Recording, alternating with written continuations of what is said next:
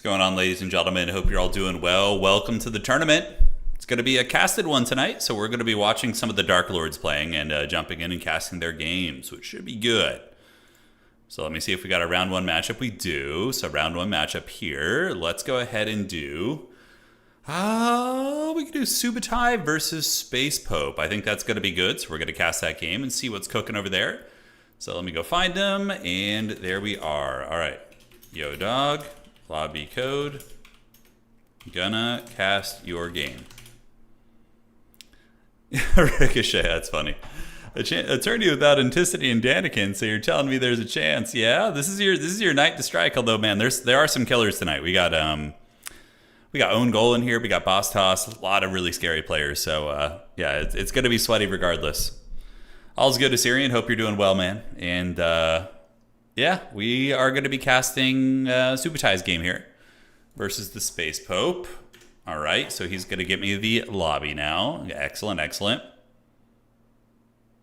This ain't no Bigfoot simulator with the shirtless cam. Someday we'll get there, darling. Someday the dreaded shirtless Bigfoot stream will happen. Yeah, this is fun. It's going to be good, though. How you guys doing? Hope you're all doing well. This fine summer afternoon, morning, night, wherever the hell you guys live. Where are you guys all from? For those of you guys here early in the stream, what country or realm do you hail from? Oh, look at that. The dreaded Sparty raid in the fourth quarter. Here we go, man. Welcome, welcome. Hope you guys are doing well. Yeah, we're just getting into the tournament right now. We're going to be casting round one. Chill night over here in Germany. Damn, okay. For you, it must be kind of late. It must be, what, like 2, 3 a.m. or something like that? Florida, going strong. All right. Hell yeah. What's going on? Iceland. All right, so we do have some Europeans staying up late, sticking it out. Respect to 1 a.m. in the UK. Nice, nice. All right, so we are just waiting for the lobby code right now. Let me get it from Space Pope, perhaps. Lobby code, please.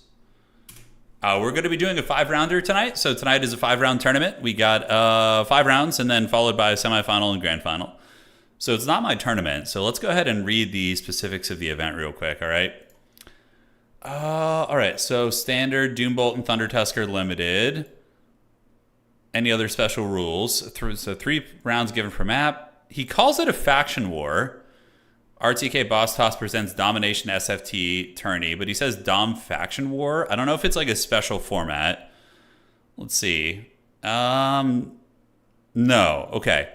You know, I was thinking about doing some sort of a format where first come, first serve. Basically, it's an SFT, but once a faction is declared, nobody else can pick it for that event. And we would limit it to like a 24-player event or something like that. So just an idea. It'd be kind of interesting to see, you know, once you get reeled down into the depths, what factions are people going to be playing, you know? All right, so we got the lobby code here. Let's go ahead and fire it up and join. So there we go, and do this and that. There we are, and here we go. So thank you for everybody, and welcome for all the folks joining from Old Sparty stream. Hope you guys had fun playing some Battlefield. And yeah, now it's time for a little bit of old school RTS. Hey, what's going on, old mate dad? Hope you're doing well, man. Hope all is good over in the Warcraft 3 realm. So we have Demons of Chaos versus Norska. Now, I don't know who's favored here. I kind of feel like Demons of Chaos might be really good here. They have a lot of tools. Skinwolves, though, could be pretty excellent. Yeah, curious to see how Subutai is going to be handling this. I mean, obviously, the Demons of Chaos pretty much have an answer for everything. One of the weaknesses of the roster, though, is the fact that they don't have a lot of armor. So they are going to be weak against, you know, things that have high DPS, low armor piercing, those type of units. Which faction for Bigfoot believers? For sure, I mean, the Empire... and Norska, those would be Bigfoot hunter factions. Because, you know, Norska's whole thing is like hunting monsters. So they would be like, oh, yeah, you know, Bigfoot's over there in those hills, the Yeti, the Wendigo, whatever. And then the Empire is like, you know, filled with a lot of superstition and, you know, suspicion and things like that. So they would for sure have some sort of folk mythology about Bigfoot if I had to really get into that. Yeah. You got the first round bye. Well, hey, take those wins. Now you just need to win the other 4 rounds, and we're going to see you in the top 4, boss. We're going to see you in the top 4. That's going to be good. So for anybody joining from Old Sparty stream, how was that? What were you guys playing? The new Battlefield game? Tell me about it. Was it fun? Something worth doing? Looks really, really frenetic. Like really fast-paced. Lots of explosions. Intense. Yeah, let me know. I'm curious. Hey, little dwarf. Hello from Poland. Hey, jak się masz? Hope you're doing dobrze. Yeah, ogres have a Yeti unit. Yeah, so ogre kingdoms would for sure, but for them they would believe simply because it exists on their faction. They literally have a Bigfoot, so there is that as well. The Bigfoot mythos, it's so funny. Oh man. The whole Bigfoot hunting culture and like, the, I don't know, what do they call it? Like cryptids or whatever. Like people, it's pretty big in the United States. You have a lot of people who get into that stuff. Boone says, I've been making liberal use of the RPG as an engineer blowing up buildings. That's kind of interesting. So there's building destruction in the new Battlefield game. So if there's like a big skyscraper, like a substantially sized building, can you like lay charges around it and collapse the whole building? Is it that hardcore? Or is it just like the edges or the peripheries of the buildings can be damaged and maybe like smaller structures can be damaged? I was really kind of curious about that actually. And you can see the glare on Sniper's Node. Oh, okay, interesting. Have you heard of that sound recording? Well, if it's the 60s, it could be any number of things, Hey, CH4, thank you. Appreciate it. Thanks for becoming a subscriber.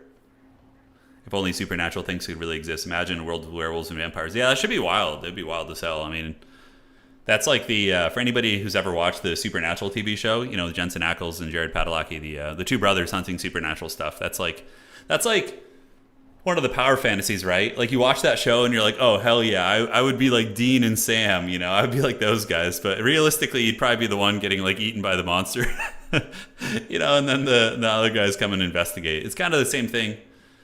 I think that's why the zombie genre was so popular with men, like in the early 2000s, like Walking Dead and early 2010s, right? Because I myself, I used to love watching the Walking Dead show and just power fantasying about how I would survive a zombie apocalypse, That was, I think, one of the most fun elements of the genre, just in general, right? Bigfoot would have Gore Feast? Oh, for sure. He would heal. He would heal in combat. You see, Adam's getting into it. He's like, I could solo a horde of zombies. There we go. That's what's cooking. Hell yeah. Hell yeah. All right, so the map is going to be the Putrefying Carcass. It's a great little map. It's a good one. It's a keeper. We're going to see what's cooking here. And it's a very grindy one. Line of sight's a little bit tricky, but demonic shooting is mostly archer-based because they don't have direct fire powder. They usually shoot like little Pop-Tarts in the air at you, and they can shoot over arcs. They're very similar to archers. So that with soul grinders, they're not going to have too many issues here. Norska's like short-range javelins and throwing axes and horsemen. They can skirmish and shoot on any sort of a map. So it's going to be a grindy map. Both players will probably contest one side, and then they'll fight over the middle. It's usually how this map goes, but we'll see. We will see. Why is there no Smallfoot? That's right. That's a good question. Anticity would kite the zombies with single entities.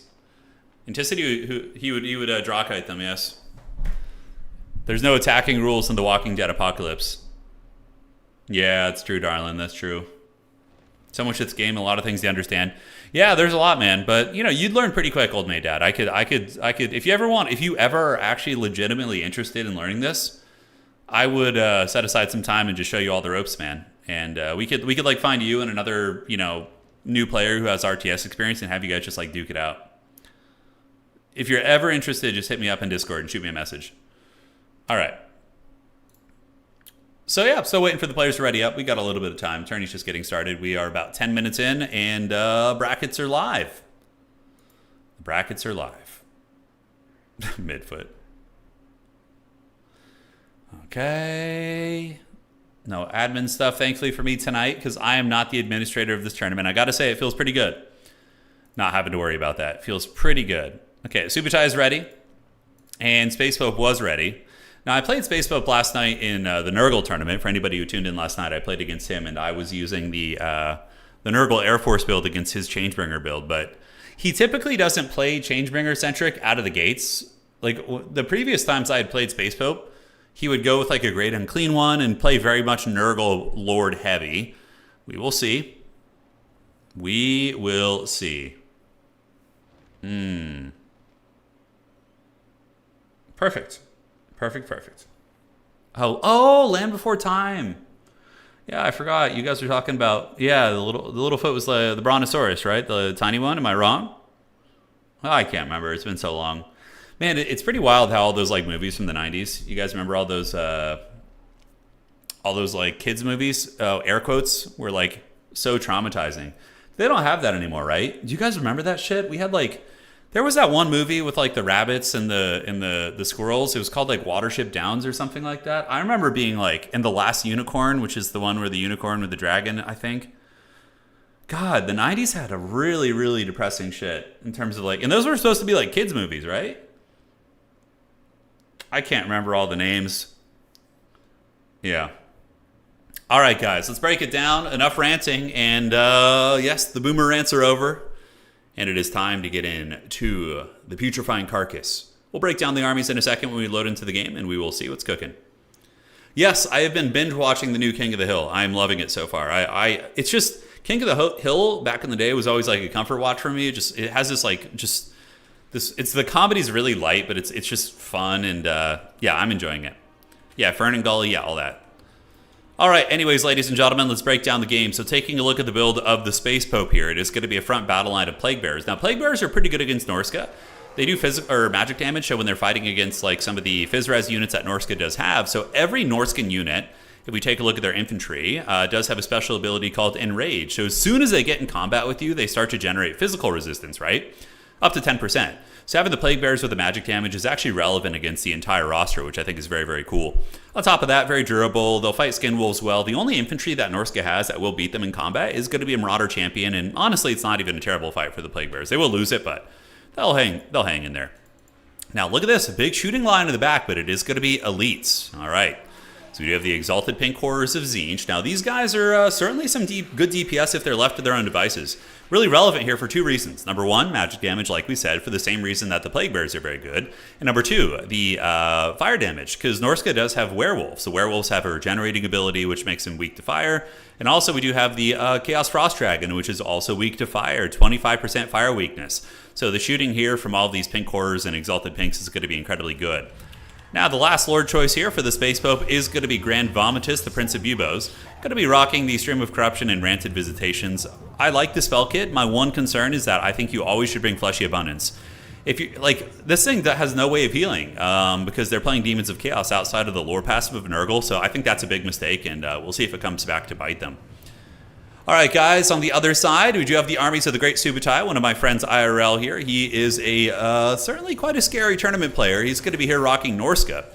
So Marauders, Marauders, and Marauders with Spears in the back. He's also going to be rocking Wulfric the Wanderer. Wulfric is here with Hunter of Champions and Lore of Boats. Now, check this out. Actually going to be on a Chariot, so that gives him 100 armor, obviously.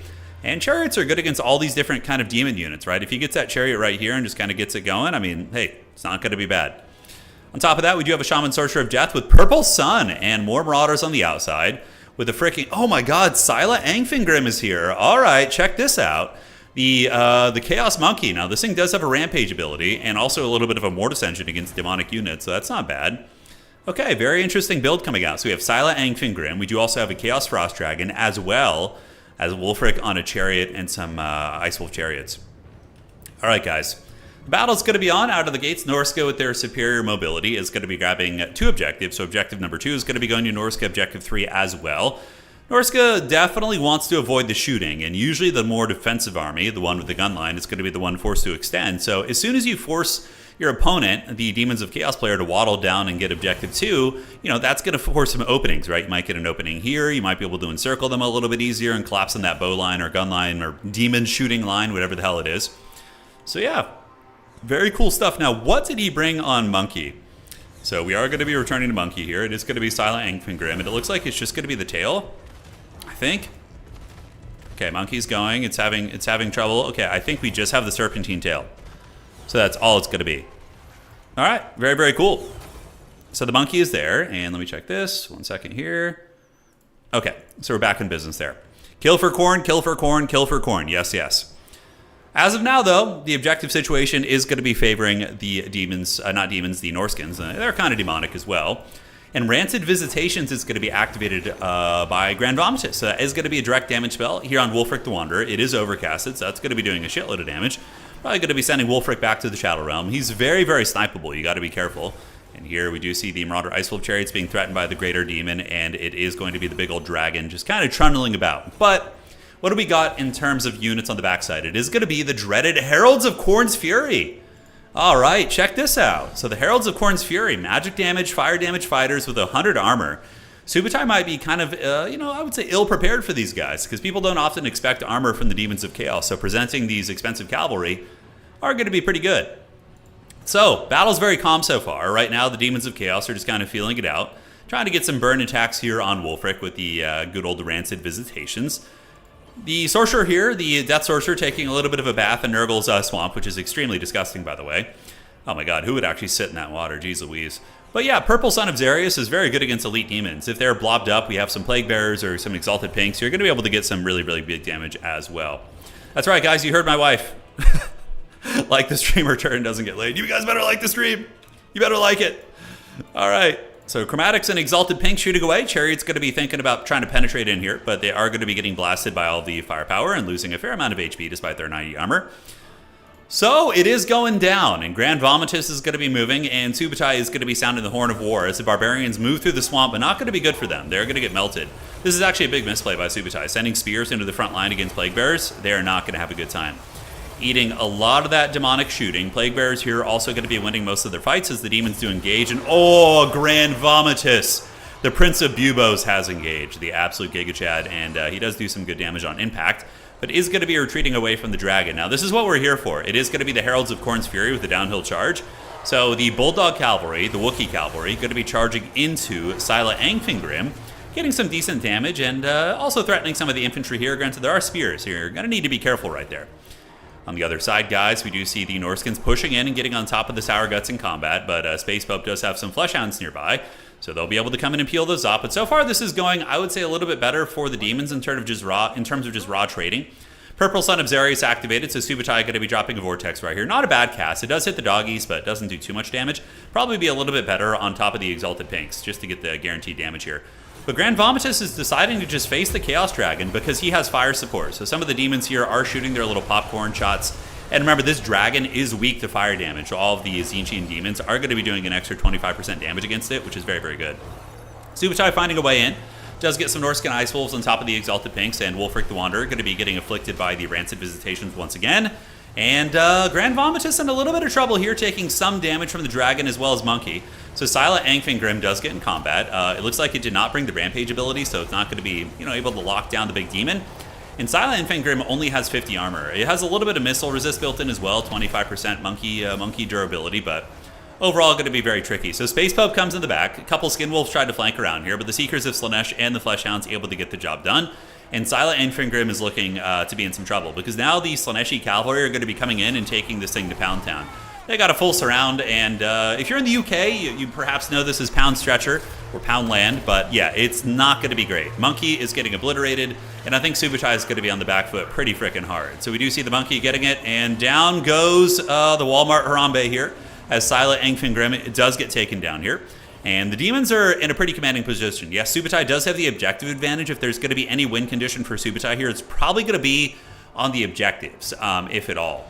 Dragon's going to be coming back in here and attacking into the Chaos Demon Prince. The Prince of Bubos, though, is very tanky. Nurgle Demon Princes have a shit ton of HP. A couple Marauders have gotten in the front here, but Plague Bearers are very Giga Chad infantry. I mean, if you're not shooting Plague Bearers and you're coming to fight them, they are one of the most cost-effective infantry units in the game, in my opinion. At 700 gold with their stat line and HP and just how hard they hit with like 50 weapon strength, it is an absolute bargain. But again, their speed is a big problem. Tzeentchian Demons continuing to drop hot steaming payloads onto the big Chaos Frost Dragon. Values 8.4 against 6. So pretty big advantage. We do see Seekers of Slaanesh out for the Space Pope. And what can Norska do here? Wulfric, I think, might actually still be alive, just barely. So we do see Wulfric the Wanderer over here being hunted by Furies. He has a couple Berserkers protecting him, but Wulfric is going to be at 546 HP. And immediately is going to be breaking as all the Furies are going to be descending from the skies and just giving him the dreaded hump attacks. Negative 13 leadership, not looking great for him, and big man, Grand Vomitus, big boy in the neighborhood, is continuing to just dominate. So Norska did get a little bit of penetration here into the backfield, but unfortunately, like, everything they have is just so weak against these Exalted Demons. Fleshhounds on their way, and the Fleshhounds do get on top of the Skin Wolves there as well.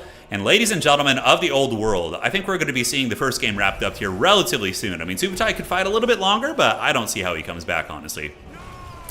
Vomitus, pretty strong, and yes, he is an anti-infantry fighter, but with his melee attack being respectable and his poison, he's certainly going to be able to fight big monsters as well. So there they go.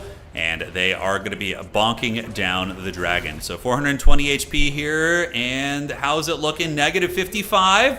It is shattered, but oh, Grand Vomich is coming for the WWE finish. Is he going to catch him? Maybe he will. Looks like the dragon might be able to get away, but we will stay tuned. 399 HP. Looking around the battlefield, the Demons of Chaos going to be securing the middle objective, and the outside objective going to be getting secured as well as Nurglings, as well as the Hell Shredders, or Seekers, excuse me.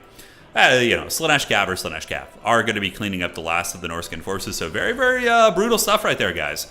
The Flesh Doggies going to be collapsing onto the Berserkers here, and Berserkers are okay against such things, but Fleshhounds are monstrous. But really, the best way to deal with Berserkers with their 15 armor and no missile resist is just to shoot them, right? So using your demonic popcorn shooting is going to be very strong. GG, well played. Very dominant victory for the Demons of Chaos in that game, showing that they are certainly a force to be reckoned with. Chaos Harambe had a bad time. I felt like if Subutai were to replay that, he would probably just cut Silent Engfingrim and cut the dragon. Like, those two big monsters did absolutely nothing, and the spears were also just useless. Like, that was the big thing about Subutai's build. Not that it was a bad build, but against what the demons brought, it was very ineffective. Harambe only got 692 value. The spears were just absolutely trash. There was nothing for them to fight, and the dragon also got 600 value as well. So much of this army just didn't really have a home here, so that was very painful for him. In terms of reinforcements, I think the chariots were a decent tech.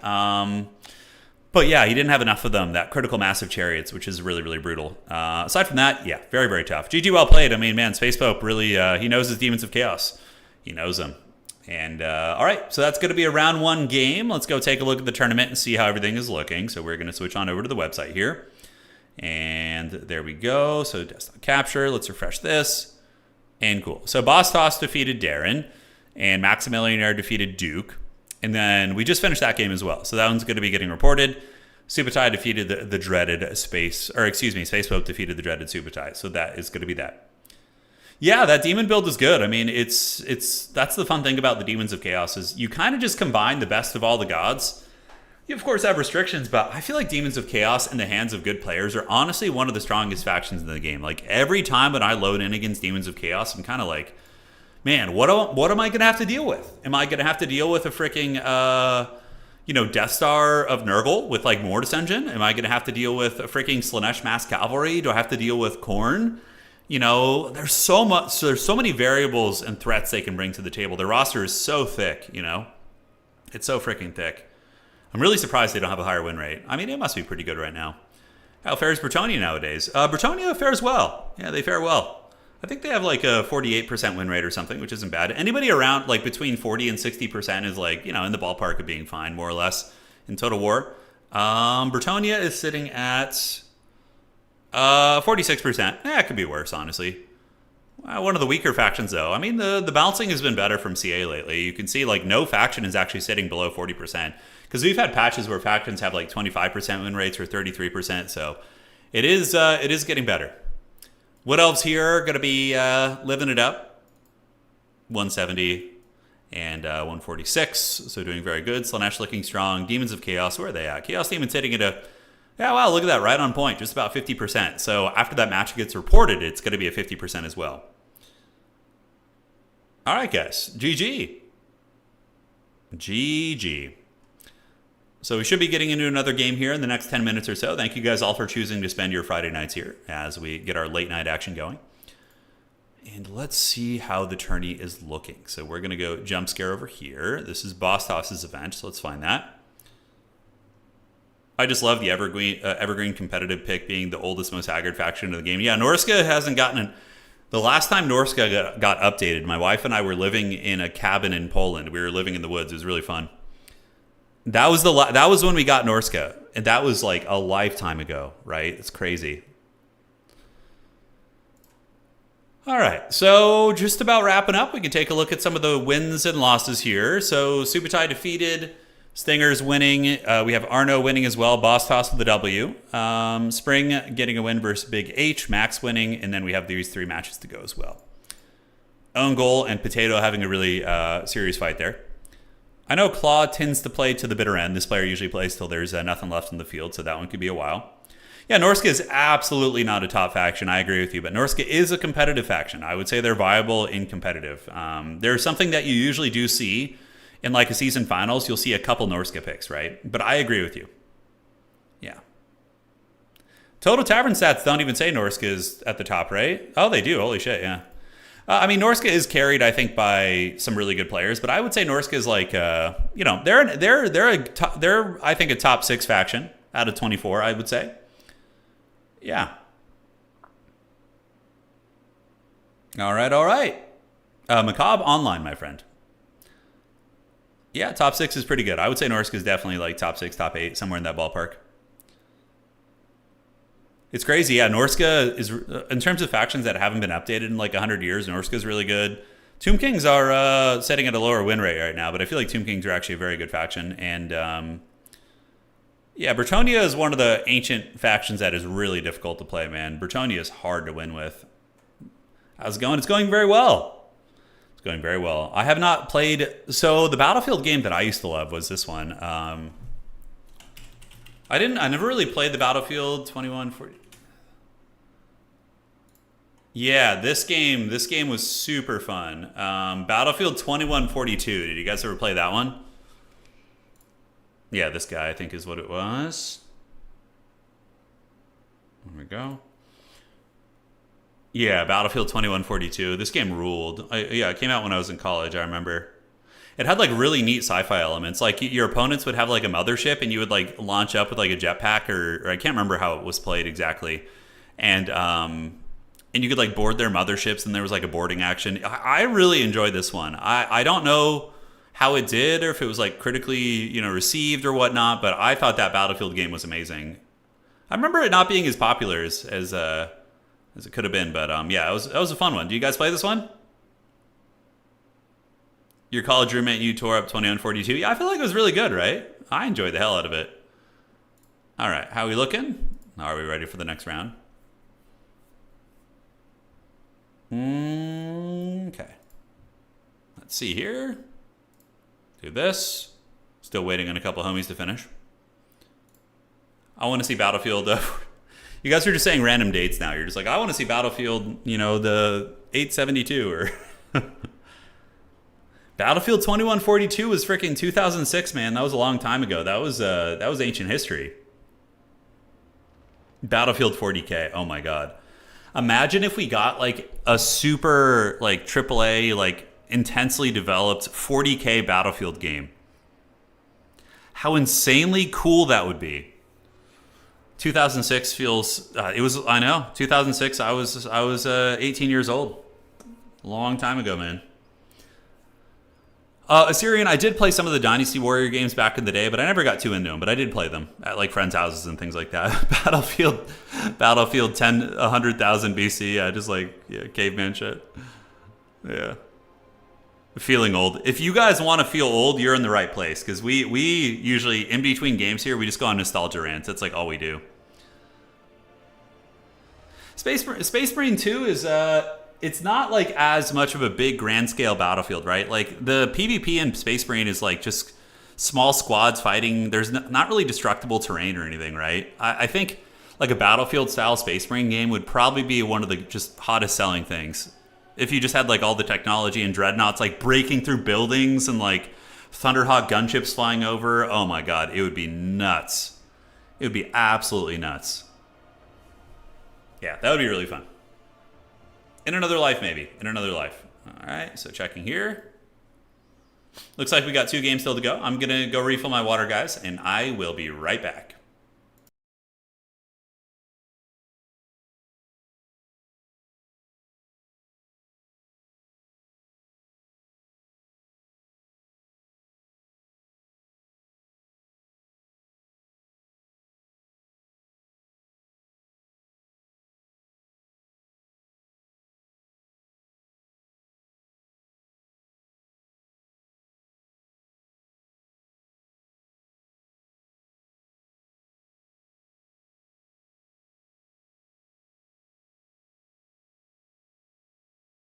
All right, I'm back. Let's see if we're ready for the next round. Own goal taking a sweet time. Must be toying with his own enemy there. Who knows? You were born in the 90s. I was an 80s creature myself. Many, many moons ago. All right, so let's refresh this. We got 23 people playing tonight, so it should be a bit of a quicker tournament. I don't know, though. If it's 5-rounder, it can go up to 4 hours, I would say. Usually that's the normal. And we got 2 guys still going. We, of course, will find 2 very sweaty players to play in the next round and continue on our merry way. Eternal Crusade. Yeah, I remember that one. Yeah, it's. I don't know. We got plenty of sweaty people in here tonight, Ricochet. Don't you worry about it.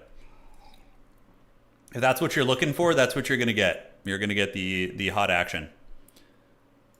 All right. So in the meantime, what we could do is we could work on builds in between games too. I think that wouldn't be a bad idea. So let me look at my builds that I have saved. I could continue working on my builds. Yeah, I think the Chorf builds are still good. Kislev, probably we could delete that. Yeah, so I have my Nurgle build guide here. You know what, let's work on a Kislev guide. I think that'd be good. Because Kislev is another faction I want to work on, so I think we can work on a Kislev build guide. Okay, so remind me, in between rounds, we're going to work on that and do builds together. We will do that.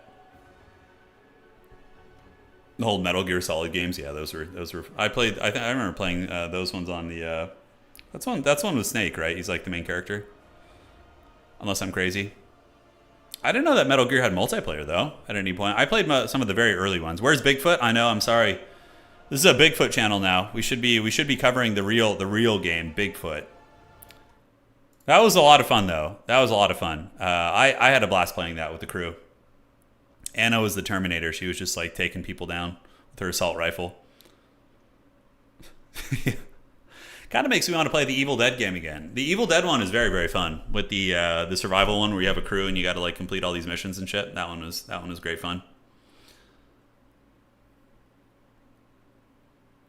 I did not know. So the best Metal Gear Solid multiplayer mode is one person with Snake and the rest had to find him. Oh, that's interesting. So one player plays a Snake and the other people are like minions.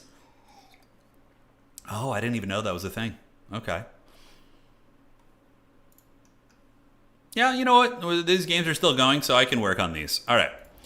So we're going to go down and do... We already have a Kislev mirror match, so we need to do Kislev versus Beastmen.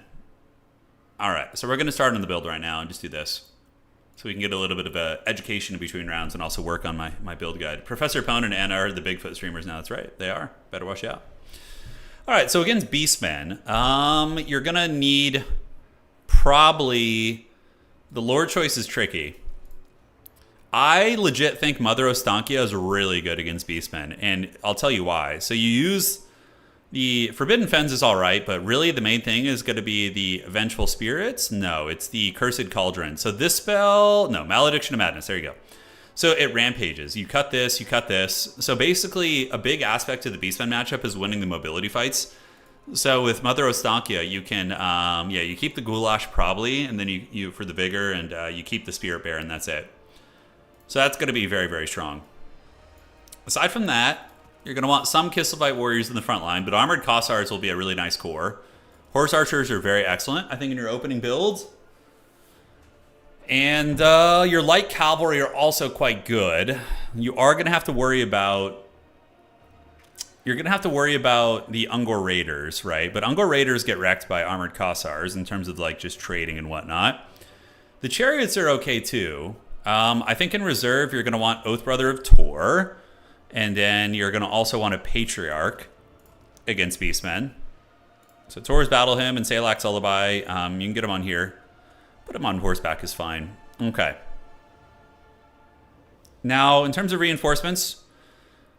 Yeah, the Kislev Warriors are good. I think just bringing like a bow unit, although the Akshin Ambushers are quite nice here. But yeah, the basic spear bows are good. So you can get like 2 of those guys. And then we don't quite have enough. Is there any way I can save a little bit of money here? You always max out on dervishes, by the way, in this matchup, I believe. You're going to want 4 of those, just for the quick rapid response against like Centaurs and things like that. Probably cut the Goulash, and then that's going to open up a Winged Lancer. So probably something like that. Oh, Darlin, I think they do have a game like that. I do think they have a game. I don't know if it's quite like Isolation, but okay, so what are the weaknesses of our build right now? Definitely we want more Winged Lancers. The Polish Cavalry will be very, very strong here. Streltsy against Beastmen, not so good. And we're weak against bestigors. So probably bringing like a thing in the woods is going to be nice. Just to make sure we don't have that glaring weakness. We have the heavy cavalry. No, we're just working on a builds in between matches. I think it's going to be kind of a fun thing to do. So we can all learn together while we're just chilling out. The halberd boys are good in the late game. They're really nice for objective control, so probably 2 of those. Yeah, the bestigors are a bit of a problem, but I think that between the winged lancers and the things in the woods, we should be able to deal with them. Maybe cutting 1 winged lancer. We could switch you over to... Yeah, we can cut that. Right, and then get a Griffin Legion, or we could actually get this. Yeah, that looks pretty good to me. I think the things in the woods will be pretty decent, although maybe just 1 is adequate. I think 2 is a little bit too much. So we get you, and we can cut 1 dervish if we want to. Maybe just downscale to a regular Warbear Rider, because that's going to open up a little bit, and then we can see what else we can squeeze in here. Yeah, so Patriarch is on horse with his core abilities. Let me just check the round to make sure nobody's waiting for me yet.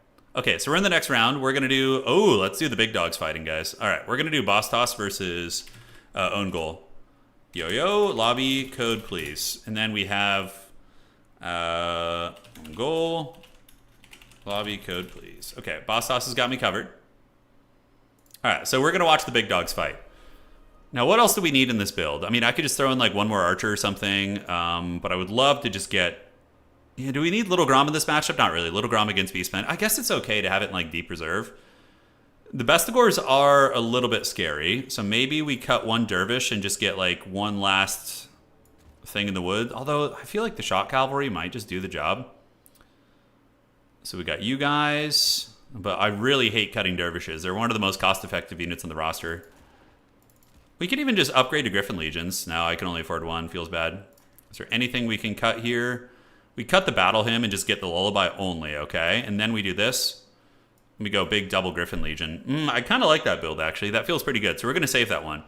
Because Griffin Legion will dominate Centaurs, and if you have the ability to rampage them, you're going to be in good shape. So that's going to be Kislev versus Beastman. All right.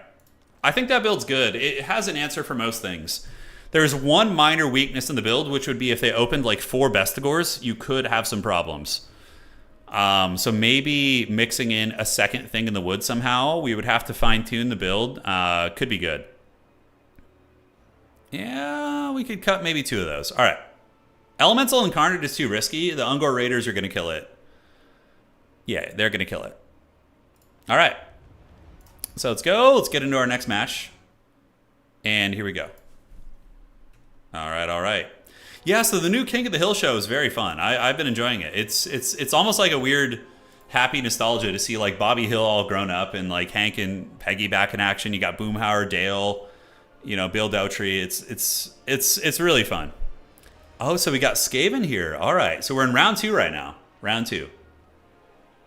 The bear should be immune to archer fire. It's made of stone. Yeah, if only, my friend. If only. No, I don't think it was the Hank Hill actor who passed away. Unfortunately, I think it was John Redcorn. I think it was the actor who plays him. I can't remember. Yeah, bestigors are vulnerable to shooting, but they do have a lot of armor too, so they can still endure it if you don't have a lot. But Mother Ostankia is an armor-piercing chariot too, if I'm not mistaken, so she can help against bestigors, but you really don't want her in combat. You want to have her out rampaging the Centaurs. So the whole idea on that matchup is when they come in with Centaurs, you rampage them into bad fights, and you just use that to guarantee kills on their Centaur units. Because then once you dominate the mobile game, your Griffin Legion are just going to balls deep run people over. Potato, I'll think about it. I don't know. I don't really enjoy campaign that much myself. All right, so it's going to be Boss Toss versus Own Goal. What's going on, Bane? I hope you're doing well. We are in round 2 here. And they're doing the map pick and bans. Is Own Goal doing some sweaty thing where he's like hiding in the other lobby while he does his build? I wonder why he's doing that. This is his clanmate, right? This is his friend here. Boss saw the 40% win rate Skaven at the bottom of the ranking. You know what? I think Boss Toss could win this tournament with Skaven. He is that good of a player. He is extremely skilled. He has the micro you need to play Skaven at a high level. Yeah, Skaven require a shit ton of micro because your units are constantly breaking and running. So you have to rally them and get them back, and it's just it's a shit show. Yeah. But a very fun faction. I mean, Skaven for me are one of my favorite factions to play. I really like their mechanics and their shooting, and their units are very fun. Just very, very tricksy hobbitses, you know? Very tricksy hobbitses. Okay. Let's check here. Yeah, the last episode of King of the Hill is pretty funny. It's like, obviously, you know, Hank lives in Texas, right? And in the United States, there's a massive favoritism towards American football compared to, you know, international football, or soccer as we call it, right? So like, there's Hank basically secretly starts to like soccer. Like, there's a event in his life that makes him like soccer, and he starts like refereeing the local soccer leagues. But like, but Dale is like suspicious of him. Dale Gribble, who's obviously a crazy conspiracy theorist. So he notices that Hank is like acting weird, and like he thinks that Hank is like become a foreign agent because he's like, so he keeps stalking him, but Hank is like actually just like getting into soccer. And then like Hank's wife Peggy is like talking dirty to Hank because he thinks he's so naughty for liking soccer. It's actually really funny. Yeah, it's a really funny episode. It's quite good. No, Chom, we don't. No, it's not. We don't have that many bears where we live, and I don't think a spear would even really help you. Yeah. All right, so it's going to be Skaven versus Chowie. Ooh, fun matchup. Now, this one is... It's so weird to see high-level players not playing the super sweaty factions. Like, I'm so used to logging in and seeing, like, you know, Daniken on Slaanesh or Anticity playing some faction like that, but today seeing, like, these guys on Skaven and Chaos Dwarves, it's a little bit weird. Yeah, it's a little bit weird. That's really funny, Dare. Yeah.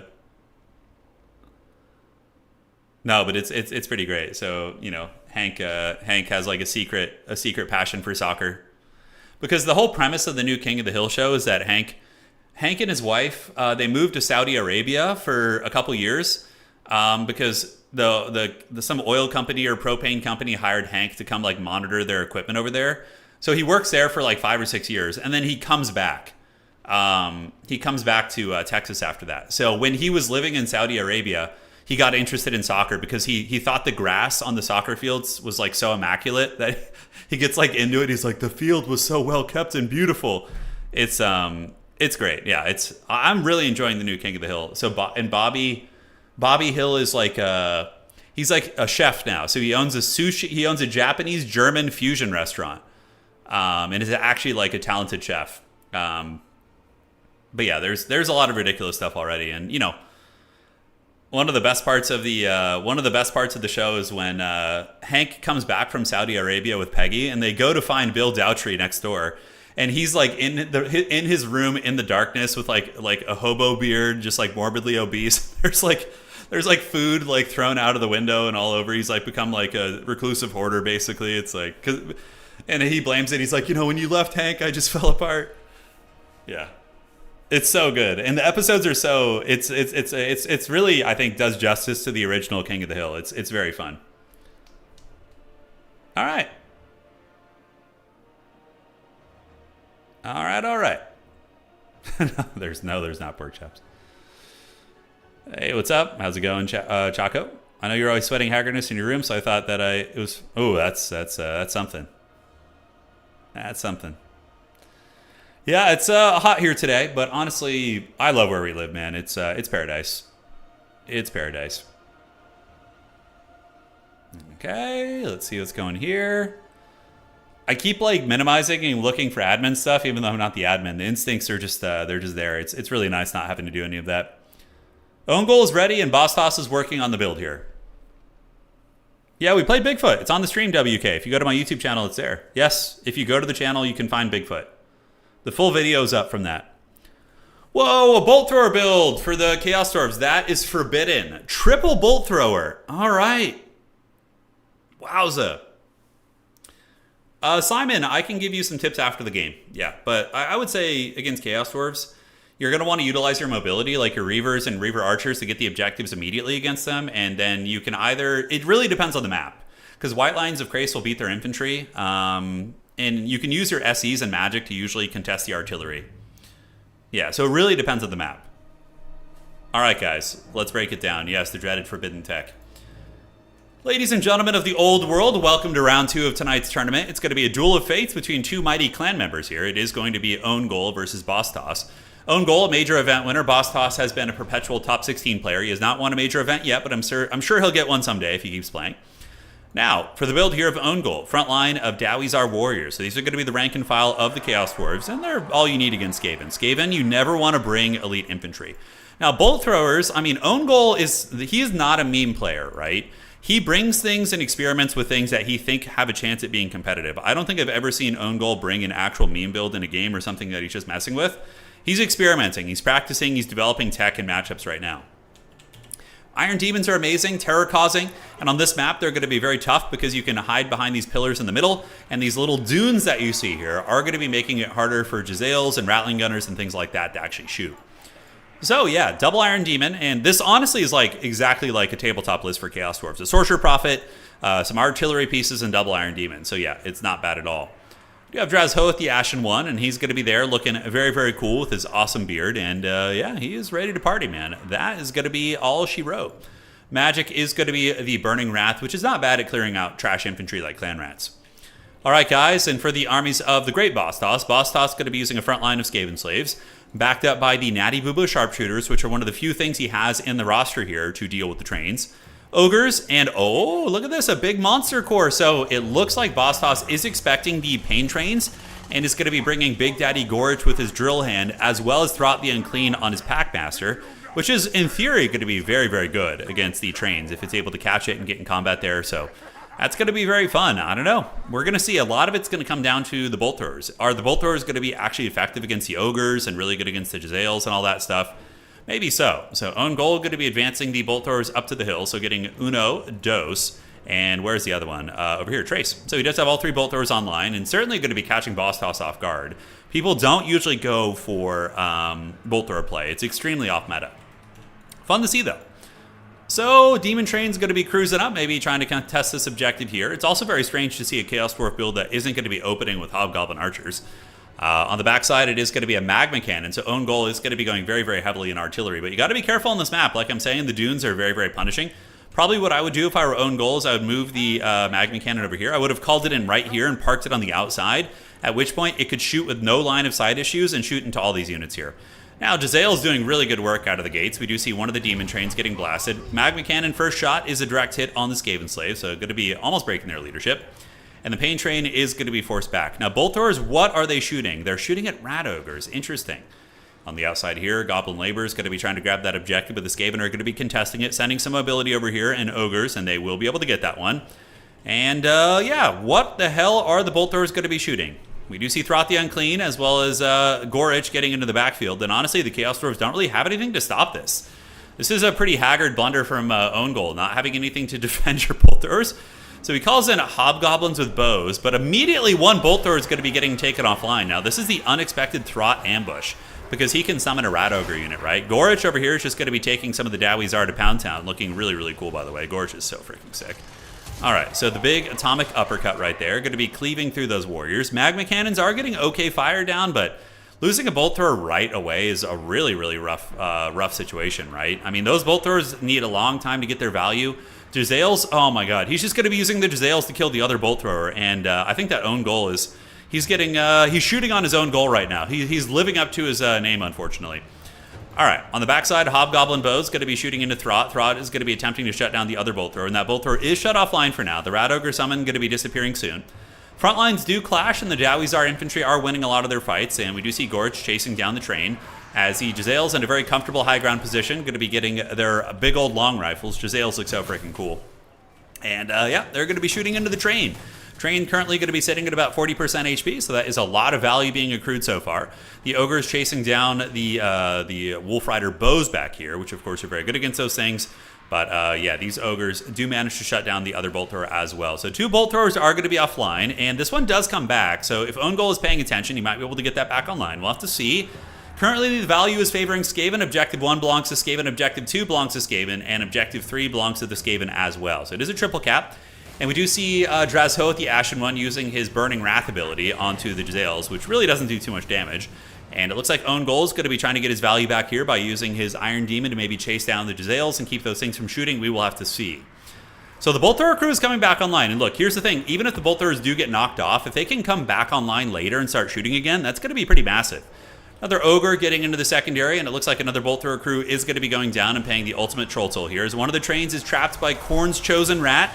He's using the Garen spin to win tactic from League of Legends, but he is going to be bonking down this train. And the Iron Demon is currently armor sundered, down to 90 armor. And Gorich is given the good old spank to that bad boy. All right, guys. Objective number 1 is going to be held by the Skaven. Still objective 2 in Skaven hands. They have Ogres and Skaven Slaves, as well as some Clan Rats, and the Dwarf Thing Menace, which, look, the Dwarf Thing Menace isn't going to be discriminating against what it's fighting. If you're a Dwarf, it's going to run you over, and these are Chaos Dwarfs. So the Limp Bizkit motorcycles of the Rats going to be getting some good feasting in, and as it currently stands, Own Goal is pulling the value back a little bit, which is very impressive considering. We do see another Burning Wrath activated, and this objective does start to flip to the Dowie Czar, but Warp Lightning going to be popped like it's hot on the Chaos Dwarf Warriors here. 97 models down to 84. Very, very good value. Magma Cannon with a nice direct hit here onto the Natty Boobos, getting a little bit closer to breaking their leadership, but one of the Demon Trains is about to go down here, and it looks like Drazhoth could be in trouble too. I mean, Throt is a pretty good fighter on his Rat. He also regenerates too, making him very, very tough to kill. Pain Train still somewhat active. We do have one Pain Train here, going to be running over Death Runners, which is uber cost effective. The other one sitting at 1300 HP. Skaven do start to get this objective back as some Eshin Triads do arrive. So the Eshin Triads are pretty good little anti-large fighters. They still will get run over by trains, but if they can catch a train pinned down somewhere, they can do some nice work to it. And yeah, Iron Demons are one of the most menacing units in the game. They're very, very brutal. And will the Chaos Dwarves find a way to hold this objective? Find out on tonight's episode of Dragon Ball Z. Kadai Fireborn called in, and I think all 3 Bolt Throwers are offline. So the Grand Bolt Thrower experiment, it didn't fail because of the Bolt Throwers. It failed because of the Chaos Dwarves not having anything to defend against the Throt diving. Really, that was the big thing there. More shots of Burning Wrath going down on Natty Boobos there right there. Not a bad idea, but we do see the 2 Iron Demons getting surrounded here. So the Rat Ogres, with their good armor piercing, and Gorich and Throt the Unclean, a really, really nice combo to deal with these Dwarven SEs. Now, if the Chaos Dwarves had come in with like 2 Deathstreaker rocket launchers, this would have been a pretty easy win for them probably, because they would have just bonked Gorich down and bonked Throt the Unclean, but it's not going to be how it goes today, as Gorich is going to continue chasing down the Iron Demon. Now, this matchup typically is Skaven favored, not unwinnable, but it is, I would say, a little bit Skaven favored. It's one of the matchups that they do enjoy playing. Skaven, I would say, are a really good counter against Dark Elves and a soft counter against Chaos Dwarves, I would say. But again, maybe like a 55-45 matchup. At this level, either player can absolutely win it, right? So one Pain Train going to be retreating. Gorich is going to be chasing with a full erection, trying to hunt that thing down, and this objective was in the clutches of the Chaos Dwarves. The Dowies are infantry fighting hard here, but Rat Ogres are a very good counter against them. But we do see some Fireborn coming up. Currently looking at the value trading is kind of close. It's within 400 or 500, but the Skaven have such an objective advantage, right? And if you're trading evenly with your opponent, okay? So under all circumstances, you're trading evenly. The status quo is even. And your opponent has 3 objectives and you have none, and you're not pulling ahead, you're going to lose the game usually, right? So the even trading, it needs to start being favored trading for Chaos Dwarves for them to have any sort of a chance to come back in this game. More Kadai Fireborn coming out, and I do really like the Kadai pick. The Kadai will be very good against the Dwarf Thing Menace, good against the Ogres. Skaven don't really have anything that are excellent against the Kadai except the cheap spears. That's going to be one of the things that they have here. But Throt the Unclean is still regenerating, so a lot of the value that the Chaos Dwarves do have in Throt is pretty much dead value because he heals on his Brood Horror. And we do see the, look at that, the Burning Wrath going down there. And let's see how this does. All right, so it shoots into the Clan Rat. And it's honestly not doing the worst damage in the world. Does about 700-800 damage there. But honestly, that spell has always felt terribly mediocre to me. It's got about 1,000 value on Drazhoth, as we do see the Fireborn moving in there. And they are going to be crumping. So question from chat, from the old Warcraft 3 coach, Old Mate Dad. Can you see your enemy's army comps beforehand? You cannot. So typically you build an army composition based on the map you're playing and your opponent's faction. You know, there's certain things you can expect, but that's one of the advantages of maybe playing a little bit off meta sometimes, as long as the off meta build is viable, is you can catch people off guard. So you do not know what your opponent's faction is beforehand at all. So currently, as it stands, we got one objective belonging to the Rats, second objective to the Rats, third objective to the Rats, complete domination. Kadai Fireborn do okay into Rat Ogres, but they're not going to be able to stand up, and that is going to be a tap out, as all 3 objectives belong to the Skaven, and also the value lead belongs to the Skaven as well. So, like, you know, if you're up on value, you're down on value, but you have the objective, sometimes it's worth staying in to try and win on points, but when it's that big of a discrepancy, it's not going to be great. The Bolt Thrower is just getting shit on immediately, losing like 2,000 gold worth of artillery for almost no value, obviously is why the Chaos Dwarves lost that game. I mean, they kind of tried to scrap back, but they weren't able to really pull value back anywhere else. You see 800 value right here, and you see 630 value right here. So not the trains didn't do well. Drazhoth did okay. Bolt throwers didn't, like, nothing really did great here. Except the Kadai Fireborn came in and got some good value. Giga Chad Gorich able to get some good work in there, 1400. And Throth the Unclean, not a lot of value, but he tanked damage and was able to hunt the trains down. And yeah, very, very good stuff. Very good stuff. It was a fun matchup. All right, guys. So that is that. GG, well played. And now we're just going to hang out and continue working on our Kislev builds, which is going to be fun. The Bolt Throwers were killed Rhino by Throth the Unclean, summoning Rat Ogres on top of them. And then it looks like the Chaos Dwarves did not bring anything to defend them. Typically, you know, if you're going to be doing a mass artillery build, you need something to defend against speed. So Wolf Rider Spears would have been good. Maybe one Bull Centaur Render could have been nice as well. You know, something like that. Skaven have a 90% win rate against Chorfs in tournaments right now. It's pretty crazy, yeah. It definitely is a Skaven favored matchup. I feel as a Chorf player that I've had some confidence in it lately, but yeah, those were not games being played in tournaments, so. All right, so this was the build we had against Beastmen, which I like. I'm almost thinking we cut the Halberd boys and we get another thing in the woods down here.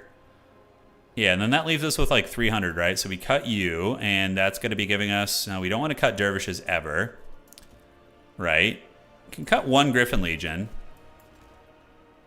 Okay, I feel like this build has less glaring weaknesses now than it had before. And then we got 500 left, which is such an awkward amount of money here. We could get a Snow Leopard to help deal with like Gorebolt. Yeah, Snow Leopard's actually a really nice call. Because the Snow Leopard potentially is going to be really good against like Gorebolt type units, things like that. I really feel as if one thing in the wood might be enough, guys. I really do. Yeah, that feels pretty clean to me, actually. That feels pretty clean. All right, so that's going to be our Kislev versus Beastmen build. So we're going to just save over that. And now we're going to work on Kislev versus Demons of Chaos.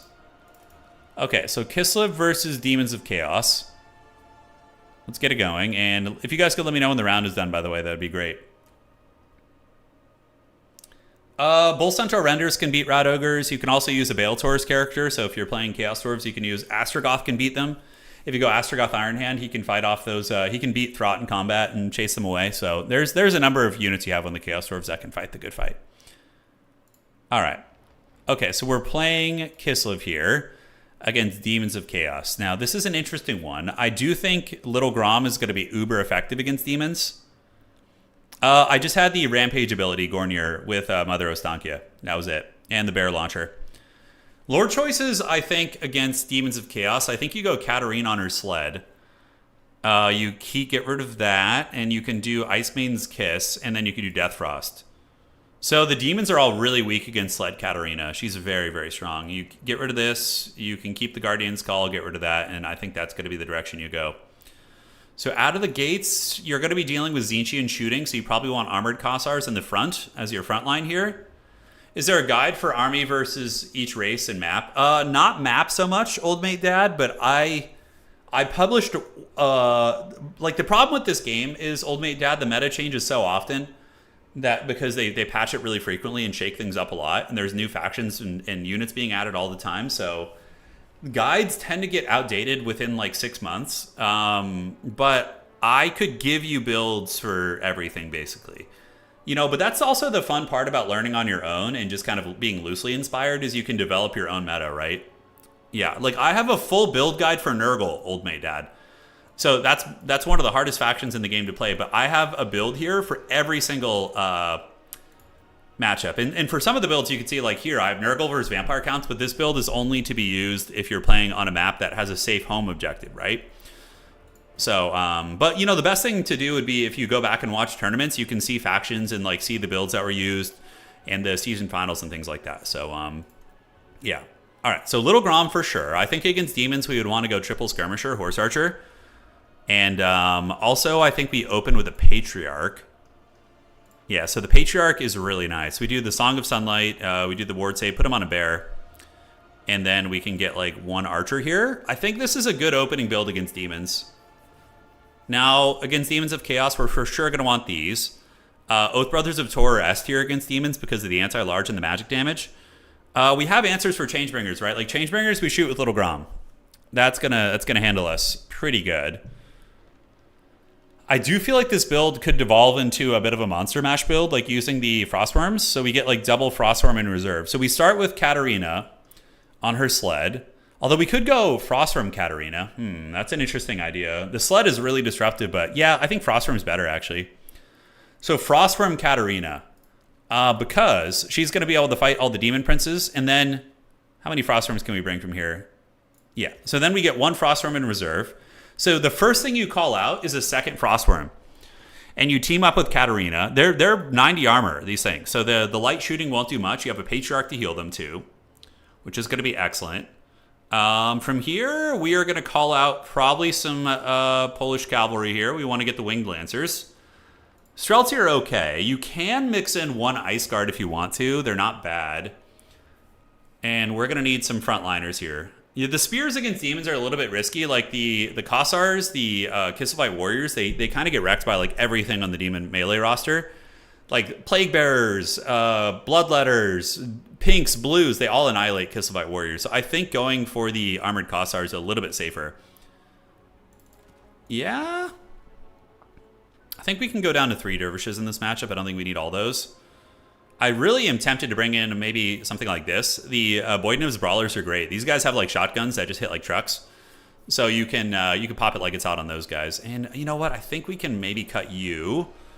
And do we need things in the woods for any reason? No, not in this matchup. Demons can present some armor, but even if they come in with big armor, we have Oath Brothers of Tor, and they're going to be able to rip shit up, right?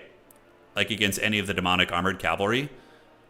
And, yeah, awkward amount of money left over. The Boydniv's Brawlers are pretty gangster, though. These guys have those shotgun shots, and late game, they're pretty good. We have the Kossars to bring in if we want to. We do have one thing in the wood. We could do a Snow Leopard, but I don't think they're really that good in this matchup. Is there any characters I would want to bring in? Not particularly.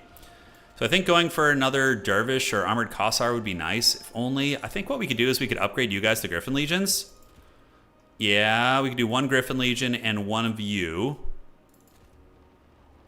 And then we got what, 675? Yeah, it doesn't quite pencil out, unfortunately. Okay, let's stay with the cheaper cavalry. I think it's better. Demons are pretty good at killing those type of things with like Fiends and Seekers. Yeah, so that is something we have to worry about in this matchup is like Fiends and Seekers. Little Grom will punish pretty bad. If we have Little Grom back there, it can do some work. And we could call in maybe some baseline archers just for capture weight and pressure later on. Maybe, I don't know. Yeah, that feels awkward. Maybe we do get one of these guys. It's just such a strange amount of money we have left. We're not able to do a whole lot. See, if we go that, we have 400. And, yeah, just an awkward amount of dough. You don't really need great weapons. Double Dervish, is double Dervish enough? I think you always want 4 Dervishes. The shotguns are the one awkward thing. Everything else makes sense here. Just checking to see how the round's looking. Okay, we got 1 game still to go, and then we're going to be jumping to the next round. But in the meantime, we're going to keep developing our Kislev build here. Archers don't kill Changebringers very effectively, Cham. You need to use guns. Guns or cannons usually are your best friends. You know what you could even do here is you could mix in another Little Grom if you want to. The double Frostworm is very menacing. But if they go wide, maybe just 1 Frostworm is adequate. Let me think. So what do demons present? Sometimes they'll go with a great... They will never go with a great unclean one. It's probably going to be a Tzeentch Demon Prince in that matchup. But like the Frostworm counters a lot of the annoying units, like Seekers and Fiends and all that. So I think it's necessary having a second one. Yeah, you can always send me replays from the tournaments. Absolutely. Do we get a Streltsy in there for a little bit of shooting? I don't think so. We get you. Just upgrade you to a Griffin Legion, I guess. And then we got, what, 675? We could do 1, Kossar bow or something. Oh, it's such an awkward amount of money, man. I hate it. I hate when builds come out like this. I certainly do not enjoy it. Things in the woods are not particularly good. I mean, Streltsy aren't bad either. They do have, what, 145 range? They can shoot at Fiends and Seekers and things like that, but they're so vulnerable to being dove by Furies and shit, Yeah, you could whip out a second Streltsy. I don't hate that. I don't hate it. This build is lacking a little bit of capture weight on the objectives, though, which is the one thing that's a little dodgy. Okay, maybe we go down to, like, 1 Dervish here. So we get you and you. Okay, you know what? I think this might be better. So double Dervish. We still have 5 cavalry units to call out, which I think is adequate. And the Armored Kossars, because you need something to hold the objectives, right? Once you get there, I think. All right, so that is going to be Kislev versus Demons of Chaos. So Kislev versus Doc. All right. And obviously this would change based on the map. The next round is about to start, you're saying? Yeah, are we ready? All right, cool. So we got our next round. We're going to do Maximillionaire versus Stingers. We're doing the full tour of top players tonight, which is going to be fun. Lobby code, please. Thank you. And all right, so we're going to get the lobby code. Round 3 is live. Hopefully you guys enjoy like the build guide while we're hanging out here. I think it's kind of fun. We can all learn together while we are hanging out in between rounds. So Kislev is a faction I want to main. So I have a Nurgle build for every matchup. Some of them need to be adjusted. Like my Nurgle Coast build freaking sucks. And yeah, I have some Chaos Sword builds too, which are probably outdated at this point. Oh, there's some decent stuff there, actually. There's some decent stuff. Hawks of Miska is really... Oh, you know what? Hawks of Miska might be better, actually, but I want Katarine on the dragon, so... Yeah, maybe we do just go with the basic caster, actually. So while I wait for the lobby code, I think I agree with you on that sentiment. Although Deathfrost is really good against Demons of Chaos, because they tend to have single entities that are really, really nice to pick off. So maybe Katarine is still the way to go. I don't know. We'll see. Little Grom is S tier also. Little Grom is so good. Arguably, you could go double Little Grom. Double Little Grom against demons could be very good, but you're going to be getting swarmed, like Seekers all over you, right? What are the bottom 5 factions? Probably Skaven and Bretonnia and Grand Cathay are down there somewhere. Are we going to get the lobby code here? We are, so we're going to be jumping into the next one. Okay, I like that build. Let's not second guess ourselves. And here we go. All right, let's join this. And we're going to do that. Spectator mode, and there we are. So this is going to be round 3. I don't know what factions they're playing. Max usually plays Vampire Counts. Yep, he's playing Vampire Counts. And we don't know what his opponent's playing, though. His opponent is Stingers. Stingers usually is a High Elf main, but he's very good at a bunch of different factions. So it arguably could be anything. Let's go see if we can figure out what Homeboy is playing tonight. So we're going to go look. SFT declaration, and Stingers is playing what? Okay. Where is this? High Elves. Okay, High Elves versus Vampire Counts. Very fun matchup. It's a classic. Probably going to see Eltharion the Grim with Tempest, would be my guess. Larry's also very good here, too. You and making your own meta with greenskins, says Zerbrek. But I need a new player tournament that's late at night. Late at night in what time zone, though? You should just join one of these. Honestly, there's a handful of new players who do play in these events, so I think you'd be fine. I think you would be A-okay. Okay, checking here. Okay. Where is this? All right. Let's see here.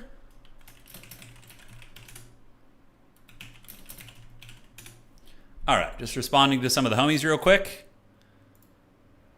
And High Elves versus Vampire Count. So, yeah, like Monster Mash High Elves is very fun. You can use the Dragon and a couple of Phoenixes, and probably Max is going to go with the Von Karstein Lord to try and shut down the air action. You know, just snare things down to this guy. We'll have to see. What's this? Max isn't using the Nagash Servant's banner? I don't know. He's got some witchcraft. What makes his tournament especially sweaty? Every tournament is sweaty, and it's mainly sweaty because it's very hot where I live, so I'm actually just standing in a pool of sweat right now. So that is mainly the variable that makes it sweaty. You think the High Elves are going to win it, huh? Let's look at the stats on this one. Do we have any data? I don't know if we do, so we're going to go look real quick. Let's see. So High Elves have a 53% win rate. And against Vampire Counts, they've only played 7 games this season, so it's 50-50, give or take. It's like 3 and 4, so it could go either way. It doesn't look like it's a matchup where it's like 0 and 8 or like, you know, looking really bad for them, right? All right, let's hop back in here. Yeah, so chevrons add stats to the unit. So if you put chevrons on a unit, you're basically paying money to make the unit a little bit better. Some people use chevrons. It's not super common, but sometimes if you have like a little bit of money left over, you know, you'll see chevrons being placed on units, right? That's the idea. That's the idea. But there are some weird meta builds where people have experimented with mass chevroning like low quality units that to further accentuate their strengths. It's kind of interesting.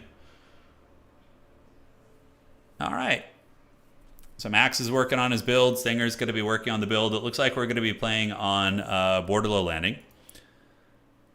Relatively safe home objectives. You know, that's going to be what's cooking here. So the fight will very much be over the middle. If anybody's going to be stealing a back objective, I could see the vampires maybe getting sneaky with some of the crypt ghouls. I know Max really loves to use his crypt ghouls. He pretty much always has the little schmeagles lurking in the shadows, you know. I do really good on Brett versus Vamps, and I feel elves have many similar tools for lord sniping. The triple gold chevron Nobbler trapper builds, yes, those were the truly evil builds. They existed. A dude tried using rank 9 trebuchets against Anticity. He tried that against me once. I remember I was playing Anticity in a tournament, and he, this was like this was like 3 years ago. And he brought like mass trebuchets against me, mass chevrons. Yeah, they're not, there's very few units that are worth using mass chevrons on, very few. Oh, chevron lock from Stargate. Oh God, you've said one of my trigger words. I've heard you talk about Stargate. Now my millennial senses are tingling, and I have to rant about how good Stargate SG-1 is for the next 15 minutes. It's such a good show. Oh, Teal'c is so great. And MacGyver is awesome on that show. Stargate is such a fun one. It's such a fun show. Those like early 90s, mid 90s sci-fi shows were so fun. Like the TNG and Stargate. Oh, it was great. Gold Chevron Dryads, I could see that. Dryads are a pretty good unit, so accentuating their strengths even further, not bad. Don't get me started, man. Don't get me on my boomer rant about 90s sci-fi. All right, looks like we're good. Teal'c was one of the best characters on the show, indeed. Christopher Judge rules. He also voices Kratos, so a little bit of a fun fact. If you guys didn't know, Teal'c, the actor who plays Teal'c on Stargate SG-1, he's also the voice for Kratos in God of War. That guy rules. He's awesome. Oh, God. I remember I watched Firefly when it first came out, and I was like, this is going to be one of my favorite series of all time. There's going to be more seasons. You know, Nathan Fillion's going to be going balls deep in it, and it just got canceled. I heard Firefly, and I'm also summoned. Yeah. I need cookies. Oh, I think they're in my pants in the other one. One sec, guys.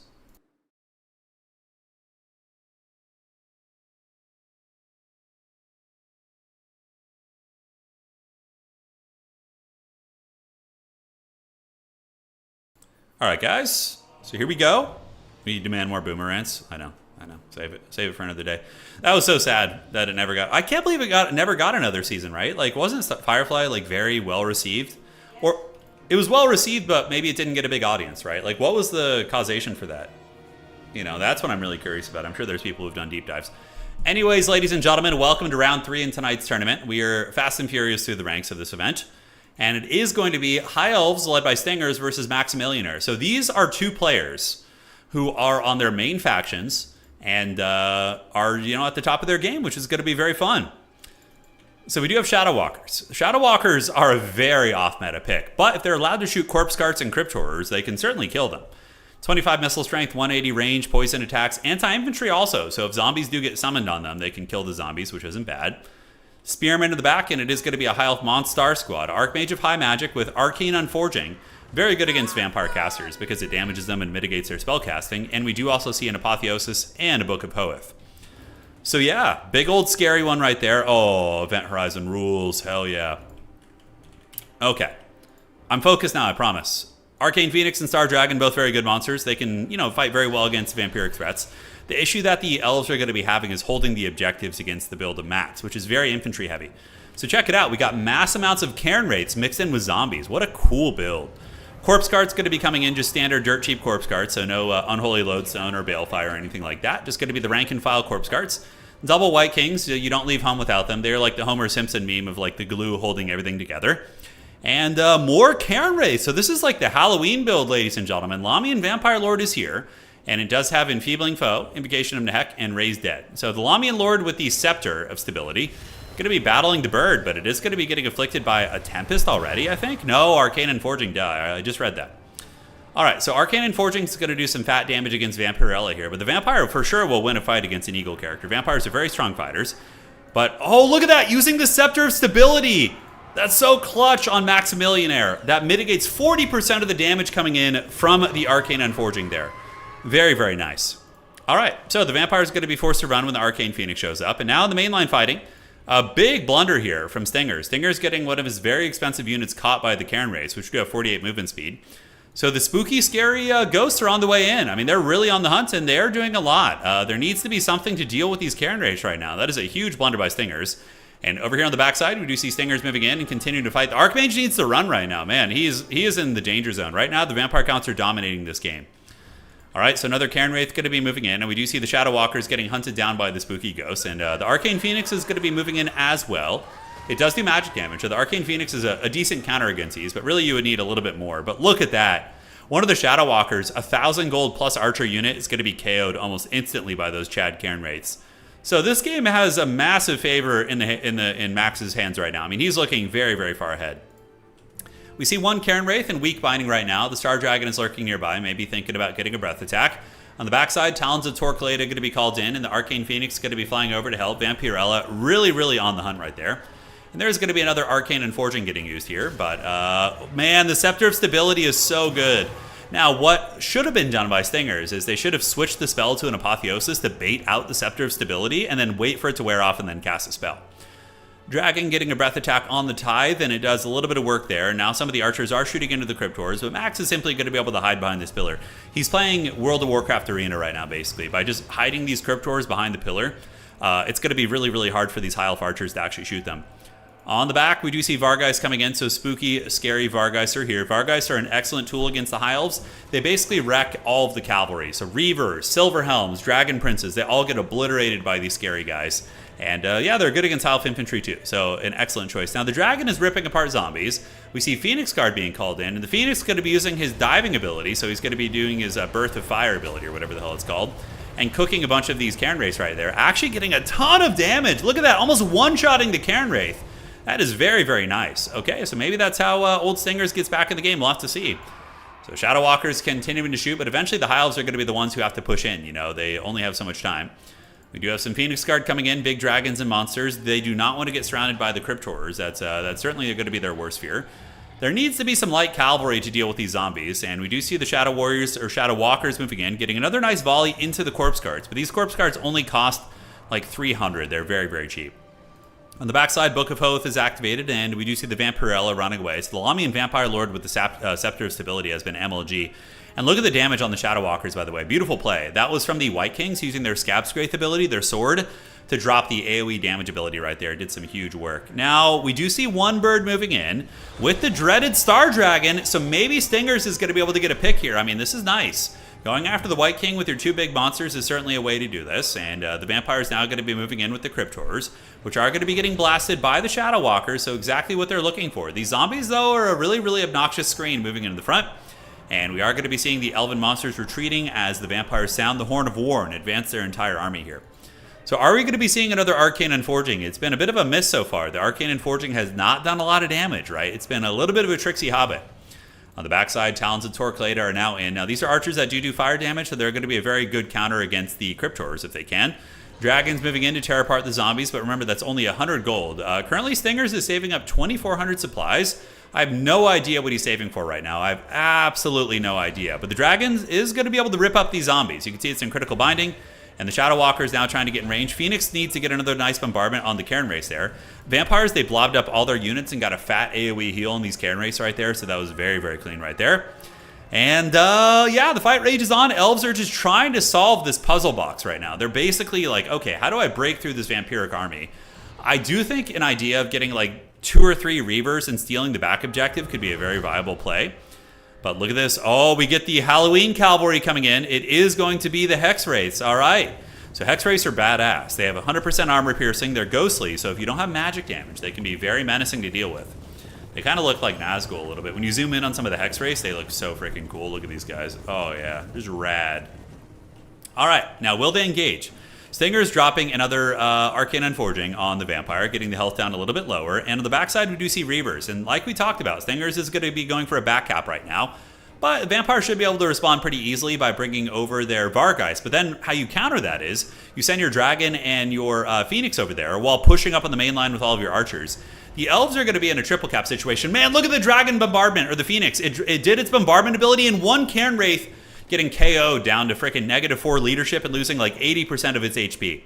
Talk about smooth plays right there. So a very bad start for the High Elves, but they have been able to kind of recover a little bit and start grinding down the army of Maximilian, which is quite cool to see. A couple zombies coming in. Obviously, you don't want to be using your big monsters to fight the dragons and things like that. That's not fun. Phoenix attacking into the Cryptors, while on the backside, the Illyrian Reavers were thinking about stealing that objective, but this is a ballsy play. Sending your monsters into Cryptors is always very, very dangerous unless you have archer support, and we do see some of the archers shooting here. It's going to be Lothar and Seaguard and basic archers and spearmen and spearmen and spearmen, and the Phoenix Guard are still waiting in the back. Dragon Breath attack right there, not a bad one. Able to really cook the HP off those Cryptors. That was very, very clean. And so far, the Arcane Phoenix has been the big breadwinner. 1,600 value on the Phoenix, but the points are getting even further ahead for the Vampire counts, right? So time is not on the side of the High Elves, right? There will come a point where they're going to need to get a triple cap here. Some of the zombies are being kited. And now some White Kings have overextended, so Stinger's going to be sending the big Giga Chad Dragon in. And it's going to be bullying those White Kings super, super hard, most likely. We'll see. The other Phoenix is going to be hanging out in the sky. And the Vampires are basically just sending forward just dogshit chaff units to tar pit all these pieces. Oh my god, Scab's Wraith is such a cracked item. That item probably could use a nerf. It's so good. It's so good. But Phoenix Guard will be able to chew through these guys eventually, and it looks like one White King is potentially going to be on his way out here. We will have to see. Spearmen getting ready to grind into zombies, and honestly, that wouldn't be a bad idea. Send Spearmen in, start killing these zombies over time. White King here is getting very, very low with the 3 big monsters attacking him right there, and it looks like an Apotheosis is activated on the Storm Riders, which is probably a worthy usage in my opinion. Archer's still shooting away. Shadow Walkers are getting very, very low, but the Vampires have their Helms Deep set up, and we do see some of the sneaky gremlins in here, guys. It is going to be a double Crypt Ghoul. So the Schmeagles have arrived, and those bad boys are going to be charging up and getting ready to contest the objective. And the dragons, oh, look how cool this game looks. This game does look really, really awesome, man. Dragon flying overhead, Phoenix as well. Are they going to be charging into the White Kings? Find out on today's episode, as we do see the Spearmen and Spearmen still fighting here. We're getting ready to fight. It's a mistake to not have the Spearmen fighting the zombies. The Spearmen would be able to chew them down over time, and I think the Archmage wants to get another Arcane Unforging. It's kind of flying around like it does. Now, does the Phoenix have any of its bombardments? Let's see. It does not have any of its Ember Storms. It just used the last one, and it looks like that one is going to be a miss. So very nicely dodged there by Maximilian. Yeah, time is not on your side. On the backside objective, we do see some Reavers thinking about getting this objective, and more Reavers, but they are threatening the objective back here, but the problem is the Vargeist are just going to kill them. So I don't know how much I like that. Sending the Phoenix over to help out, on the other hand, would be an MLG play. You know, use your big monsters to threaten the back objective as well. So Phoenix Guard have now arrived. The middle objective is going to be fought over as the elite Elven Infantry begin to clash with the zombies, and the other Spearmen going to be advancing up to provide their capture weight to the point. And the middle objective is still heavily owned by Vampire counts, but Singers is getting that slow push on, man. He's getting that slow, you know, smooth jazz R&B music as he slowly moves up. But the problem is he needs to capture this middle objective before his opponent can win on just 1 point. Otherwise, he's going to need a triple cap. Now, one White King is almost dead. Archer is going to be teeing off here, and we do see an Invocation of Nahak, but now the Elven Archer is going to be singing in, and we do see one Cryptor unit pretty much on death's bed here. Spearmen going to be forming ranks. We do see War Lines of Krace also on their way in, and now the undead armies are going to be clashing with the elves. So the battle is underway. The skirmish phase of the game is going to be over. The undead have now gotten in combat with the Elven Spearmen. Overhead, we do see a big old dragon flying around, and the Vampires are going to be calling in a Mortis Engine, which is a bold strategy. I mean, they're very good, but very weak against archers, and the elves have a shit ton of archers here. We'll see how that goes. Beautiful Dragon Breath attack, by the way. Really nice, melting those Cairn Wraiths, and also melting some of the Cryptors. So very, very clean stuff, as more Shadow Walkers are in play, being resummoned out.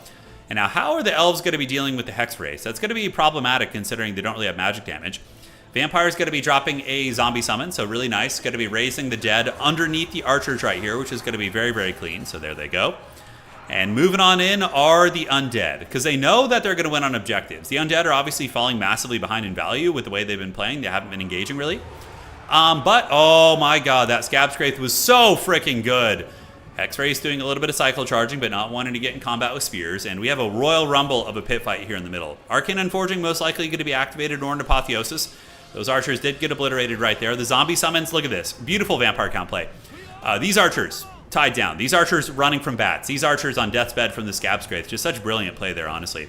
Up in the sky, Book of Hoth is activated, and it looks like the Lamian Lord is going to be going for the kill on the Elven Lord, which isn't going to be a bad idea. But the Arcane Forging is activated, and we do not see a Scepter of Stability right now. So that is going to be a little bit tricksy hobbitses. It's going to be some damage, and maybe the Phoenix is just going to hunt this character down. The Vampires have been able to pull the value trading back. That is for sure. As we see one Spearman unit being overwhelmed by the Smeagol's. Little Smeagol's getting in there with their Pimp Claws and doing some good damage as the Hex Race continue to chew through these guys, so it's been very, very good value. Yeah, Vargeist landing. The Elven army is kind of falling apart. You know, they haven't really gotten all the bread that they wanted. I felt like the Elves should have been playing the back objective a little bit heavier with their monsters and their mobility, but now we do see the Arcane Phoenix moving in and the big dragon attacking into the Mortis engine. We do still have some Elves drawing breath and fighting here. Archers tar pitted by zombies, and the Hex Rays do move in, but they do get attacked by the Phoenix Guard, which are not a counter to them, but they can certainly, you know, keep them in bay. Nothing has guarded the back objective, by the way, for the Heil, so if the Vampires wanted to get some sneaky Schmeagles over there, they could probably steal that back objective with a little bit of correct play. Mortis Engine is in here, draining the health of all of these units, so the Mortis Engine, basically, when it's in combat, it drains the health of everything near it. It's an overtime kind of effect, which is really, really good, and it also buffs and heals your allied units nearby. Very weak to Archers, having only 40 armor, and very little defensive stats, but if you can keep it amongst your chaff units, you can get some great work done. But overall, the Vampires are just tar-pitting the army and not looking great. We do see the High Mage on the run. Going to be dropping another Arcane Unforging here onto the Lamian Lord. But man, look at Maximilianaire using that Scepter of Stability. So here's the thing, guys. If Maximilianaire did not use that Scepter of Stability item every single time he was getting nuked by his Vampire would probably be dead right now. You know, that's one of the biggest things. And we do see the Elven Lord breaking and a little bit of a lag spike there. One of the players may have crashed, but honestly, this game is 100% over. The Vampires have this one in the bag. So even if this game were to be a disconnect or a crash, I would advise the tournament host to give the win to the Vampires, because this one is extremely over. But yeah, it gives us an opportunity to kind of look at things here. We can see dominant Vampire count fight. Mortis Engine's still kind of alive, but yeah, overall, I don't think the Elves have any chance. Their Lord is going to die right now. The Elven Lord is broken at -14 leadership, being chased by these scary Vampires right here, and I think that's going to be that. I'm just checking to see if I have any messages from the players, and that's going to be a victory for the Vampire counts. Yeah, that game was 1,000,000% over. There was no way the Elves were going to be able to... Because even if the Elves like managed to fight for that middle objective, they still would have to get the Vampires off the back objective. There's no way that's happening. Yeah, that 40% damage mitigation on the Scepter of Stability was god tier. It was very, very good. Aside from that, the Ghosts were actually pretty menacing, the little Cairn race. The one thing that was good was the Phoenix. The Phoenix bombardments were very, very good there. And yeah, overall, beautiful vampiric play. Nice high elf play too, but it was a rough start. The elf, like all the elven magic was put into sniping and it was unsuccessful.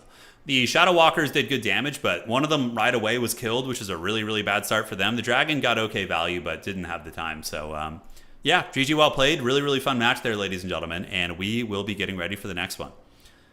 All right, so now we're going to continue working on our Kislev build guide as we check the tourney here to see how we're looking. That was round 3. So there's 5 rounds tonight. And then we have a semifinal and a grand final as well. And maybe we'll play for fun afterwards as well. Maybe I'll play a couple games or something. We'll see. We will see. All right, all right. So finding the tournament here, I always get confused when it's not my event. 7-1, thank you. Always enjoying these streams. Well, thank you for being a member for 8 months. It's a great way to support the channel, by the way, if you guys want. You can become a channel member on YouTube or a subscriber on Twitch. It helps out quite a bit. All right. So, tourney, let's see what the standings look like right now. So we head on over in round 3. Boss Toss is undefeated. So, guys, we have a dreaded undefeated Skaven player. Yeah. All right, Skaven are undefeated. We have a couple other players playing. I think Maximilianaire is going to be undefeated as well, because he had 2 wins going into that. He hasn't reported his game yet, so when he reports that in a moment, yeah, there's his game right there. And the rest of the matches are wrapping up. Claw's got a bye round and some games going here, but Skaven are looking like they're going to make top 4. Vampire counts probably have a good chance at top 4 too. So Skaven, yeah, and Demons of Chaos. So Skaven, Demons of Chaos, and Vampire counts. Pretty sweaty top 4 for sure.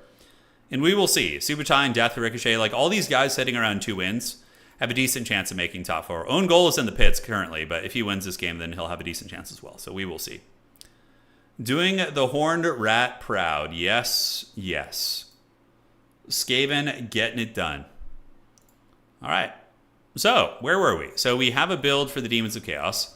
So now we were going to do a build for the Empire. So against Empire, yeah, the Empire one is tricky. I think the double Little Grom is the way to go in that matchup.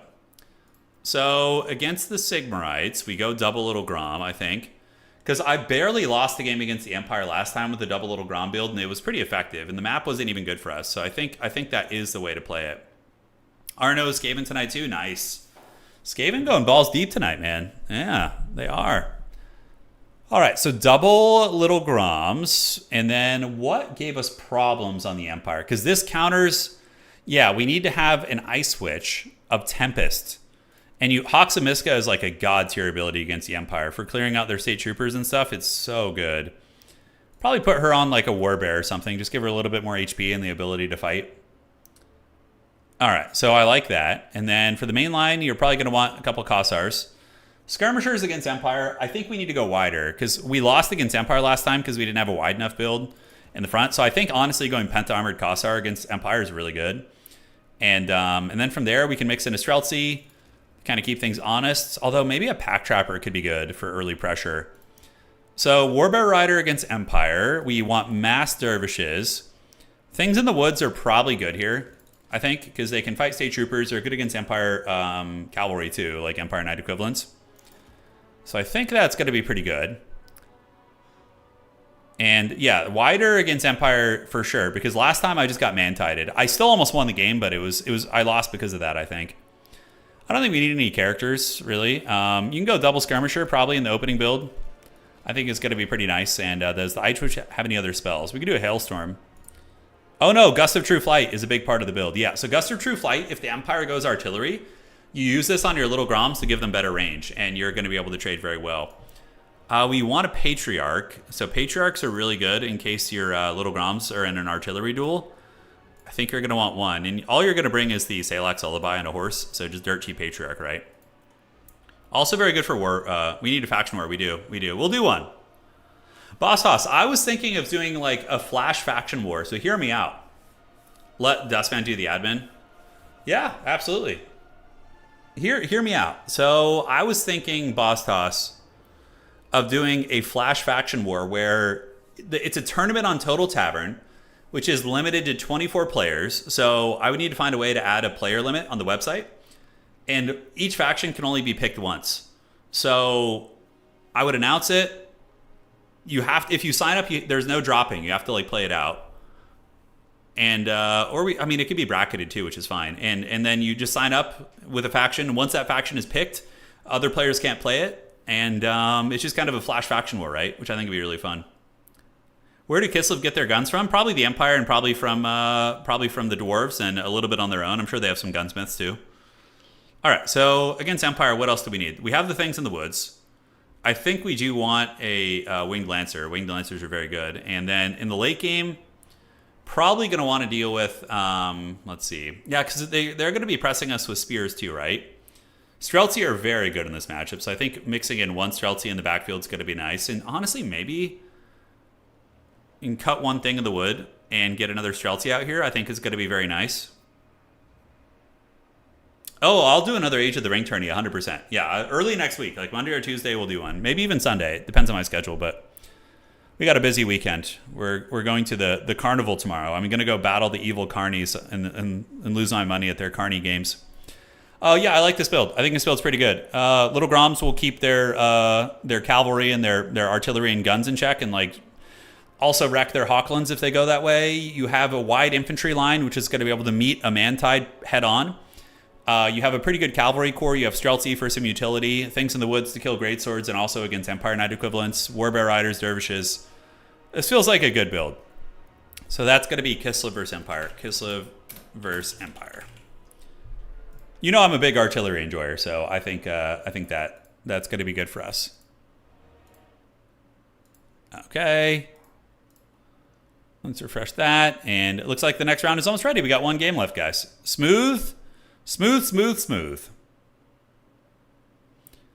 Yeah, dwarves are obviously the great forge masters.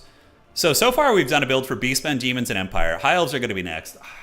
I think High Elves is a Little Grom matchup too. Little Grom is very devastating against them, but it depends on the map. It depends on the map.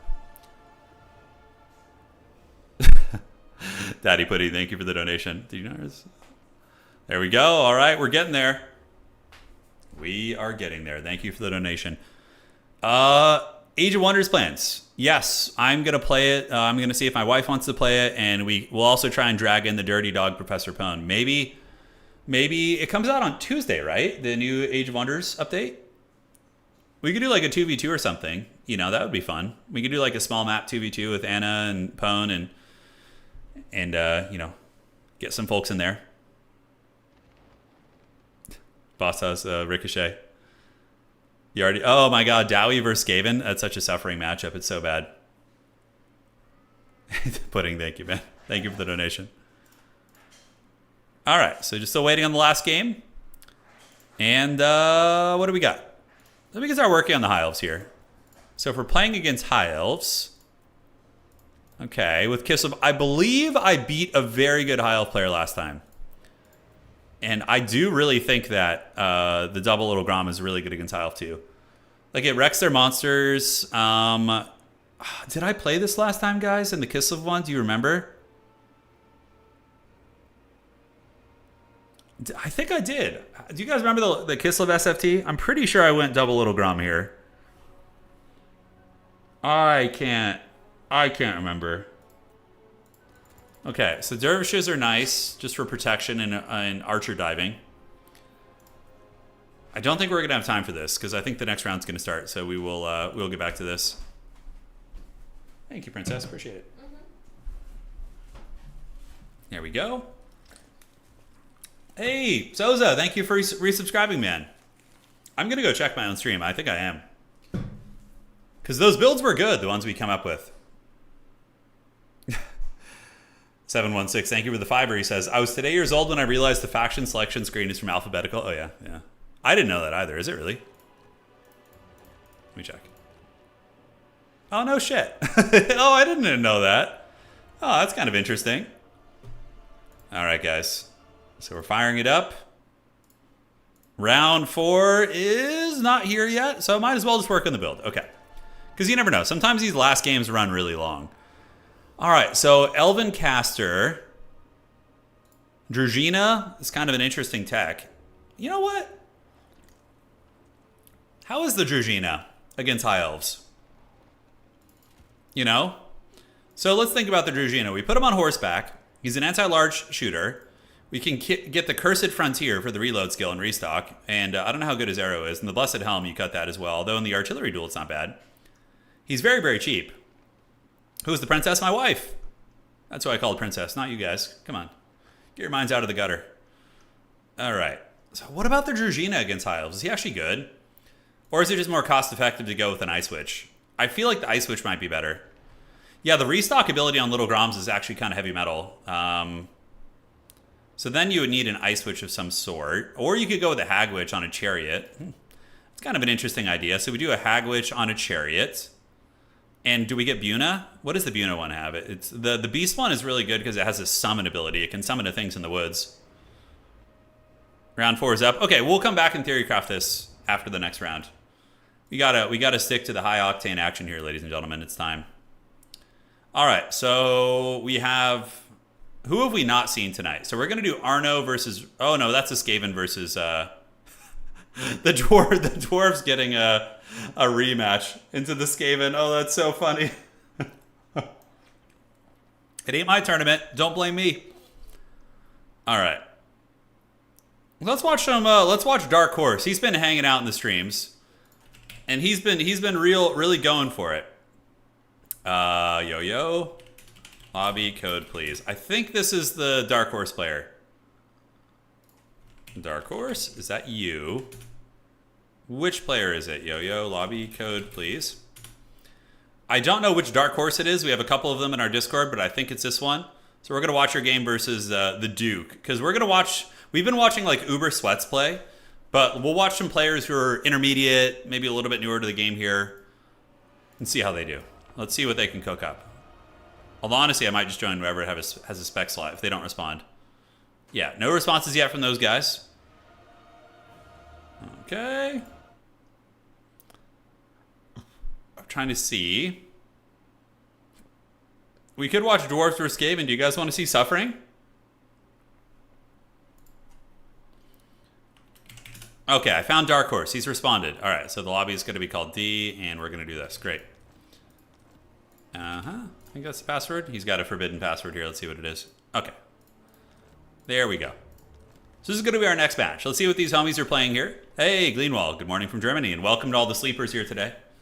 All the folks coming. Oh, it's going to be Kislev. All right. Oh, Dark Horse is probably watching the stream, learning some builds. Yeah. All right. So we'll see what his opponent's playing. I see Nurgle's perfectly waxed. I know. It's pretty great. There's some great lobby names here for sure. There are some great ones. Frostworms are very meta. They're very good. Yes, they're incredible units. Some of the best monsters in the game, honestly. They're kind of like the Kemrian War Sphinxes of Kislev. Do you think Tempest spell that increases range and accuracy is worth taking? In some matchups, Anthony, yes. Not in all of them, but if you're playing an artillery duel with Kislev, absolutely. Go for it. All right. Okay. And waiting for his opponent to show up. It's going to be Duke Gummy Bear versus Dark Horse. All right, these are two up-and-comers. Some rising champions training. It's going to be Kislev versus Greenskins. Okay, I do know how to play this matchup from the Kislev perspective. But from the Greenskin perspective, I'm a little bit rusty with them. They're a very fun faction, but honestly, I'm not super good at them. I think for Kislev, there's a handful of ways you can go about this, but I will let them figure it out, and then once the game starts loading in, I will start talking about what I think you do as Kislev here. Perfectly waxed as all things should be, yes. Did I know that there was a Warhammer Online MMO? Yeah. Yeah. I'm aware of it. The Age of Reckoning, right? Is what it's called. I've often thought about maybe doing like a... So for anybody here in chat that has ever played Age of Reckoning, my question to you is, how long does it take to progress to PvP and end game content? Is it like World of Warcraft where it's like 7 days played of your life or 10 days played to get to level 60 in vanilla? Or is it something like an Age of Reckoning that we could get there pretty quickly?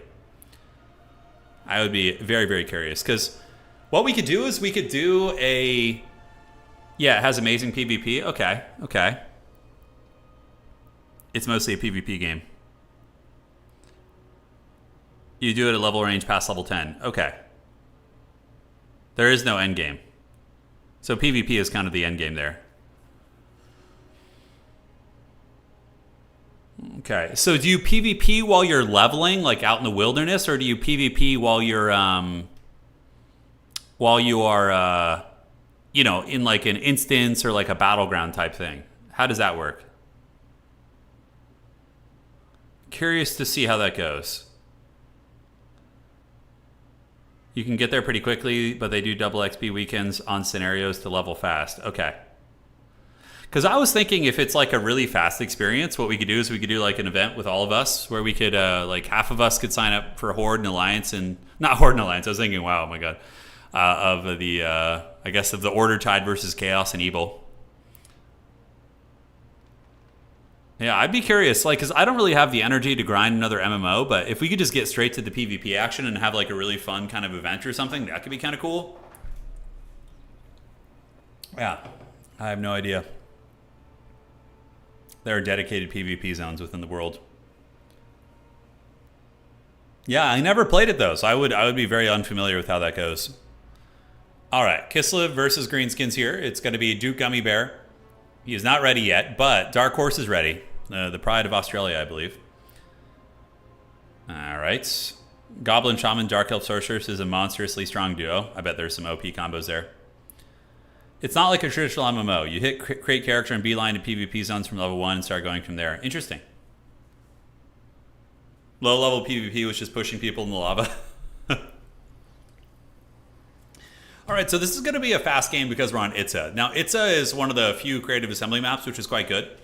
And we do see the triple objective lined up here. So very close quarters, very fast on the points.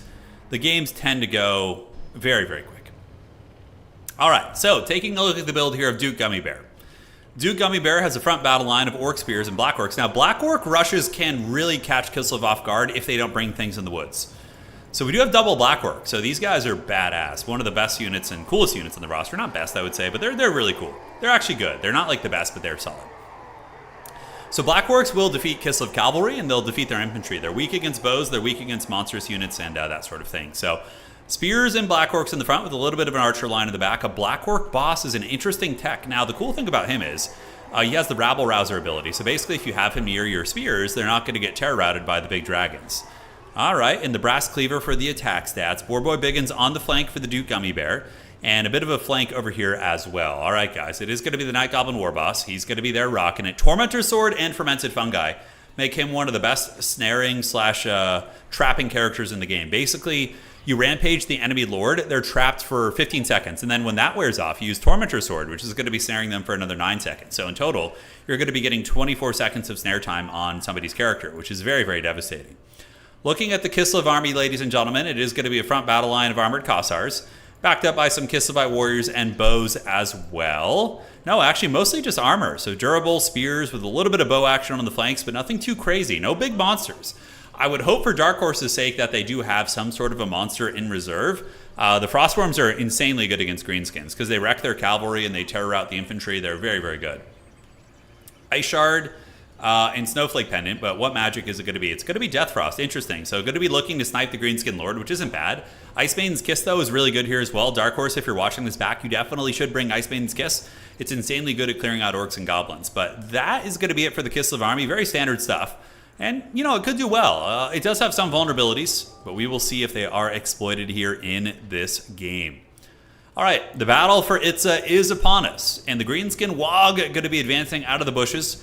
They're going to be coming with their big old chopping axes, and the Giga Chad Arnold Kislevite soldiers are on their way out as well. So the 6'8" Slavs, they're coming with their pistols and their tower shields, and they will lose the Black Orcs. But Kislev is going to need some things in the woods, because otherwise the Black Orcs are really going to dominate them on the front line, and that is a big problem.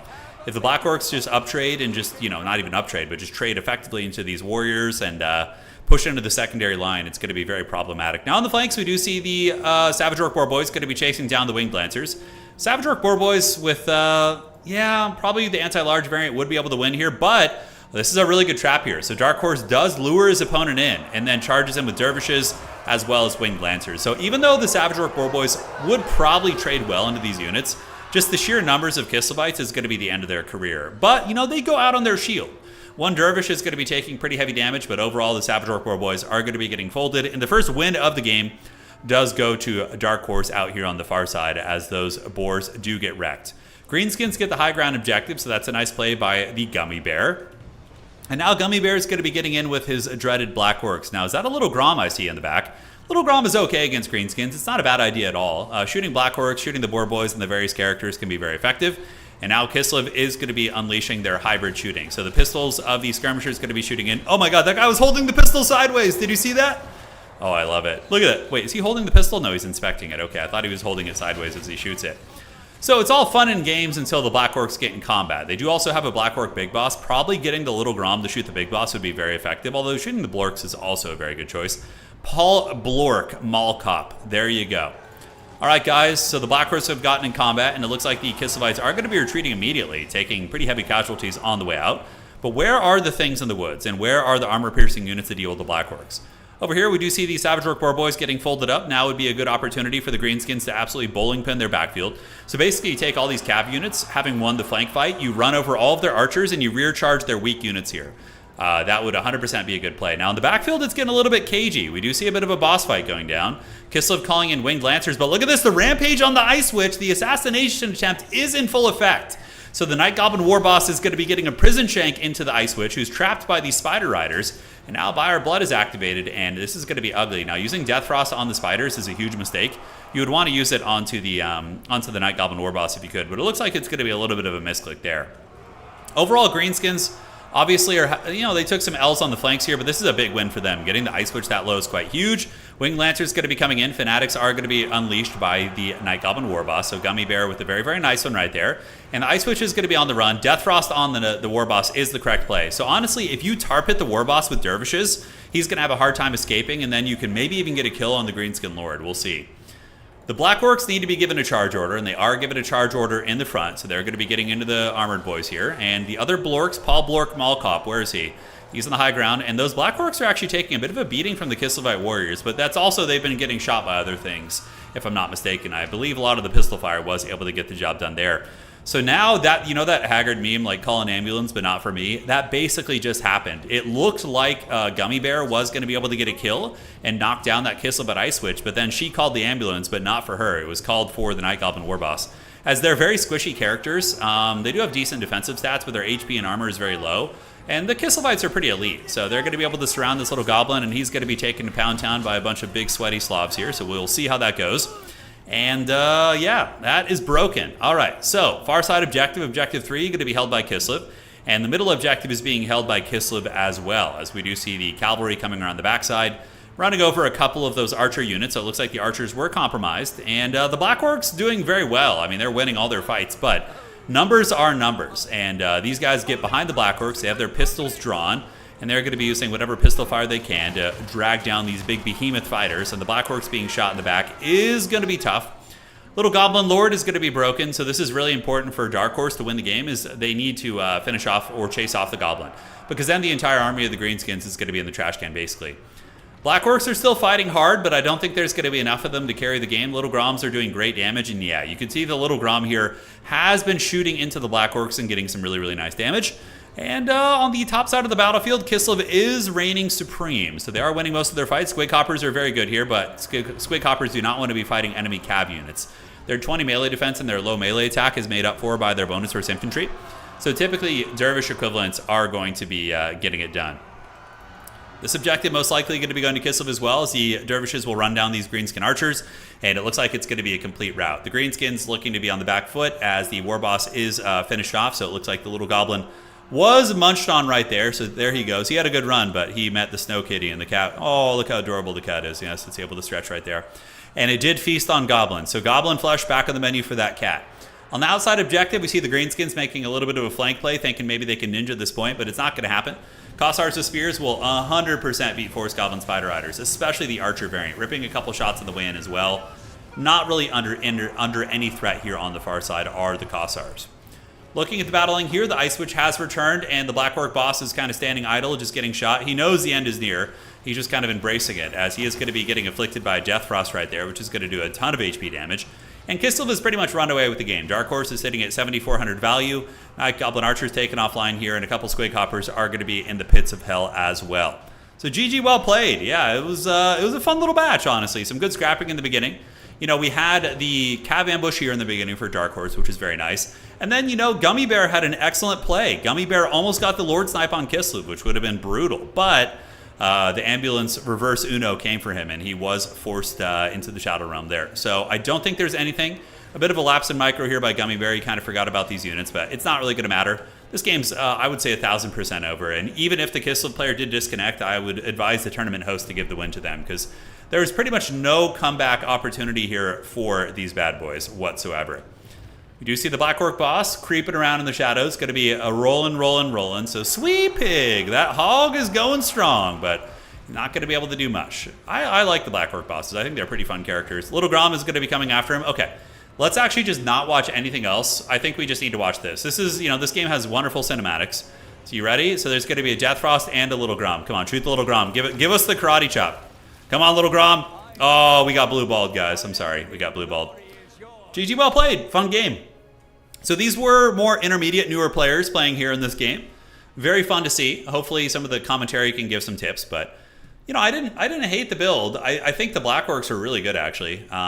There was a little bit of a micro lapse on them where they stood still for a while, so I think that hurt. But aside from that, if I were playing Greenskins against Greenskins or as Greenskins, I'd probably skip the Fanatics here. You're going to want to max as many. Oh my god, what a Giga Chad. He had a freaking Rogue Idol in reserve. So this man was on his own mission here today. He didn't care at all.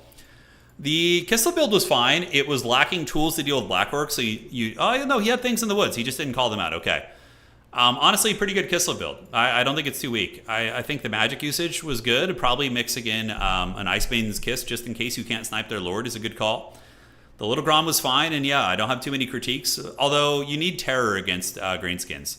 Having one Terror-causing unit against Greenskins is S tier, and I would recommend a Frostworm Lord, so bringing your Lord on a Frostworm is very good, because it can help deal with Little Grom as well, or Little Grom, or Grom the Punch. You know, the Troll Grom, the Goblin Troll Grom, yes. All right, GG, well played. So let's see how the rounds are looking. That is the fourth round of competition. And we're going to go here and continue working on our builds for Kislev here, which is going to be fun. And yeah, so we still have a little bit of time before everything wraps up here. Big Grom, little Grom. All the good stuff, man. All the good stuff. All right, so Boss Toss, undefeated still, but I think he's still in his game versus Space Pope, so we'll have to see. And let's get it. Let's freaking get it. So Kislev versus High Elves. We were theory crafting. I think the Drugina is like a power fantasy, honestly. I think it's a little bit too risky. You know, High Elves are not going to love facing dragons, I don't think. So I think we go Ice Witch, and we get the Hoxam Miska against High Elves to wreck their archers and Lotherns, okay? And then we do the Freezing Winds, no, Arcane and Guardian's Call, and put you on a Frostworm. So I'm thinking against High Elves, maybe some sort of an SE kind of cheese style like this, where you use the Frostworms to go like trade and skirmish with the High Elves and draw fire while the little Groms just like unleash pounding damage. And then I think we mix in just like Streltsy, right? Like Streltsy are really good against High Elves. Yeah, I like that a lot actually. So Warbear Rider, we want a Patriarch in reserve. So and obviously this build would change if you're on a map with line of sight. You know, you're not gonna wanna bring little Groms if you have line of sight issues. So let's get you on a Warbear. And you don't want the Battle Hymn. You usually want Song of Sunlight because it replenishes the vigors of your monsters. Bolt Throwers, no. Little Groms wreck Bolt Throwers usually. It depends. Usually Little Groms will be very favored there, in my experience. All right, so Dervishes on max. Probably for the Warriors, we're going to want to mix in you guys. I really like the Streltsy tech in this matchup. I think, honestly, just like Streltsy maxing is going to be very good. And we could, in theory, cut... So you're 1450. We could just put you on a freaking Warhorse, save a little bit of money, cut you, and then maybe find a way to get 3 Halberds. That feels a little bit better as well. Okay, so that build feels very good against High Elves, I think. Again, it's map dependent. But Little Grom is going to be pretty devastating. The Streltsy will mow down most of the cavalry and other threats. This build is slightly vulnerable to a very wide High Elf archer rush. Like if you just have like a million archers and cheap shit, it could have problems. But if you have a home objective, I think you'd be very safe with this build. And one thing is, do we want to get more cavalry? Like I think you do need a winged lancer equivalent. So maybe let's cut this, and get. Oh, man, we're just short of a Griffin Legion, right? Just short. You great weapon Kossars might even be better as shielded Kossars here. Might even be better. And they're cheaper too. No, they're the same. Okay, so they are the same. We have the Dervishes. We have the Streltsy coming out. Would love to get one like elite kind of shot cav here if possible. Is there any way to save money here? This aura is very good. You bring this and run him with the big dragon monsters and you can do some serious work. All the Kislev Zoomers are gromming and Streltsy maxing, yes. Kislev is one of my main factions these days, and I use Streltsy very, very heavily. I don't see a lot of other Kislev players using them. That's actually better probably. It just occurred to me here. So I think we just go one Streltsy in reserve. We go with Things in the Woods. And we go with Things in the Woods here. Yeah, Things in the Woods are amazing against High Elves. Okay. Yeah, this is why we need a theorycraft. And honestly, we probably don't even need another Streltsy, do we? I think one more in reserve is always good. Warbear Riders are good. We have ample answers against the Dragon Prince Arwars. We have infantry killing tools with Things in the Woods and Halberds. And also some armored Kossars. This build feels really good, actually. It feels really good. All right, so let's save this army. This is going to be Kislev versus High Elves. All right. And now we're working on our build guide for Kislev. Yeah, it's going. All right, so it's going to be Lizardmen next. Lizardmen are kind of an interesting matchup. There's a lot of ways to go about it. I think the Lizardmen matchup is like a situation where you go one Little Grom. You can go Monster Mash, like High Elf Kislev Monster Mash.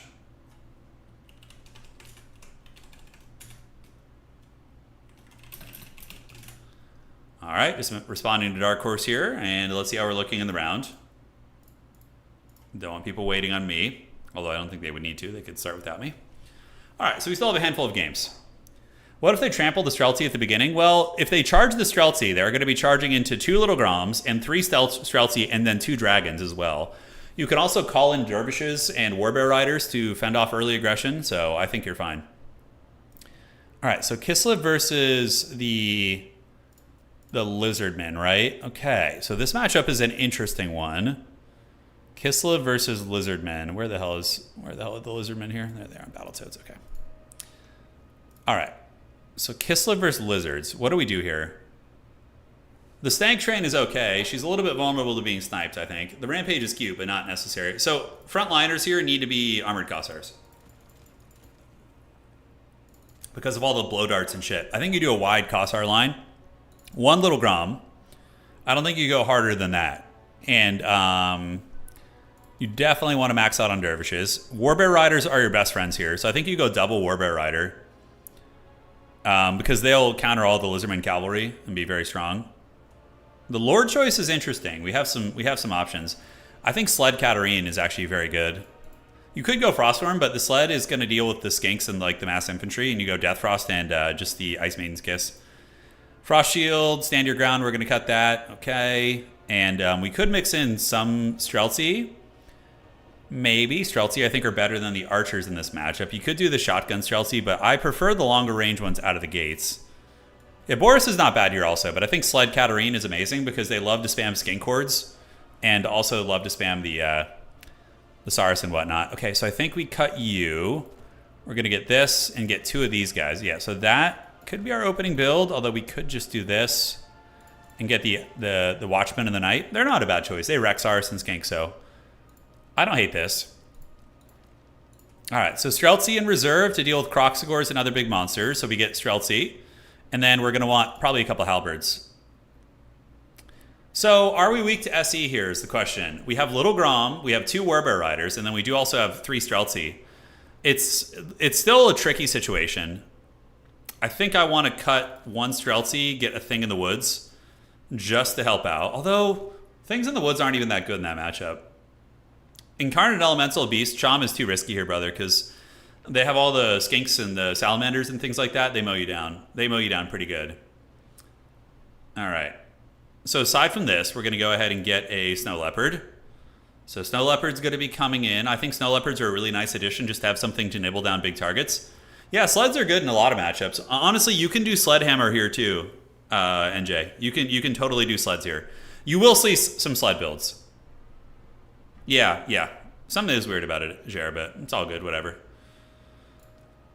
Okay, so let's cut you. We have 825. I would love to get one. I mean, the one shot cab unit would be nice. You could, okay, Temple Guard and Saurus. You'll be able to, you have a sled here. I already have a sled. I have Tsarina, right? So Tsarina Katarine's going to be able to deal with the sled with those units. One Thing in the Wood, it's not really good against much here, right? I don't think so. And do we want to mix in? I mean, the Streltsy can kill Temple Guard.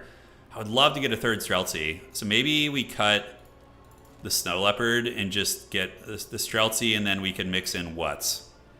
Another Dervish and call it a day? No, we don't have a Patriarch. Yep, Patriarch is mandatory. With Sled Katarina, you have to have a Patriarch. Okay, so Song of Sunlight and Salax. Cut this, go on Horse. So we need to cut you then, and 525. Okay, I think it just looks like this. Yeah, I think that you go something like this. All right, so we're going to save that army. That's going to be Kislev versus Lizardmen. All right, so yeah, the build guide's coming along nicely, and we should be ready for the next round of competition. Thank you guys all for joining tonight. And there we are. Mr. Turin is Mr. International, yes. Mr. Worldwide. Who used to say that? That was like Pitbull, right? I think that was the rapper who used to say that. I can't remember. All right.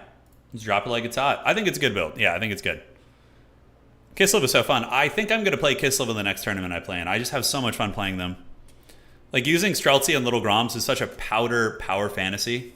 You know, it's just so righteous. It feels great.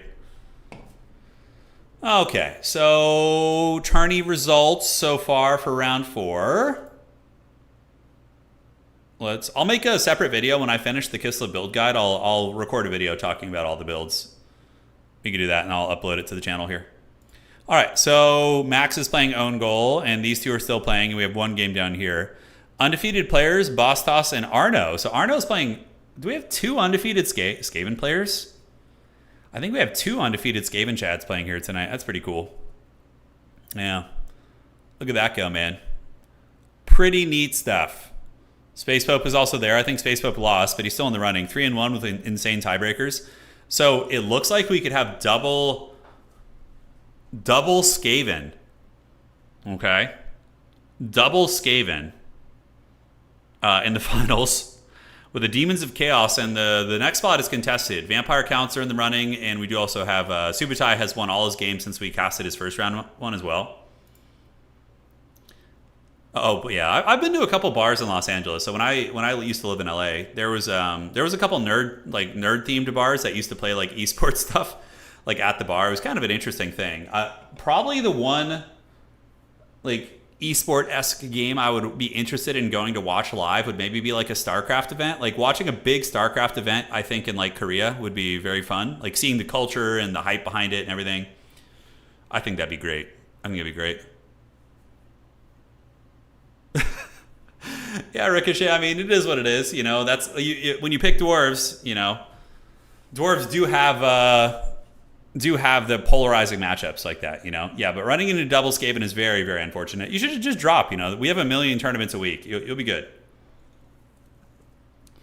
You should just wait to declare your faction and make sure there's not like 5 Skaven in the event before. You know, and then you could pick dwarves like as the last pick there. I've been to a couple esports events. I went to so in Los Angeles they used to film the Overwatch League. So OWL, I think Overwatch League is what it was called. Blizzard used to have an official league. I don't think they have it anymore. But yeah, the Overwatch League was in Los Angeles, and one of the casters for the Overwatch League, he had watched our channel before here. So he contacted me, we met up, and we played some Magic, which was quite a bit of fun. And then he invited me to one of the casts, which was great. So I got to go see what the Overwatch League looked like behind the scenes. It was very cool. It was in Burbank. I think they filmed it in Burbank, California. Yeah. I think it doesn't exist anymore, right? The Overwatch League, isn't it gone? I think it's in the can. Large live Total War tournament. So when we get another major Total War title, right, whatever it may be, if it has good multiplayer, I am 100% going to host like an in-person like LAN thing where we get some players together and some casters, and we do like a cool LAN event with like interviews and all sorts of cool shit, you know, which would be fun. Overwatch League tried to do city-based teams like traditional sports, didn't work out well. Good for them for trying, but yeah, I can see why that wouldn't do it. It's hard to make money on those for sure. All right, let's see that. No, I've never played it. I've never played it, Chom. Never played that one, boss. All right, so the next round is live. We're going to go ahead and cast. All right, who do we cast here? We can do. It's a lot of the same players. We can do. Oh my God, there's a Skaven mirror match. That's so funny. We have High Elves versus Demons of Chaos. You know, I'm actually interested in that. Let's give Stingers another round. Stingers, lobby code, please. Thank you. All right, so I'm going to cast High Elves versus Demons of Chaos, which is going to be great. Total War dedicated servers. Oh my God, give it to me, dude. Turin professional esports casting arc. We have done professional level events for Total War in the past.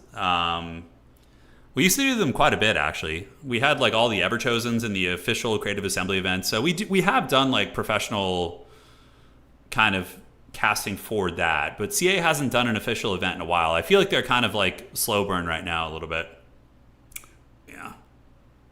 Speaking of hard to make money, are you still going to do tabletop content? I want to someday, Blort. Like, look, I'm 37. I think before I'm 40, there will be a tabletop channel, but it really depends on if I can find people around me who have the time to play with me. Because in order to have a good tabletop channel, right, like I want to have battle reports. I need somebody around me who can actually play with me consistently and be committed. I don't want to, work with someone who's not going to be able to, work consistently, because then it's going to ruin the channel essentially. Oh, I'm very excited for DDP versus Chimaev. I love watching MMA. It's my favorite sport to watch. I am very excited for that one.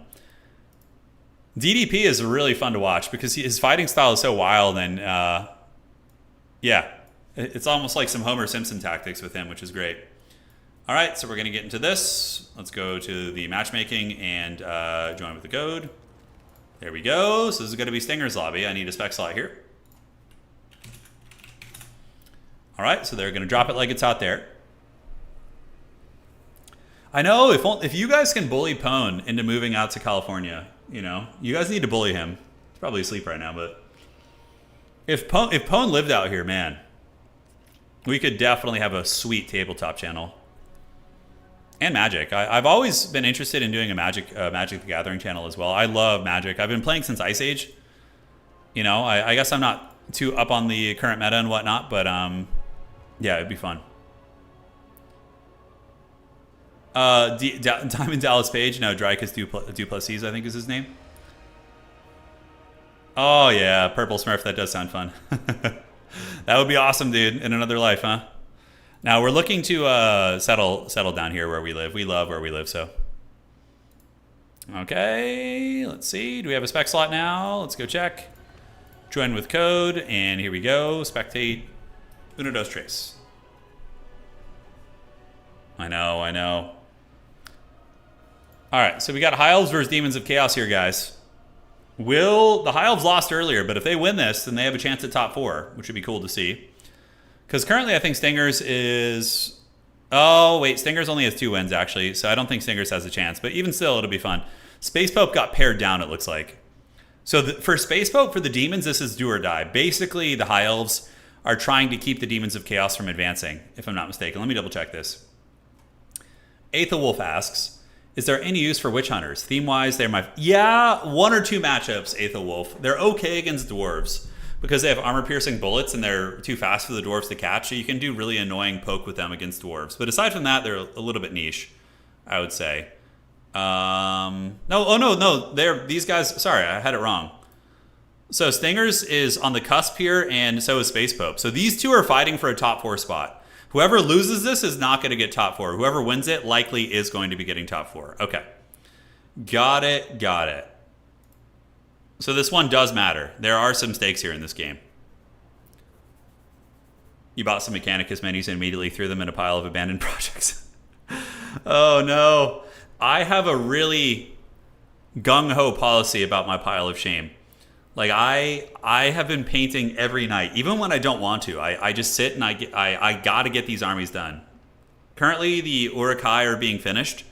Saruman has been painted. Saruman of the Many Colors is done. And my wife painted the Palantir and helped me with Saruman a little bit as well. And the Uruk-hai are finished, the Berserkers mostly. I just got to paint, 10 more scouts, and I think my Isengard army is basically done. Which is great. It's such a fun army to paint. Isengard is like easy to paint, but also very fun. They're great in tabletop too. Saruman has some cool shit. So basically, in Lord of the Rings, in the tabletop game, how it works is every single turn you roll a dice to see who gets to have the initiative and move first. But Saruman has an ability called the Palantir, where during any of the turns in the game, you can declare the Palantir is activated, and you get to take initiative right away.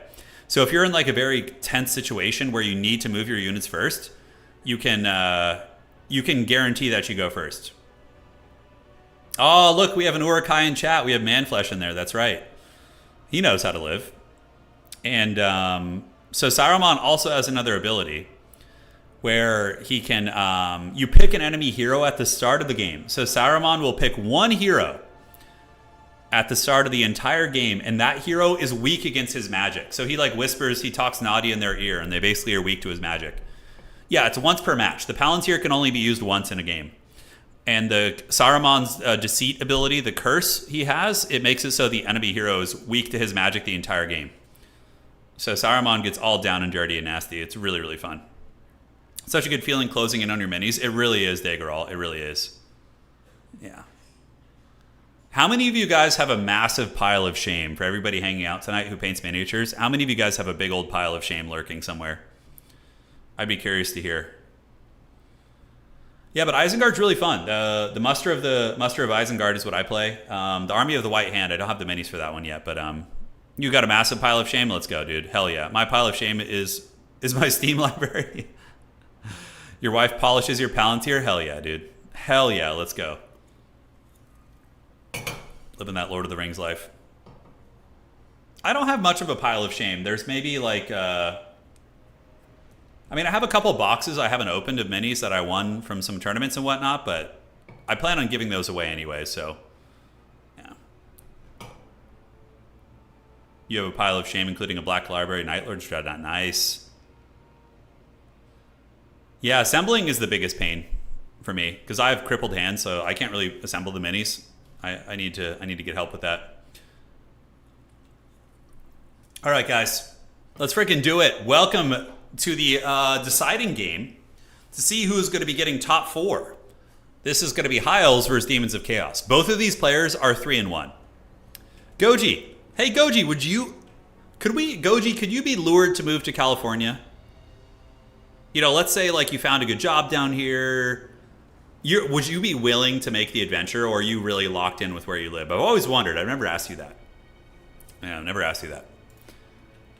Anyways, ladies and gentlemen, it is going to be the High Elves versus the Demons of Chaos. Now, for the Demons of Chaos, they're going to be using a Vanguard of Nurgling. So these little turd burglars are going to be popping up here and jumping on Objective 3 with their Vanguard deployment right away, which is quite good. Aside from that, we do have an Exalted Bloodthirster. Now, this thing is a great fighter. Space Pope usually plays very cool Demons of Chaos builds, which is fun. Now, don't you just love it when you have an absolute synergy between the Bloodthirster and the little gremlin here? So the Plague Ridden is going to be able to use the Nurgle's Loving on the Bloodthirster and heal him, which is very, very good. On top of that, we do have the Noxbringer. So the Noxbringer is here, and he's going to be dropping it like it's hot. And he's very good against ammunition-centric factions because when he shoots you, it disintegrates your ammo using the Cloud of Erosion. So very good against High Elf Archers and Skirmishers. One Exalted Bloodletter, and then a Soul Grinder of Tzeentch as well. This is a wild build. All right. Let's freaking get it. Cinder, thank you so much for becoming a channel member. Welcome to the Dukes of Haggard, my friend. And yeah, enjoy the green name. So the Elves are going to be using a triple Shadow Warrior Vanguard. Very good because the demons don't have a ton of armor. So having these archers should be pretty good here. We got Tyrion, the heir of Anarion or whatever the hell he's called. He's a magic damage fighter and fire damage. So pretty relevant against Nurgle demons and also good against the Bloodthirster, if they can fight. A couple Illyrian Reaver Skirmishers and a Netcaster as well. So we do have a Netcaster who's going to be dropping Net of Amatok and Phos Protection here. So very, very fun build. A couple Spears coming in the back. So the demons have like a very skirmishy kind of build, right? Using the Soul Grinder of Tzeentch and the Noxbringer to shoot in. The thing is, these Shadow Walkers are stealth, right? So Loic Shroud is activated, but they do have stock. So your opponent can't see them till they get close. Now that's what makes them so good for Stingers, is that they can advance on the demon army and not worry about getting shot on the approach until they get really close. Now look at Tyrion going balls deep in here. What is this?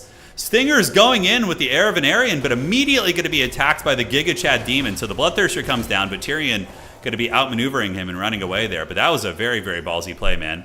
So look at this. Net of Amatok activated. And look at this. Beautiful play there. The High Elves use their net on the Noxbringer here. And Space Pope is getting focus fired by a lot of archers, including the Grey. And Sunfang from Tyrion on Stingers as well. Nailing those Nurglings. But Tyrion is getting his butt kicks pretty bad in combat. Noxbringer are going to be getting the Fleshy Abundance, and the archers do a lot of damage, but Tyrion's health is certainly going in the trash can a little bit, so you're going to need to be careful right there.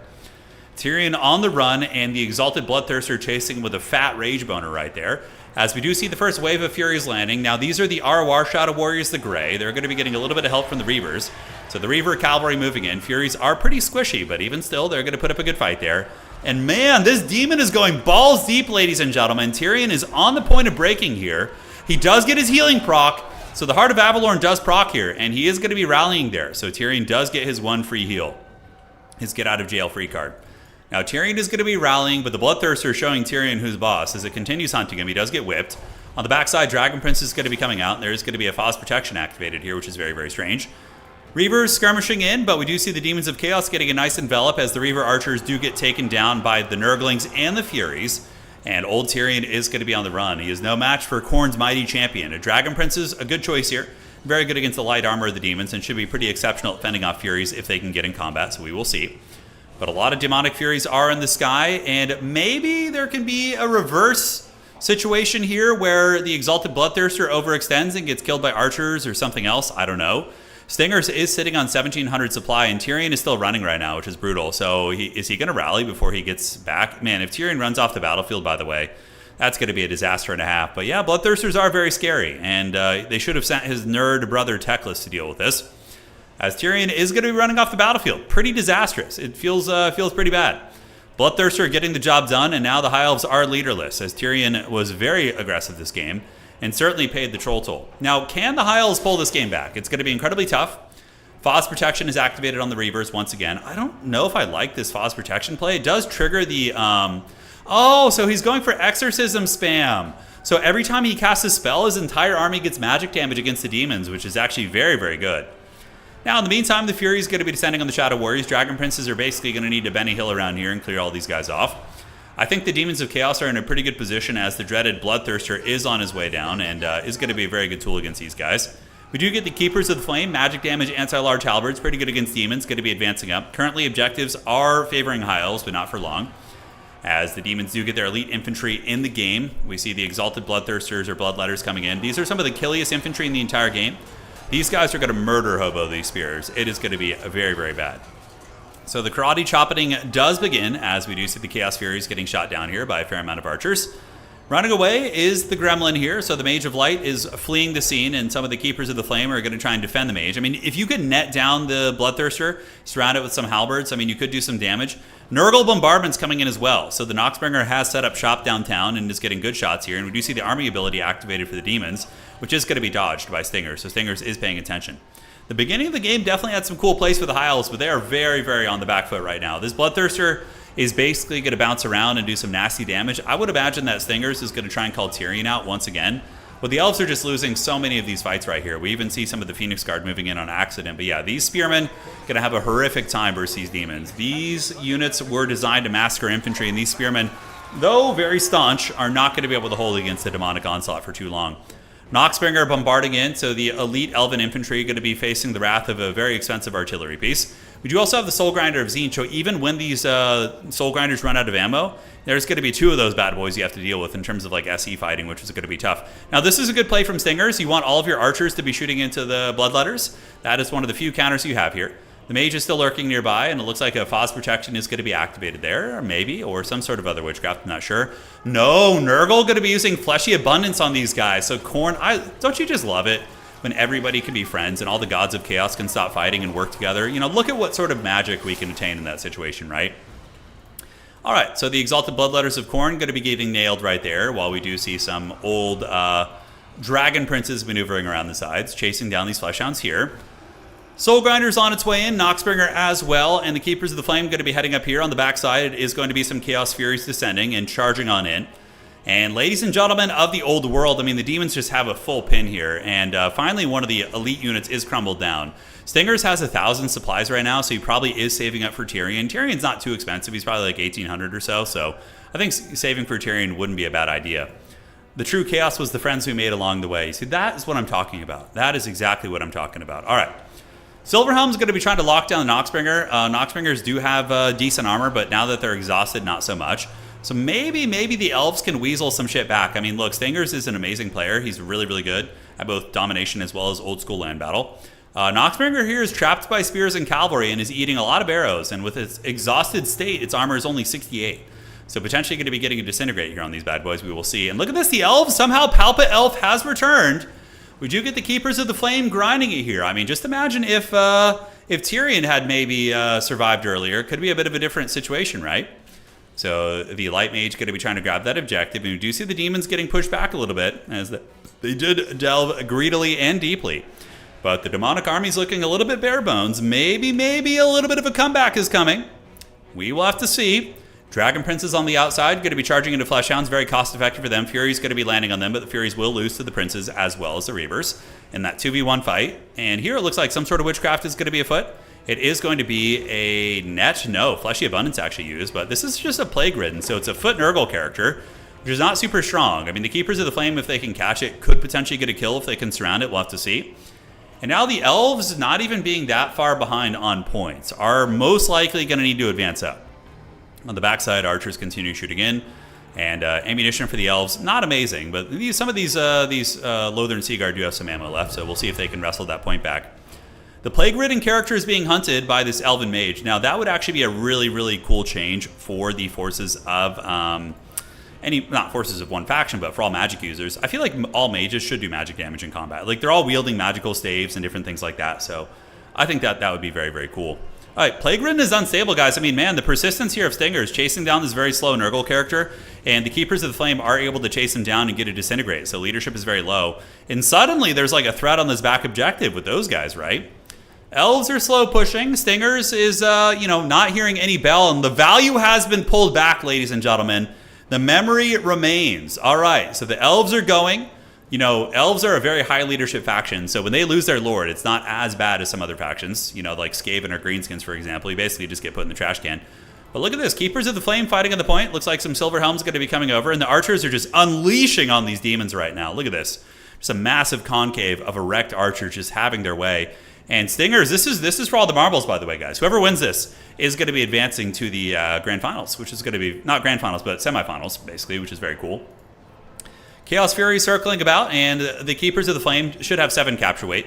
There is going to be a net activated on those Bloodletters, and we do see more Bloodletters coming in. Shot Cav going to be coming in. Archers and Keepers are now engaging. And Fury's going to be landing on Shadow Warriors over here. I would imagine a Reaver unit's going to be called in to try and stabilize those bad boys. Battletoads getting surrounded and killed most likely. So Battletoads do not want to be fighting heavy shot cavalry here in the Dragon Princes, which do get in combat right there. For an Aryan, yeah, it would appear so. But yeah, Keepers of the Flame being pretty Giga Chad, and the fact that they do magic damage is super good. It's going to let them beat these Bloodletters, whereas normally probably Phoenix Guard wouldn't trade super well in the Bloodletters, but that's pretty radical. I love the mage tech. Using the Lore of Light to get magic damage across your entire army against demons is really, really cool, and what an amazing potential comeback here. As the demons are looking a little bit bare bones here, like the big Bloodthirster, ever since he killed Tyrion, he's like the jock who peaked in high school. He won all-state. He was an all-county athlete, but then he never really achieved much else in his life as he continues hunting down this mage here. But fine, okay, he heard me talking shit. Now he's going to be trying to get a kill here on this mage. The mage is going to be running. Objective number 3 is going to be going to the elves as the Keepers of the Flame doing great work. I love seeing elite infantry doing their thing. And over here, this objective is going to be flipping as well. Demon's going to be calling in Nurglings, but that's not going to win you the game. And ladies and gentlemen, the High Elves have pulled this game back. Insane. Absolutely insane. Dire Avenger, thank you for being a member for 4 months. That's right. So, here you go. Keepers of the Flame chewing through these demons. They're burning through the witches. They're Rob Zombieing this bad boys. They do get some decent value right there. And Silverhelm's going to be concaving in, getting some decent pressure as the Illyrian Reavers continue attacking these Chaos Furies. And guys, I think the Elves have won this game. That is absolutely insane. I mean, that was one of the most rough starts I've seen in a while. Losing Tyrion out of the gates, just a disaster and a half, right? But Elves are going to be getting the side objective. Their cavalry are doing well. I mean, the Soul Grinders are trying, but one of the big issues with going with a double Soul Grinder and a flying SE build is you're not going to have much agency on the ground, nor will you have great tools at dealing with Spearmen, right?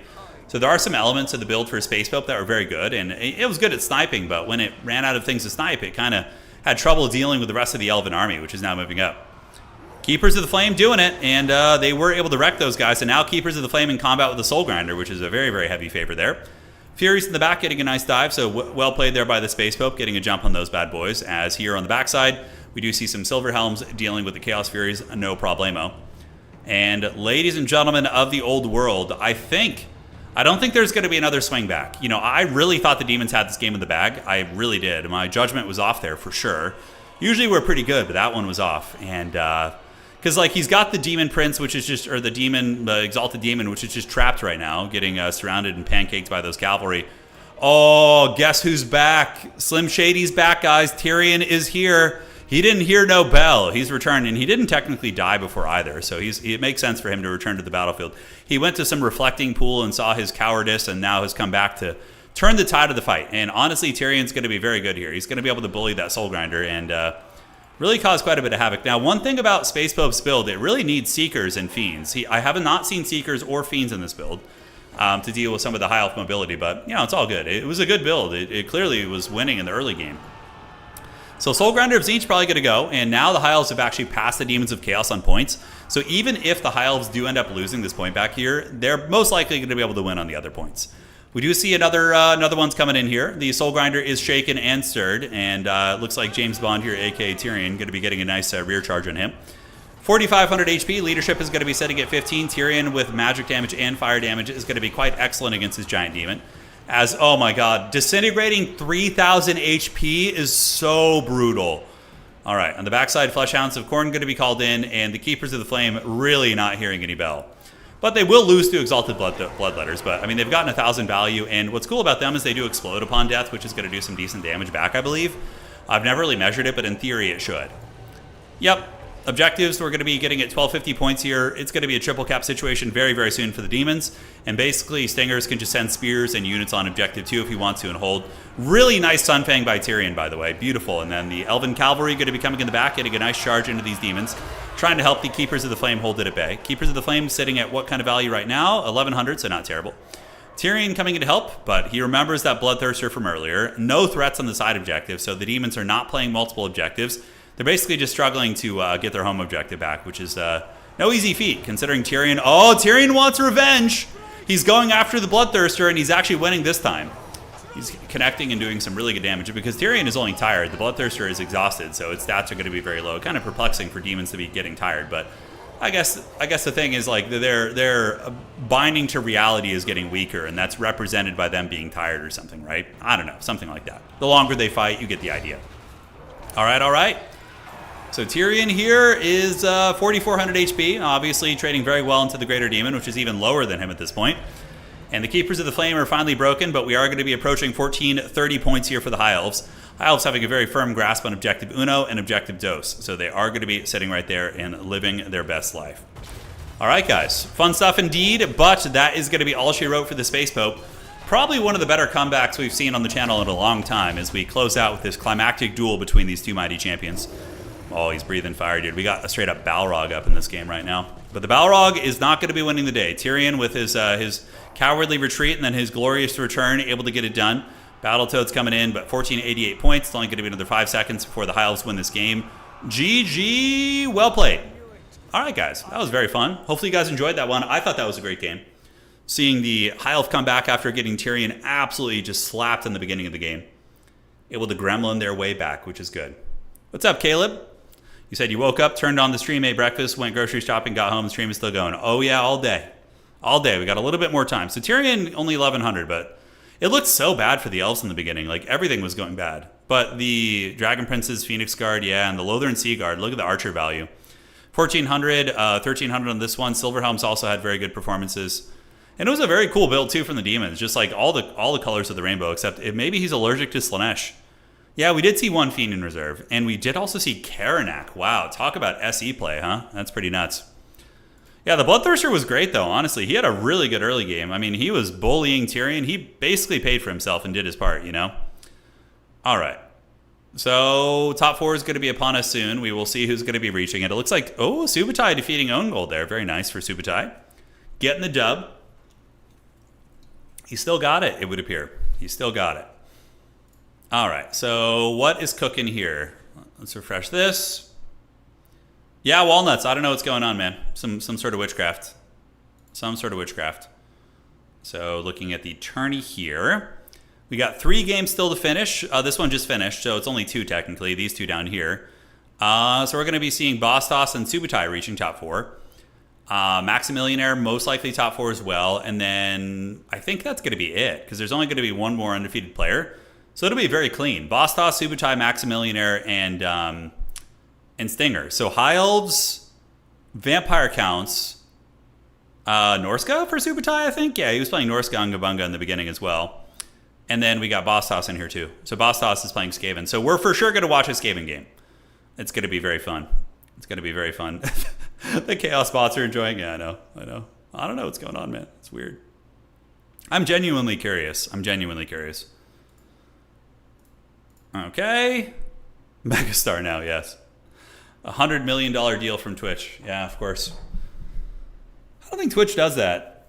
I remember there was a time, so I was, when I was first starting YouTube and doing YouTube back in like 2017, 2018, I was at an event.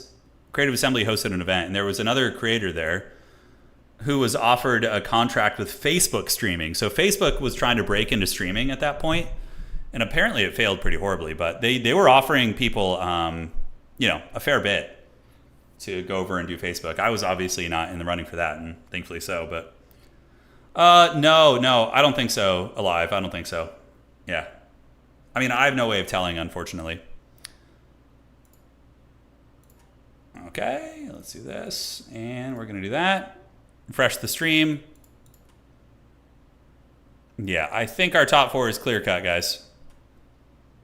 I think it's clear cut.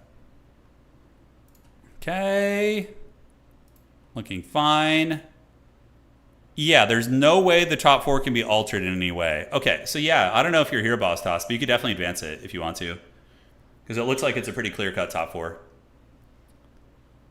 Yeah, Facebook tried to break into streaming. I remember it was, what was it? It might have been Pixelated Apollo? I can't remember. That was crazy. Apparently, Facebook got sued for lying about their viewership numbers to entice people to sign up for their platform. Nice. Hell yeah, let's go. Degenerate tech companies. Been fun games tonight. We've had really, really good games tonight. Yeah, they've been amazing. So Boss Sauce is not advanced top 4 yet. All right, so we're just going to hang tight and wait. Very happy that Facebook streaming deal got us T90's Titans League. Go ahead and explain that. I don't know the lore of that. Oh, man. So when I played in the Grubby event, I played in Grubby's Warcraft 3 Invitational recently, a couple months ago. And when I saw the original 8 players and I saw them playing on stream, I was like, oh, dude, I felt so confident I was going to win that event. And then it was when I saw T90 drop out of the event, because I guess he didn't want to play anymore after trying the game or something. I don't know the story. And Sing Sing arrived. It was like watching a Dark Souls boss approach. I was so bummed. I was like, oh man, I had that one in the bag, but yeah, man, it was nuts. That was a really fun event though. I had a blast. I hope Grubby does more of those. I don't even care if I play in them. I just want to watch. It's so fun seeing people from like outside communities come in and try and learn a new game and compete. We could do something like that with Total War for sure. That would be cool. Oh, for sure, BZ. Oh, for sure. Sing Sing is he's very sweaty, in a good way. Like, I'm a pretty sweaty gamer, but like I'm not the type who's going to sit and do research and test mechanics over and over. And then he was, he was doing his homework, watching my battles and games, and just studying my playstyle. He's very professional about it, Yeah, very professional. Dota 2 stream. I never played Dota. I played original Dota on the Warcraft 3 client. So when it was a custom game back in the early 2000s, I played it a lot. But I never played the standalone Dota. League of Legends was more the jam me and the homies played back in the day.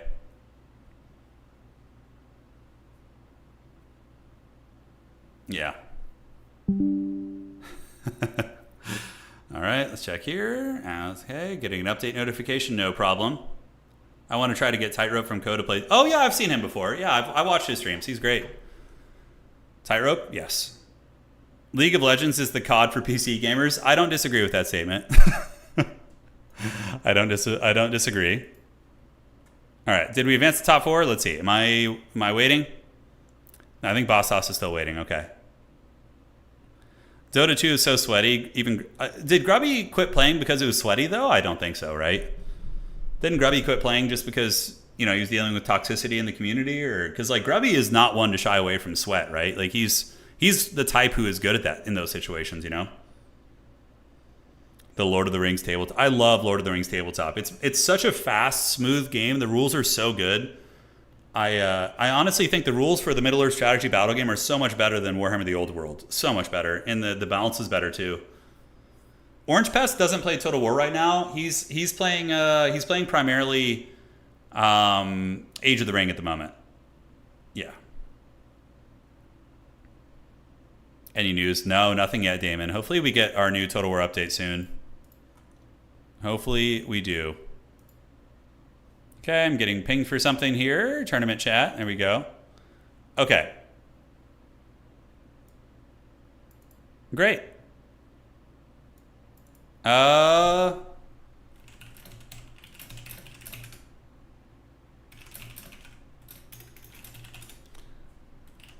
Okay, so we're just deciding which game we're going to be casting here. And Own Goal is casting. I didn't know he was streaming tonight as well. So we will see. Worst case, you know, we can have him cast the finals, and then I can get a replay and do the replay cast as well.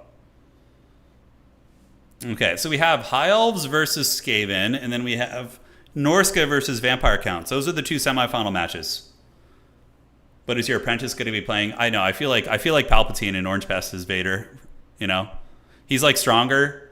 You know, but I just got to scheme and get him into these games. You know, you got to watch out though, man. The dreaded wrist problems strike. I know Orange Pest mentioned he was having some stuff going on there, which of course I can relate to. It's not fun. I'm just waiting to see. Okay, Stingers and Boss Toss. So I'm going to cast Subuchai's game versus Maximillionaire. All right. Yo, let's play. Let's cast your game. Lobby code. Time for... All right. So we're going to cast Subuchai's game here. And we're going to be doing Norska versus Vampire Counts, which is going to be great fun. I just have to find his Forbidden Lobby. It's around here somewhere. Yeah, Subuchai, rise. And then he is with who else? I think it's Maximillionaire. Maybe Max has the lobby open. And Maximillionaire. Yo. Lobby code, please. Have you ever casted with someone? Yeah, I would for sure. No, it's not hard to combine styles. So when I first started doing casting back in 2017, 2018, I used to cast with Italian Spartacus. So Italian Spartacus is a YouTuber. He's also someone I know in real life. We went to college together. So he used to be a Total War person. He used to cover Total War and do lore and battle reports and sorts of stuff like that.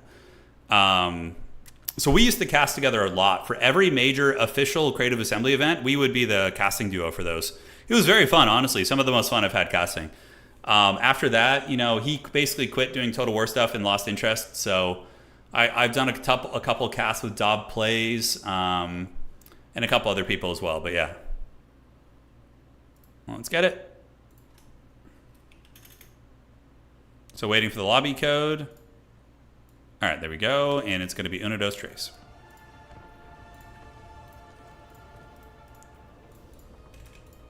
Okay, and here we go. Oh, for sure, Alive. I agree. I like dual casting sometimes. If it's with somebody I'm friends with, Alive, I for sure will. I like dual casting. It's fun. Yeah, it's a lot of fun. Like I was very inspired coming up in terms of like casting. I used to love watching Artosis and Tasteless. Like watching those guys go just ham and joking around, and it was a lot of fun. Yeah, Sparty still does YouTube. He's branched out. I mean, I'm more of a creature just staying in Total War, but he's really branched out. He does a lot of stuff. He does like FPS games, RPGs, all that kind of good stuff. Yeah, Dov does do land battles, right? Yeah, I mean, but for the next official Creative Assembly event they do, I would 100% be interested in finding another domination caster, somebody who casts domination mode and doing that, or if Dov wants to do it again. But I know Dov doesn't enjoy Dom that much, so it's tricky. Dude, Artosis' stream is like another planet. Yeah, like going into Artosis streams it's nuts. It's absolute anarchy. Because it'll be like normal for 1 second, and then all the text-to-speech donations and like these weird AI graphics come up. It gets really insane. Yeah, it gets really insane.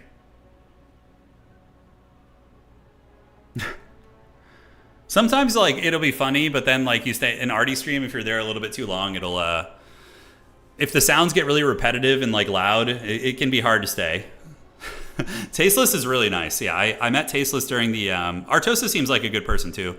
I haven't met him in person, but Tasteless I had a chance to interact with during Grubby's event. He was really cool guy, honestly. Tasteless rules. Yeah. Yeah, Anticity would be a great caster, I'm sure. You know who else I think would be a really good caster as well would be Own Goal, Tim. I think he could be a great caster as well because I have a mechanical knowledge of this game and a pretty broad meta knowledge, but he's even more into the extreme nitty gritty of meta. So I think he could provide a lot of insight in terms of commentary too. I mean, there's a lot of great up and coming casters for Dom mode as well. Yeah, Banana, I could try that. The thing is, the reason why I don't combine the chats on the stream is because I don't want if the stream chat appearing on the VOD of the video, I'm not like a big enjoyer of that. Yeah.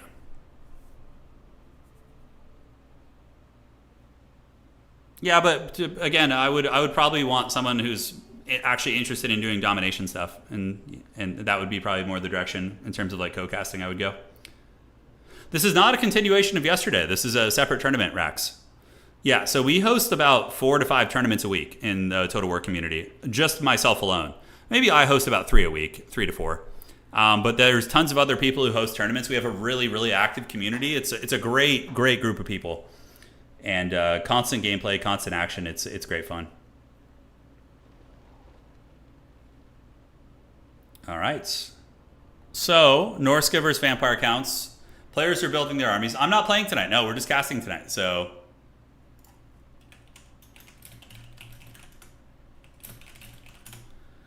okay. So, Norska versus Vampires, javelins, throwing axes are kind of cool. I think Norskan javelins can be menacing. Marauder Champions used to be kind of fun here. I don't know if people do those anymore. Famir Warriors are also quite good as well. They're also quite good. Okay, the Valley of Lies, a very big map, very standard.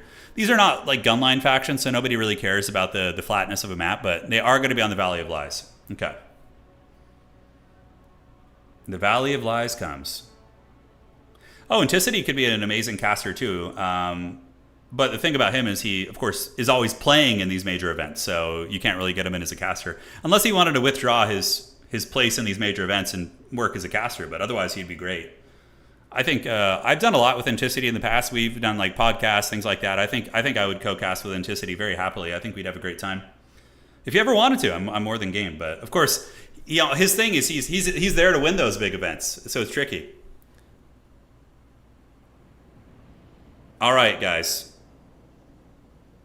Domination mode makes hosting tournaments a lot easier. Oh, for sure. Land battle's great. Like I think land battle's cool. I mean, there's a lot I don't like about it from my olden days. But if you have like good hosts and the people are amiable and nobody's really trying to bend the rules, you can have some fun events. And the spectacle of land battle is very good. But for competitive and tournaments, I think Dom's way better. Yeah. But again, I understand where Total War purists are coming from, like people who played Total War and want to have that classic army versus army feel without RTS reinforcements. Because domination makes Total War into like a more traditional RTS experience. Okay. Looks like somebody either disconnected or reloaded. Oh, okay. Subutai forgot a caster. Okay, so they just reloaded, which is nice. What does an Necrarch Vampire bring to the table? He has a different lore. I think he has Flock of Doom and a couple other weird spells. Subutai is adding... Oh my god, please change your banners. Subutai, change your banner. Change that also to be different. They have like the same banner. Oh, it's too late. It's too late. It should be... Their banners are really similar. They're really similar.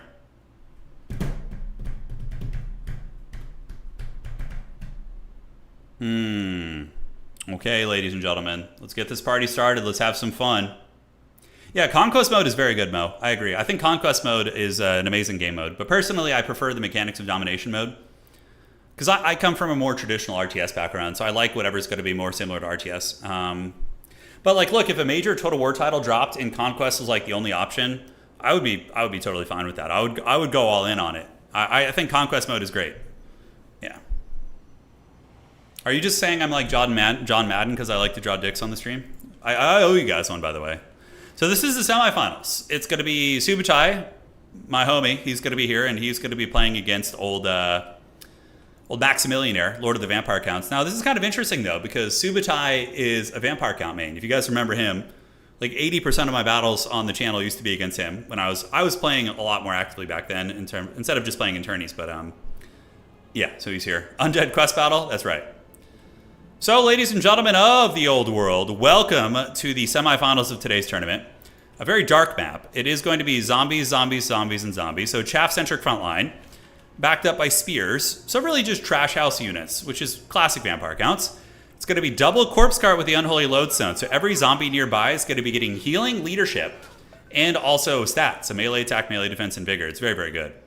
We got Cryptors here as well, which are some of your harder hitters. Cryptors are, your breadwinners. They get in there and they actually do the damage.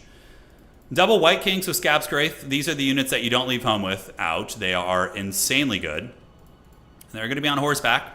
And a Necrarch Vampire Lord. So what is he going to bring to the table? We do have Purple Son of Xarius, Raised Dead, and Invocation.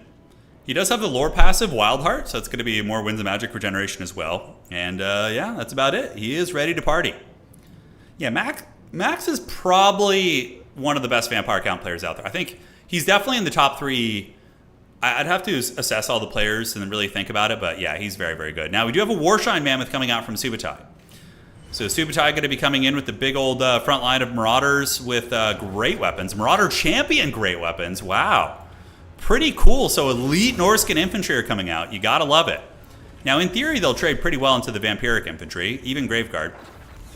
We do have the Warshine Mammoth, a couple spears on the backside, Javelins as well. Javelins are S tier against vampiric monsters if they can fire.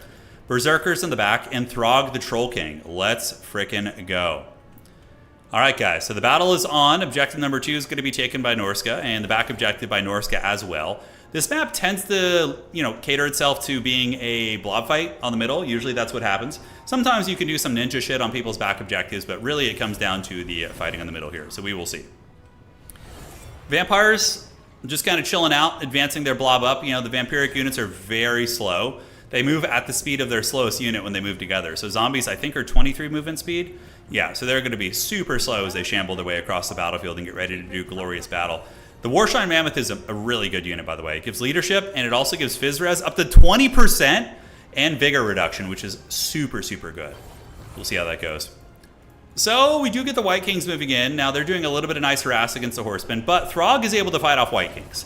Throg is very, very good in this matchup. He is, I think, the ideal pick. Wolfric's a little bit too easy to snipe. Nice Javelin fire right there from the Horsemen, able to get some HP off these. And yeah, Subutai is basically just planting his banner in the ground and sitting on the objective. He does have a Firecaster with Burning Head in the back, so he's going to be chilling out right there. And in the meantime, more Horsemen are going to be on their way over.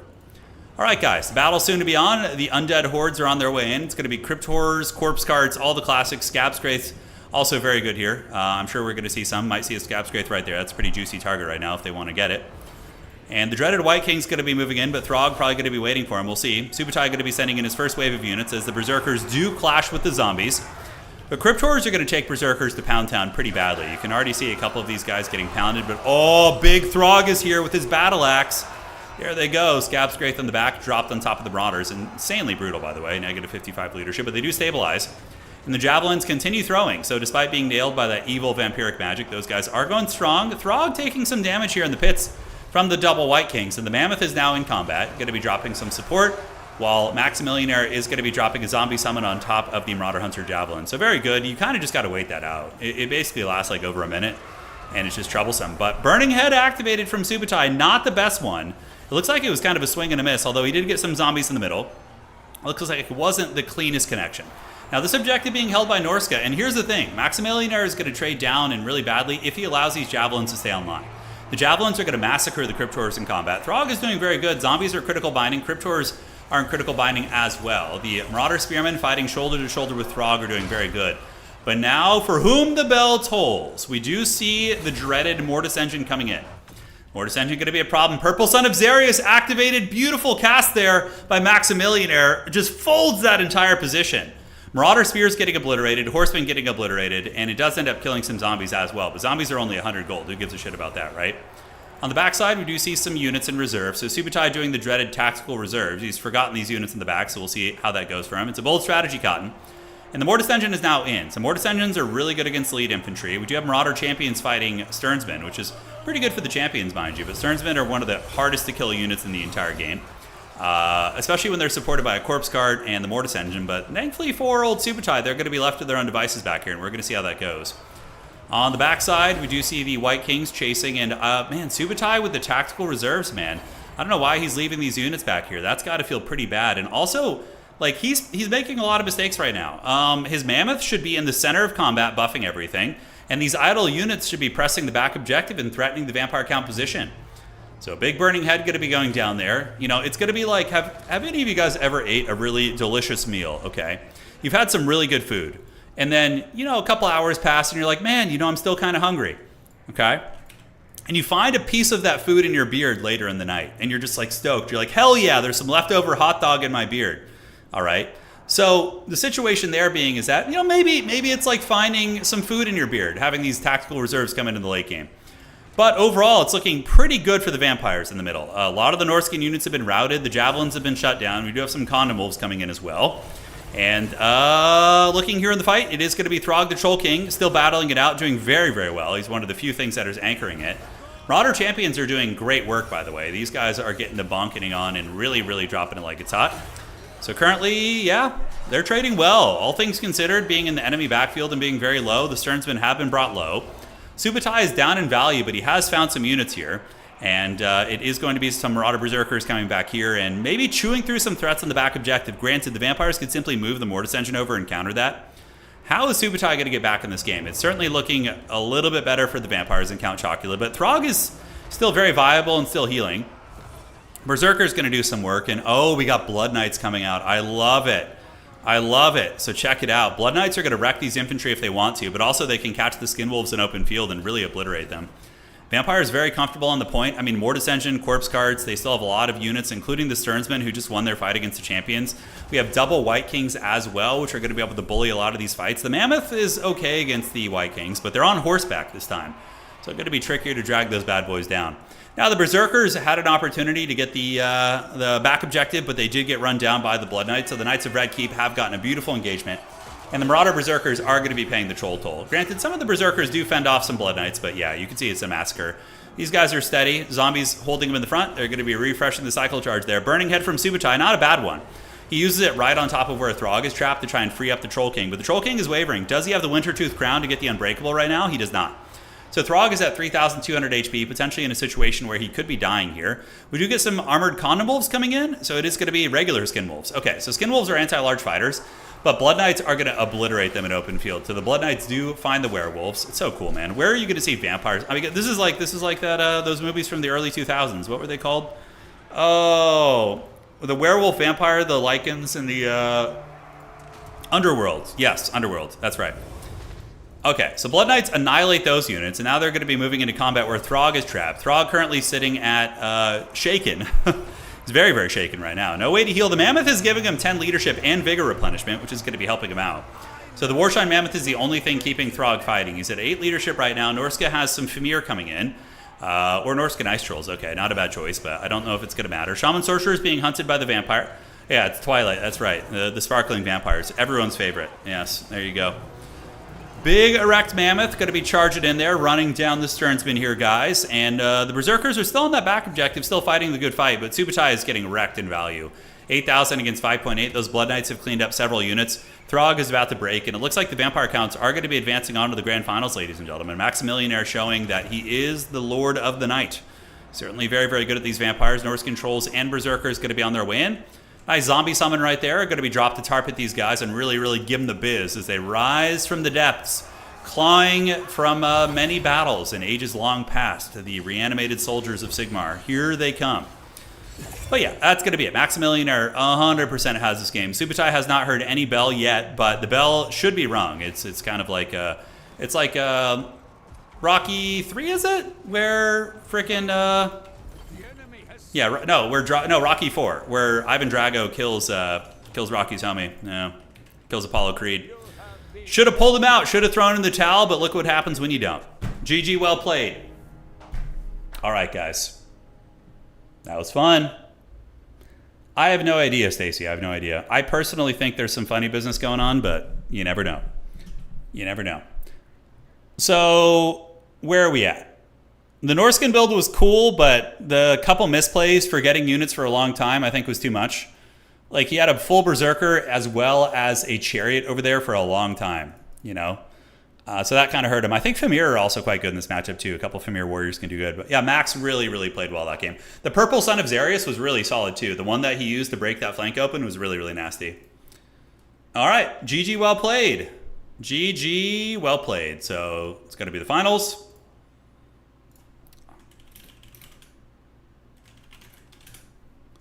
And let's check this.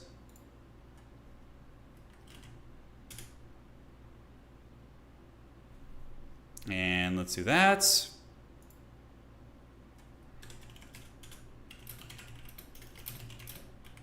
Just responding to some of the players here real quick.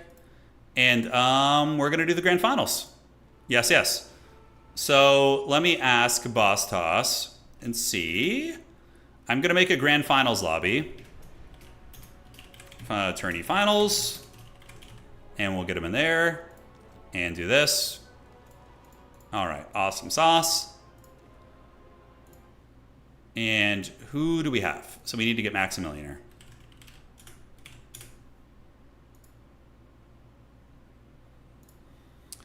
All right. So Max is going to be on his way over. And let me go ahead and ask Own Goal. He should be casting the finals as well. See if he's casting the finals here. I don't want to step on anybody's toes. And do it. Yeah, live. Who knows, man? Who knows? Real Europeans stay awake to watch.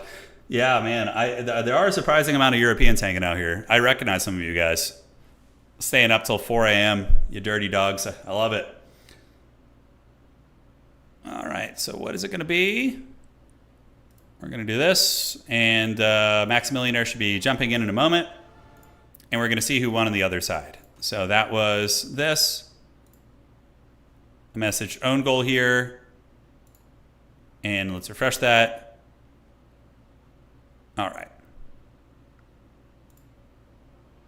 Okay.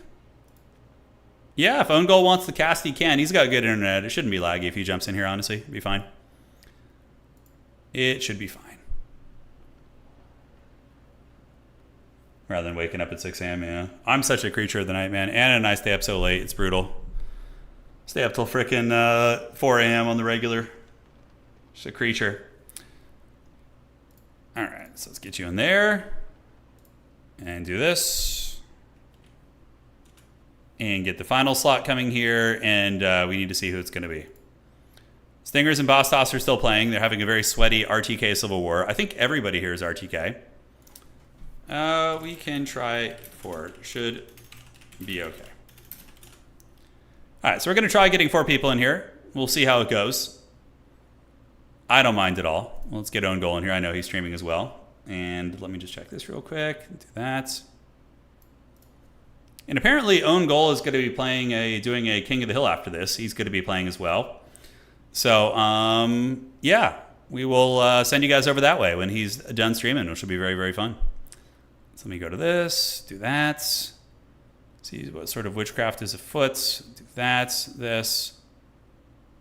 Okay. And where are you?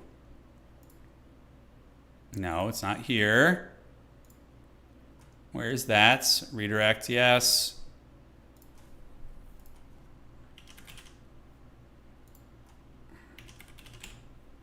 Is that going to work? Let's see if I can find him. Oops. Okay, where? Why is Own Goal's video not appearing here? Trying to figure it out. There we go. All right. So, the name of Tim's stream is really good, by the way. Late Night Riz Chowie SFT. Oh my God. Let's try it. So we're going to save this. All right. Awesome sauce. Yeah, I think I want to try and change the stream settings so that the chat is live too. There's not a delay with you guys on YouTube. God, you're like, God damn, I have a 7-year-old that can't live that life anymore. Yeah, yeah.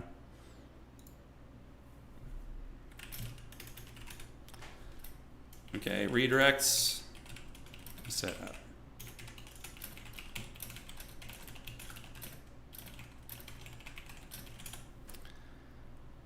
Okay. All good. All good. I don't know about you guys, but yeah, I have trouble going to bed early. It was always something I didn't enjoy. When I used to work at my athletic job, I had to get up at like 4 or 5 a.m. on the regular, and I did not enjoy that. Although when you're drinking coffee, it's kind of interesting. If you program your brain to really kind of fiend for the coffee, your body will like wake itself up knowing the reward of coffee is coming. Yeah. I used to love those Underworld movies. They were really fun. I've rewatched those so many times.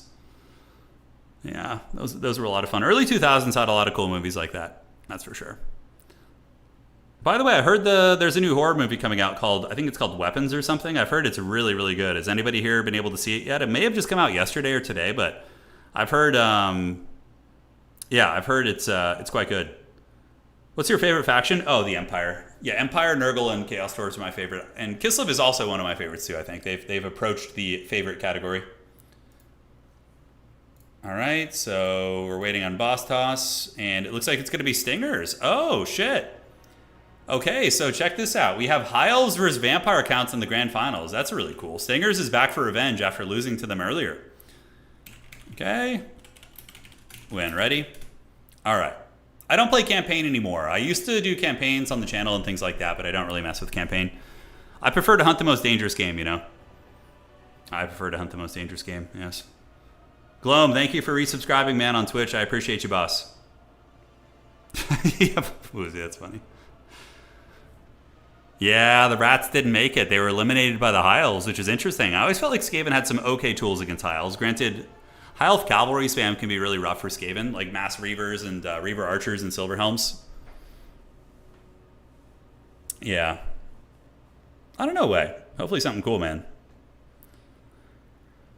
All right, so begins the battle of our time. RTK is taking over. We have Own Goal here casting. He's streaming as well. Stingers is RTK also, but he doesn't use the clan tag. And then we have Maximillionaire representing the Sons of the Mountain, which the Sons of the Mountain clan is mostly Polish dwarf players. Like Grombrindle is in there, a couple other people. Charix, I think, is RTK. Yeah, Sons of the Mountain is mostly Polish dwarf players, or at least it used to be. Hey, Corey, god damn, dude, that's a generous donation. God damn. Hey, Turin, 7 more hours to go on my 13-hour shift. I definitely owe you all this for all the hours of entertainment you've given me over the years. Keep up the good work. Hey, man. Well, hopefully we can get you through a little bit longer. I'm going to be streaming this finals and then a little bit more after that. I think we'll do an FFA, and then that'll be in. I think today we need an FFA. It needs to happen. Man, Corey, thank you. That's an uber generous donation, boss. And yeah, the good times are going to keep rolling. We got you covered. We ain't going anywhere. We didn't hear no bell. All right, waiting to hear what the map is. It's going to be Maximillionaire. Let me know the map. Map, please. Okay, messaging the homies for the map. And we're doing it. Bears riding bears, yeah. Dwarven. Yeah, I would say, yeah, the Polish players tend to not, you know, it's interesting. What I've noticed about Polish players, people from Poland who play this game, is they either play dwarves or they either go the complete opposite end of the spectrum and are elf players. Like it's one, or it's all in on one direction or the other. Like you have players like Charix and Lotus Moon who are just the most elvish players ever, and then you get like players like Grombrindle who are just like Dowie in every aspect of their life, you know. Aslan, thank you for resubscribing, man. Thank you. All right, what's the map going to be? It's going to be... Wow, Stingers has not picked the map yet. Okay, he's scheming his maps, huh? So we got some time. Yeah, it's a cool finals matchup. It is. It is indeed. You got to make a choice in life, yeah. There's no in between. It would be interesting to see... You know, maybe I'll do that. We can do like a community poll to see like what country you're from and what faction you play, to see if there's like any patterns.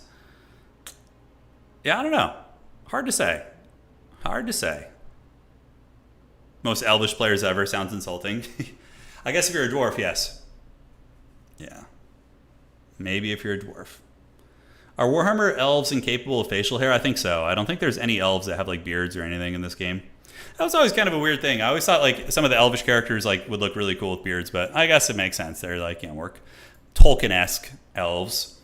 There's no elves in the Tolkien universe, right, that have beards or are described to have had a beard or a mustache. Obviously in the Peter Jackson movies we don't get that, but I'm just curious, maybe in like Silmarillion or something.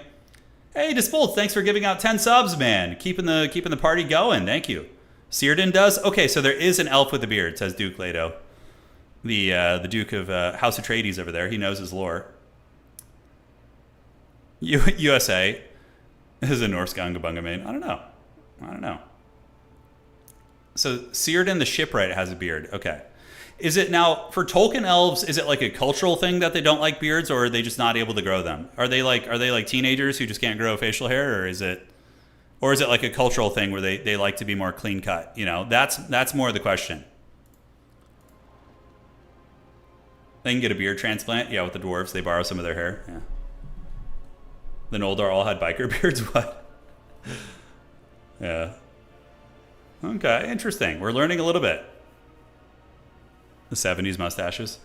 God, I really wish I could grow one of those like haggard 70s like porno mustaches. Those things are so epic. I just don't have the constitution for it, you know? I wasn't blessed with that. I like, my ancestry is Irish and Italian mostly. I think I'm about half Irish, 25% Italian, and then everything else is like just an amalgamation of various European cultures. And unfortunately, I didn't get any of like the epic bearded looks, which is rough. All right, so do we know the map yet? We do not have the map pick. How long is this going to go? I have no idea. My dad might have had a decent mustache. Let me check real quick. Hold on. Trying to see if I can find my dad with a mustache. Okay. Yeah. Here's some pics of him with a mustache. It looks pretty similar to mine, though. He doesn't have like a super powerful one. So my dad was a television actor back in the 80s, 90s, and 2000s and whatnot. He did some mostly in the 80s and 90s. Yeah, I would assume he would have had a powerful mustache at one point, but yeah, nothing too crazy. All right, cool. So there we go. Did you ever meet Tom Selleck? No, I never got to meet Tom Selleck. No, I have not. Is he more Italian? Well, my dad was half Irish, half Italian. Yeah, his dad was full Italian and his mom was full Irish. Yeah, his parents were first generation here in the States. Okay, so do we have a map yet? Waiting on it.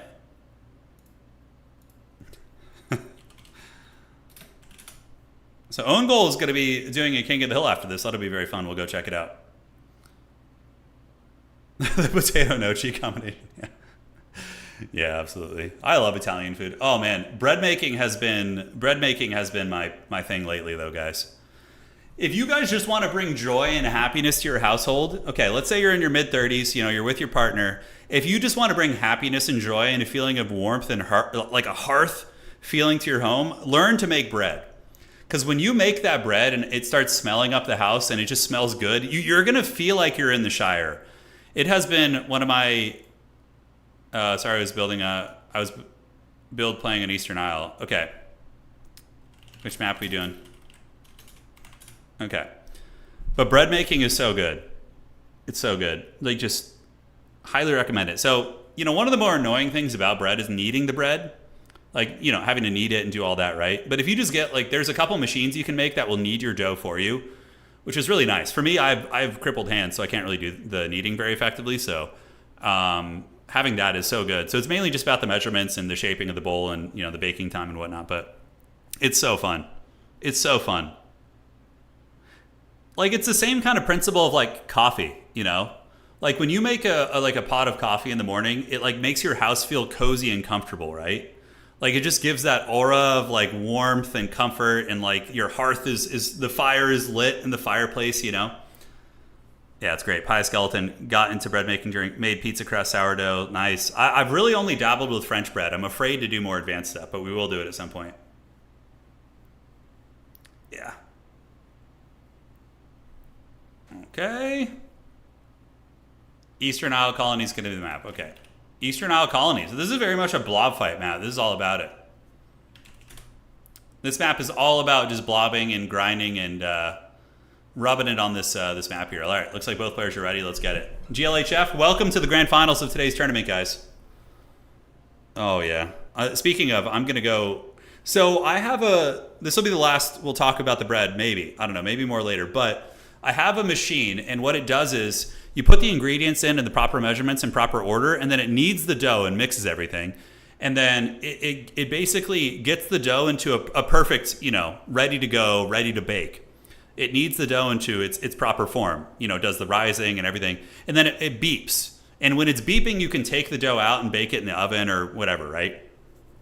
But if you leave the dough in the machine, it actually just bakes the loaf in there. But it takes like 3 or 4 hours in there. And it's not as good, honestly. When you bake it in the oven, it's been a lot better in my opinion.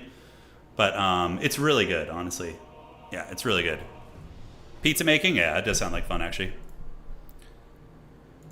Yeah, then you pull the paddle, correct. Yeah, it's that exact thing, Filter Decay. Exact thing. All right, ladies and gentlemen of the old world, welcome to the grand finals of today's tournament. It's going to be Maximillionaire on his main faction, the Vampire Count, showing why he is the king of the dead. And he is going to be facing off against Stingers, our high elf champion, who has faced a lot of adversity today. Stingers, of course, did lose to Maximillionaire in the earlier rounds of the tournament. But has he learned from those mistakes? Will he be adjusting his build and coming back for blood and victory? Find out today. So guys, looking at the build here, it is going to be an Arcane Phoenix. Arcane Phoenixes were really clutch earlier. The bombardment abilities and their fire damage and magic damage, incredibly relevant against these guys, right? We have Larry the Radiant. Tempest is a god tier ability for locking down Flying Lords, and Earthblood is also very good too. Lamian Vampire Lord with the Scepter of Stability is going to be the choice, so the magic resistance is going to be here on the table. And aside from that, we do have a couple Spearmen and Phoenix Guard in the opening build this time around, which is cool. That's definitely going to give the High Elf some staying power on the objectives out of the gate, so we will see how that goes. And archers are going to be Shadow Walkers, 2 of them actually, for the poison shots. Very interesting.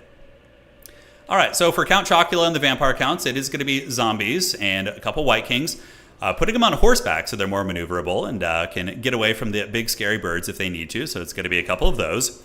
Corpse Carts, Skeletons, Crypt Horrors, a very, very meta Vampire Counts. Vampire Counts have a pretty limited playstyle. I would say of all the factions in the game, they are probably the most meta restricted. I mean, there are a couple off-meta things you can do like Heavy Graveguard, but typically zombies, Corpse Carts, Crypt Horrors, and Skeleton Spears is like your bread and butter. And you don't deviate too much from that. It's very, very good. Because it's just tarpeted so well, and it's so grindy, and the healing, and it really adds up, right? So checking to see, it looks like we're not having any lag issues, ladies and gentlemen, and that is going to be it for the armies. And the battle will be starting soon. White Kings are MVPs here. Their anti-infantry is nice, but more importantly, Scab's Graith at Melting Spearmen and Lotherns is god tier. Shadow Walkers are good at shooting into the zombies, and if they need to, not zombies, excuse me, the Crypt Horrors and the Corpse Carts. Those are going to be good.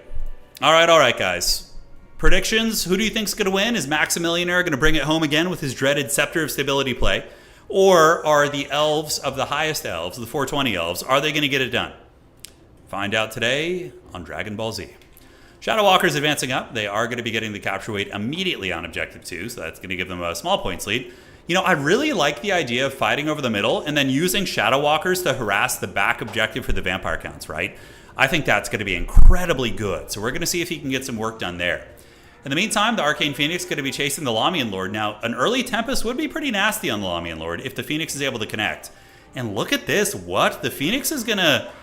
The Lamian Lord's going to stay and fight the Arcane Phoenix, and then there's going to be a Tempest, right? This seems like a big mistake from Maximillionaire. Although that Lamian Lord is no slouch. It does have 60 melee defense, and it looks like there's not going to be a Tempest used. Using a Tempest here would be a mistake because, you know, the Lamian Lord would simply just land on the ground. Stinger's going to be using a little bit of micro to land over here and engage against the White Kings, and one White King does lose about 10-15% of its HP from the Eagle as well as the Arcane Phoenix. So very, very nice stuff. And looking on the objectives here, the Shadow Walkers are going to be rotating to the middle, and the Undead Horde is going to be shambling forth, but that Phoenix did take a lot of damage. But the damage on the Phoenix isn't really that big of a deal because of the healing. Larry has a shit ton of healing. Between the Star of Avalorn and Earthblood, it's going to be really nice. Now, when are we going to see that Tempest going down? First thing's going to be an Earthblood. Heals aren't active. And they decide to land again, going after the White Kings on horseback. And do they get hit? One White King does get tagged. The Arcane Phoenix is getting some really good damage in there. The White King is kind of struggling to get away from the Eagles, but does get away and is down to half health. So the Elves are going to be forming ranks. And this is really going to be land battle-esque. For anybody that prefers land battle, you're in the correct map, because they're basically just going to be having a land battle fight over this objective with some minor reinforcements. Oh, Eagle Bombardment going down. It's going to be tickling some of these zombies, so the Arcane Phoenix, an amazing bombardment right there, really able to get the job done. Dropping it like it's hot on these guys and melting them nice and good like. A couple Spearmen are going to be forming ranks, and the Phoenix Guard are now going to be surging forth. So Lamian Vampire Lord is on the run. Are we going to be seeing a Tempest? No, Tempest, oh, what a good Tempest. Larry using her Tempest on these Vargeist here. But Scepter of Stability is a targeted ability. Oh, that's so clutch. So he uses the Scepter of Stability on the Vargeist there to mitigate. I did not know that. I thought it was a self-targeted ability. So today you learn. But look how freaking good that was, mitigating most of that damage right there. Talk about MLG counterplay. I always love when players come up with cool text like that. Now, Archer's going to be shooting into the mass here. Shadow Walkers and Fireborn are going to be on the way in. On the backside, though, the Vargeist did get wrecked a little bit by some of the shooting of the Shadow Walkers. They do have 25 missile strength as well as poison damage, so not going to be irrelevant there. They are able to get it. And ladies and gentlemen, the Phoenix Guard are holding well. I mean, there's not really much on them. There's no Mortis Engine yet, nothing to really kill them. I think this map is better for the High Elves because they can... It's harder to get to their archers here, right? They don't have like dogs and bats and different things running around like that. It's tough. But Scab's Wraith activated and the Zombie Summon is going to be dropped here. And the Lamian Vampire Lord is flying overhead. Could be hit by a Tempest. Now, on this side, the Fireborn do get a Giga Chad engagement versus the Crypt Horrors. You can see these guys are melting, and the Elite Elven Cavalry do get a good fight, crumbling many of the zombies and surging forth on top of the White Kings. Now, on the backside, Lothar and Seaguard going to be on their way out, and so far the Elves are holding firm, but is that a Winds of Death? Oh, man! Big Winds of Death dropped there. That Spearman unit gets KO'd. It's like the 90s, like Street Fighter KO. Should have used it on the Phoenix Guard. That was a big mistake. Should have been used on these Phoenix Guard here. Would have been a big karate chop, but, you know, it's not the biggest thing in the world. It was able to annihilate one unit, so at least it gets that job done. So Winds of Death, of course, is on the table. Now, Tempest could be activated on the Lamian Lord, not for damage, but to snare it in place and get a lot of work. We'll have to see. Fireborn going to be pulling back here. Nothing really playing the side. Vargeist may be thinking about harassing that objective as they do move over that direction. And now the bird is the word. Larry going to be dropping a Tempest actually on the Lamian Lords. That's going to slow it down by 60%. Letting the birds really get in there and do some work, but they're actually going after the Vargeist. Now that Tempest was amazing. It's going to be hitting everything. It hits the Vargeist, both of them, and also the Lamian Vampire Lord. Scepter of Stability is activated, but yeah, nice play there nonetheless. So this objective still being held on to. The Phoenix Guard are being absolute Giga Chads. They're going to be bashing it out right here. They're getting their big old halberds in there and grinding down the Crypt Horrors over time. Lothar and Seaguard coming in, and oh, Swordmasters of Hoeth. Man, this game is getting cooler and cooler, but honestly, Stingers looks like he's in a more commanding position this game. I mean, it's certainly still a close game, and the value is actually probably dead even with healing taken into account, but it's looking... Actually, no, High Elves are healing too this game, so it's a bit different. Now, the two White Kings causing havoc amongst the archers. The best bet for the High Elves is either to surround them with Fireborn or just ignore them, or maybe send a Phoenix after them. Larry moving in, very risky, but the Mortis Engine is getting focus fired by the Shadow Warriors. It's really getting it. And Invocation of Hex going to be activated. Beautiful Phoenix play right there, right on top of the Undead Blob.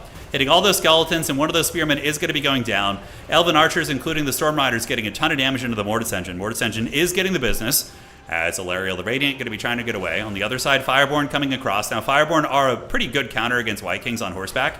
The White Kings on horseback are large entities, therefore the anti-large bonus of the Fireborn is going to wreck them. And if they stay in combat there, those White Kings will lose that fight. So we'll have to see how that all unfolds there. Mortis Engine able to get away, but on the bright side, it was fended away from the combat. But the danger is that Larry is a little bit trapped here. So Lariel could be getting the reverse ambulance play, as she is a little bit trapped up by all these Crypt Horrors, but it looks like she's trying to push her way out, and is going to be using the Star of Avalorn right there. So the Star of Avalorn is a massive, massive percentage-based heal. It's insanely big. And we do see another Tempest going down there. Interesting. So using Tempest on the grounded undead, I think, on the Vargeist there, yes. So Larry able to get away, and we do have the Chad Masters of Hoeth coming in. So here they come.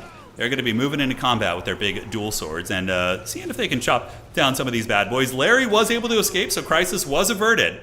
Value looking very, very good for the Elves, and the White Kings have been killed. It's very rare you see White Kings getting killed, but both White Kings did get trapped and surrounded by the hard counters, the Dragon Princes, who, by the way, have not lost a single frickin' model since they've been out, which is like the early game. Impressive stuff.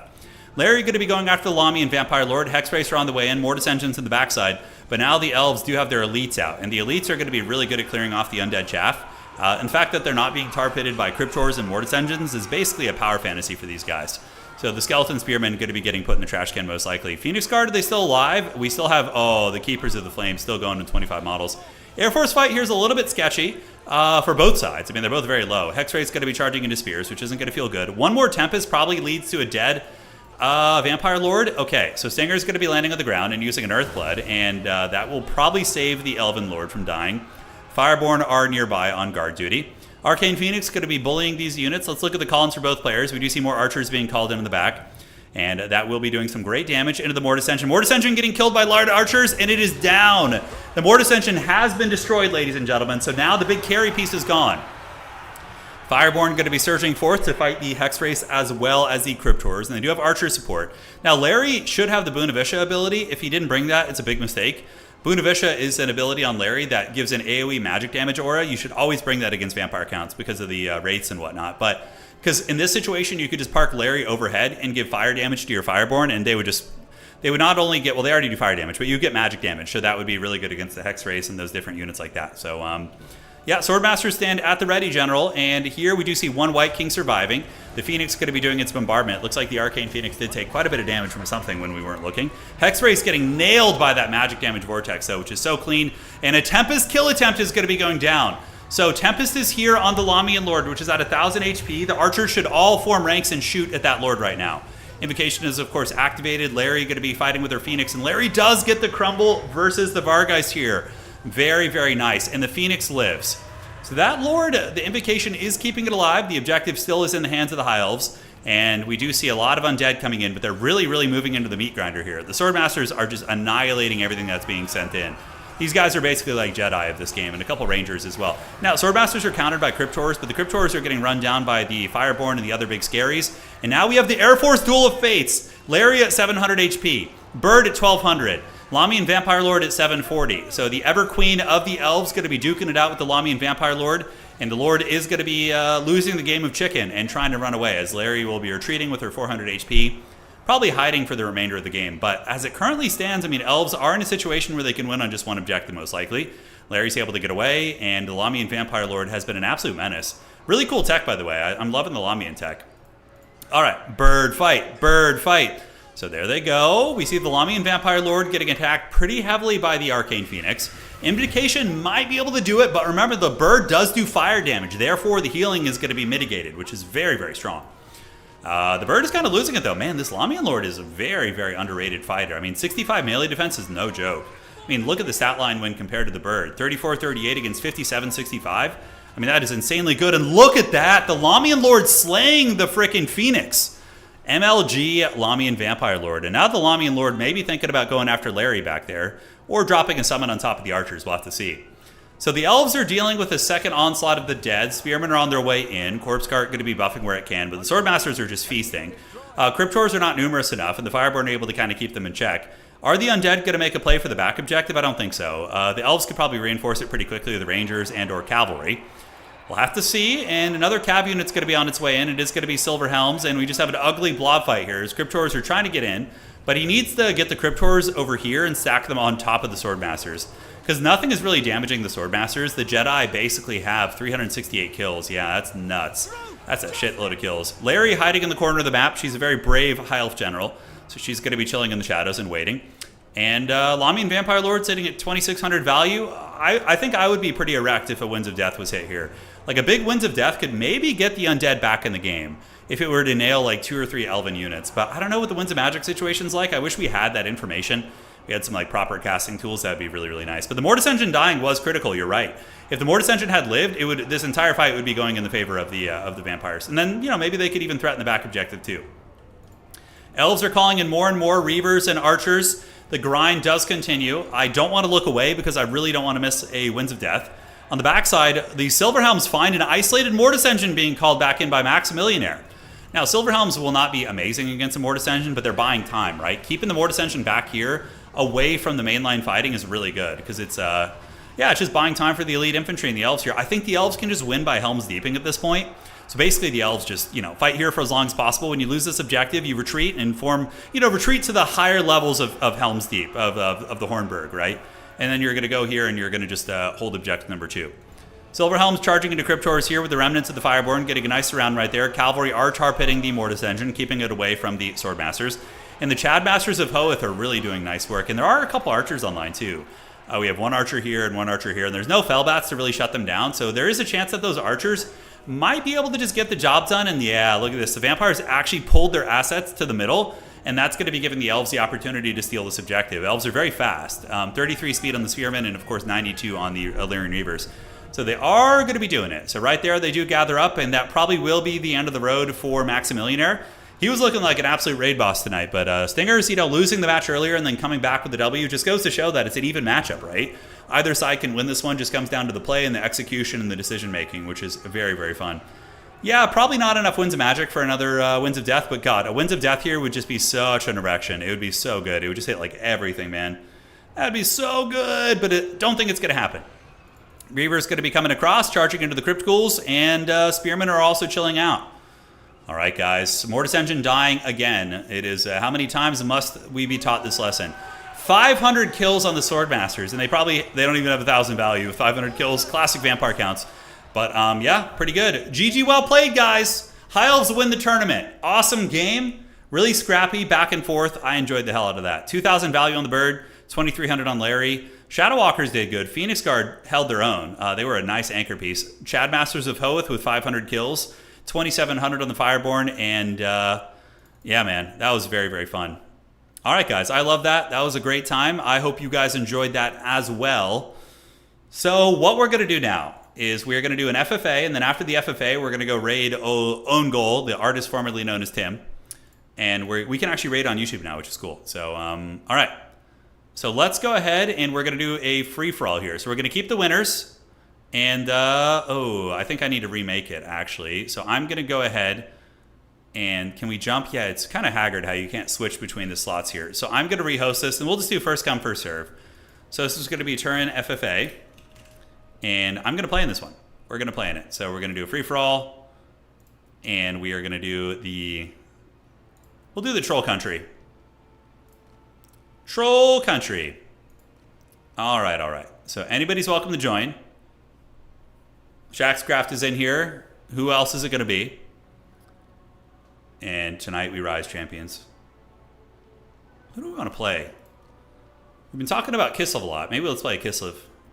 FFA. I think we're going to get some cool shit. Shaxcraft has gotten in here. And, you know what? Let's do this map. Warpstone Crater's fun. This is probably my favorite FFA map. The Desert Canyon. I think this one's great. Okay, we got Maximillionaire in here. And we're going to do it. Yes. Feast, minions. Feast.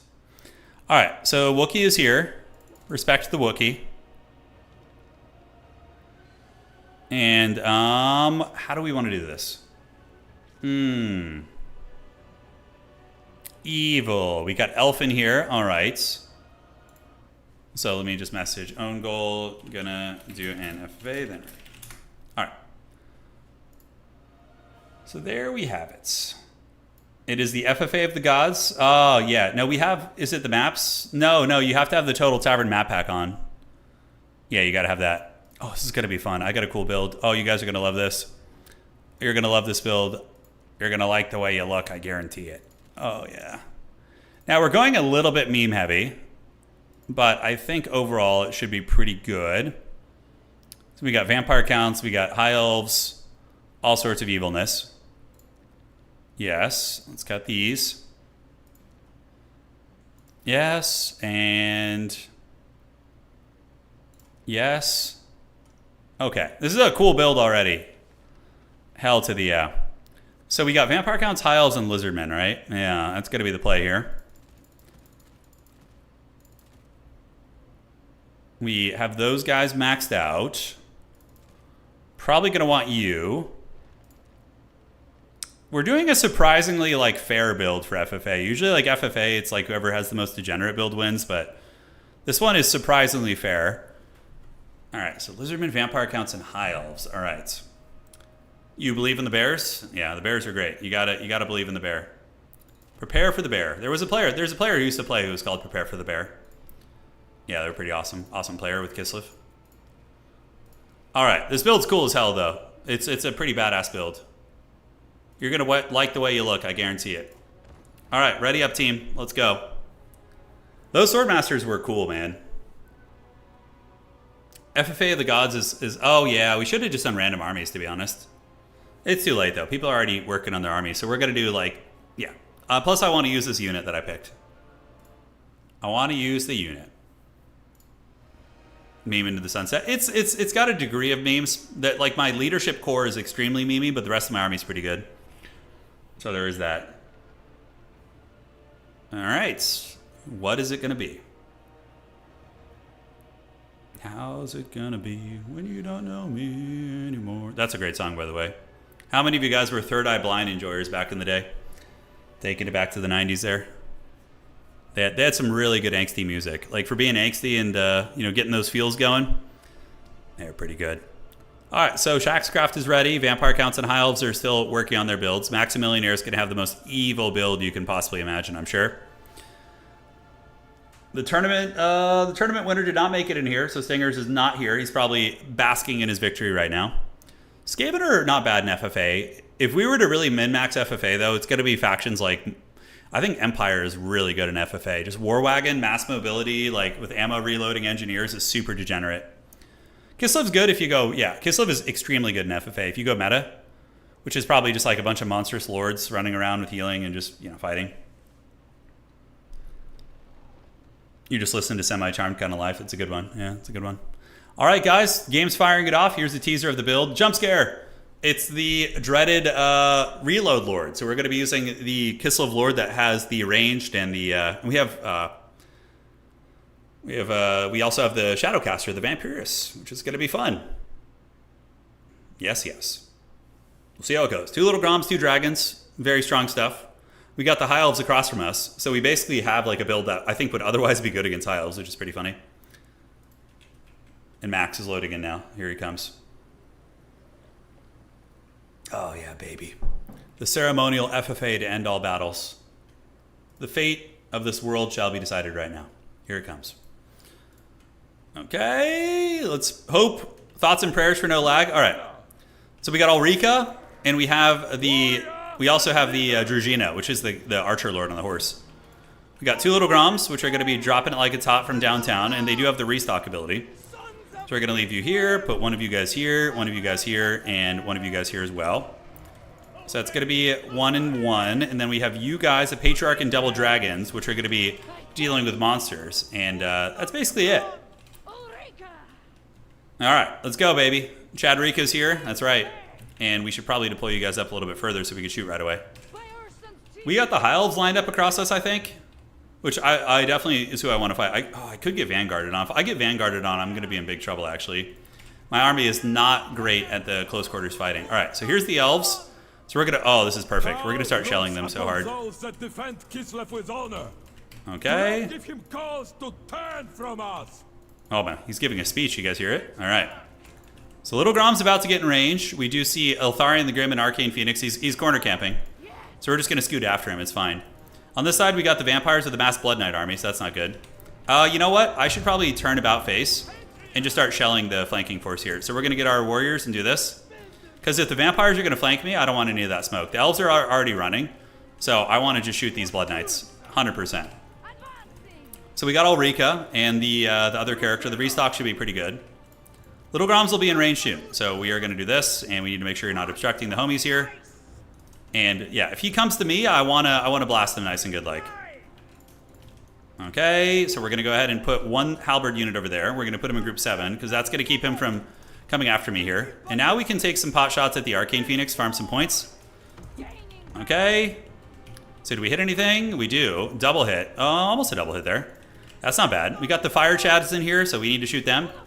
Let's form the warriors up, get the halberds going, and the Blood Knights I don't think are gonna come for me. Land is power! Alright. Can we get a Melkos? Range is pretty far on those guys. I think we can get them from there, though. Oh, those freaking Fireborn are going to get it so good. Oh, God. So good and tasty. Okay, so I'm going to get sandwiched most likely, which is going to be bad. I'm hoping those Kisavite warriors can turn about face and do it. We get some really good shots there, and it looks like there's going to be some magic foot. But now we can start shooting at these characters here. Is that just a fiery convocation? I think it is. Okay, we're chilling. Shoot at Eltharion the Grim. And we're going to get some of these guys forming up here. The Lizardmen are just not doing a whole lot. We managed to tag Eltharion pretty hard, so we're already up in points pretty heavily. So let's keep doing this, see if we can get in there. And now, do we keep shooting Eltharion? I don't know. It's a tricky choice. So you guys are back. Let's get you guys to go run these homies down, and we are continuing to get some good shooting. Eltharion losing a lot of HP here. We're going to get you guys in the mix, and we can turn around and start shooting those Blood Knights. Yeah, he lands on halberds, which is good for us. Fireborn are still cruising for a bruising. I'm going to get swarmed here, like, really bad. It's going to be a disaster and a half.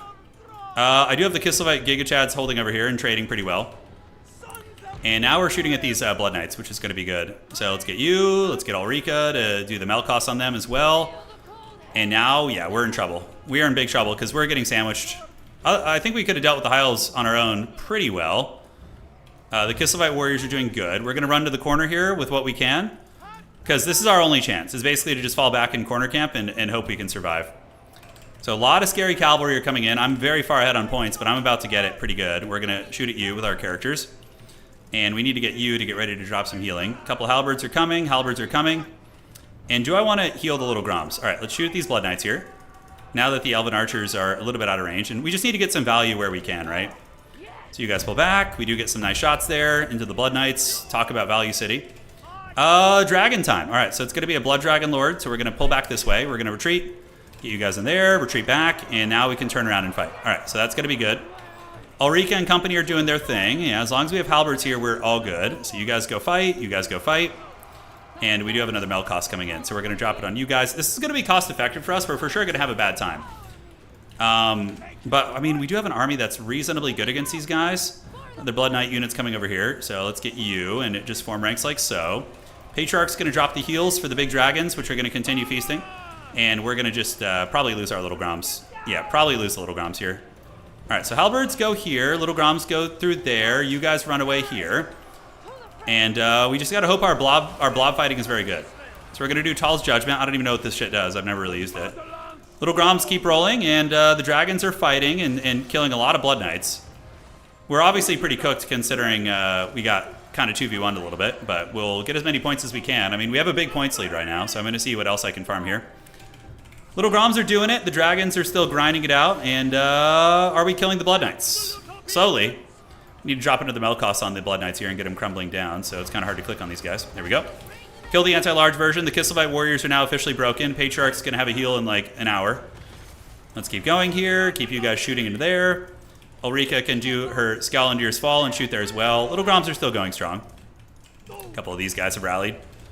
On the bright side, like, our two characters are going to be able to farm pretty well, I think. The Patriarch's probably going to die here. We most likely want to try and escape with our dragons. Are they faster than Blood Knights, though, is the question. They're similar in speed. Similar in speed. All right, let's use the restock ability on Ulrika. Give her more ammo. OP Ulrika sniping. We just sacrifice the little Groms and take our points lead that we've gotten and hopefully get away. Yeah, the healer is going to get cooked probably. I don't think he's going to live, so that is unfortunate for us. So these guys are crumbling, and if we can keep the two dragons alive and just kind of poke from the sides and stay in the game that way, that's going to be pretty big. All right, so little Groms are getting tar pitted. We have some warriors coming back.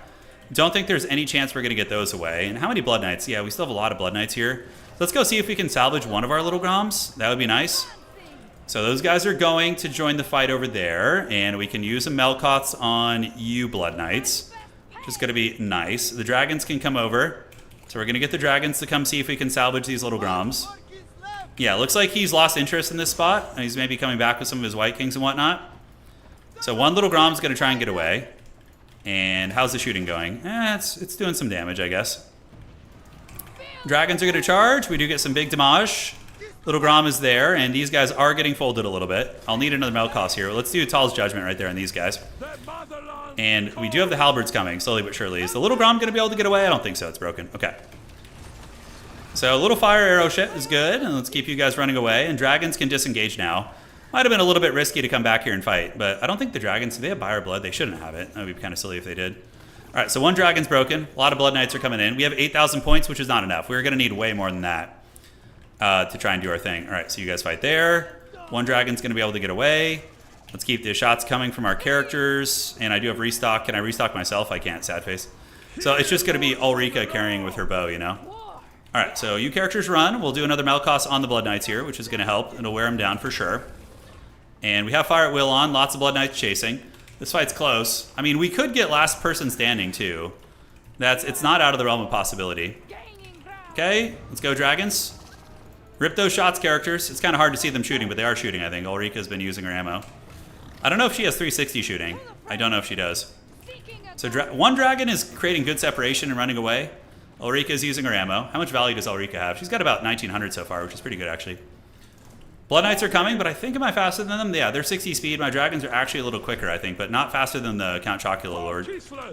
How are we looking over here? So we do have lizard men fighting with high elves. Yeah, I mean, we could sacrifice one dragon for the greater good here. I think we're going to have to do that and hope this one rallies. We'll see if it does. So he's at 19 leadership. We're going to see what we can do. Get these characters around. This dragon's going to beeline to the other side of the map, and we're just going to keep you guys and continue poking here. We do have another Melkoth too, so that's going to be quite nice. All right, let's use the blinded thing, and we're just going to shoot at the Vampire Lord. See if we can get some pot shots. We're going to use Tal's Judgment on you. So that dragon does fall, but not before it does a great job. Okay, he shoots like a really limp fire arrow shot. Oh my god, that shit sucks. Jesus Christ, that's terrible. All right, Melkoth's on you guys. Let's go. Chase him down a little bit. Just farm value where we can. Georgina's sitting at 700 value right now. We're going to let that dragon just replenish all of its vigor. That's going to be the idea.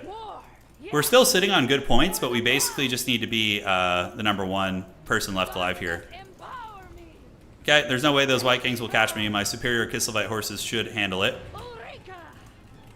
Ulrika's still shooting and doing a tiny bit of damage. Gotta keep farming points. The Elf army over here is looking raggedy. Eltharian's very, very low. Are we actually even doing any damage? I guess Ulrika's hitting. Her bow just does not have armor piercing, I guess. So it's pretty terrible against the White Kings. We have one more restock, but we need her to use more ammo before we do that. Do you guys see how limp that shit was? That was terrible, dude. That was absolutely terrible. Okay. It only has 2 projectiles. Yeah, that needs a buff, man. That needs some smoke. Okay, so Dragon is resting. He's going to be there for us in the 4th quarter. He is currently very tired, so we want him to replenish his vigor. Just poking at the Vampire Lord. Are they shooting their bows? I think they are. Okay. Okay, he shot his bow. Did it hit? 357. Okay, it did like 200 damage. That's not insignificant, right? That adds up. Georgina is sitting at 900 value. What a Chad. Like a mini Amber Spear. How many charges do we have on that thing? Okay, it's limited charges too. So we need, who has the 2nd most points? Yeah, unfortunately I need to be last person standing to win this. This is going to require a bit of finesse, but it's not impossible. The strongest standing army is probably the Vampire Counts. So we need to kill their anti-large Blood Knights. So we're going to do that. Drop a little bit of this on them. Keep shooting the Lord here. And the Georgina is now officially out of ammunition. So it's just going to be Ulrika shooting. He does have the buffing ability, the Cursed Frontier. So he buffs her reload skill as well as her other stats, so it's really nice. Okay, so Lizardmen are beating down something, the Frostheart Phoenix. I still have the points lead, but Shaxcraft is chilling pretty good.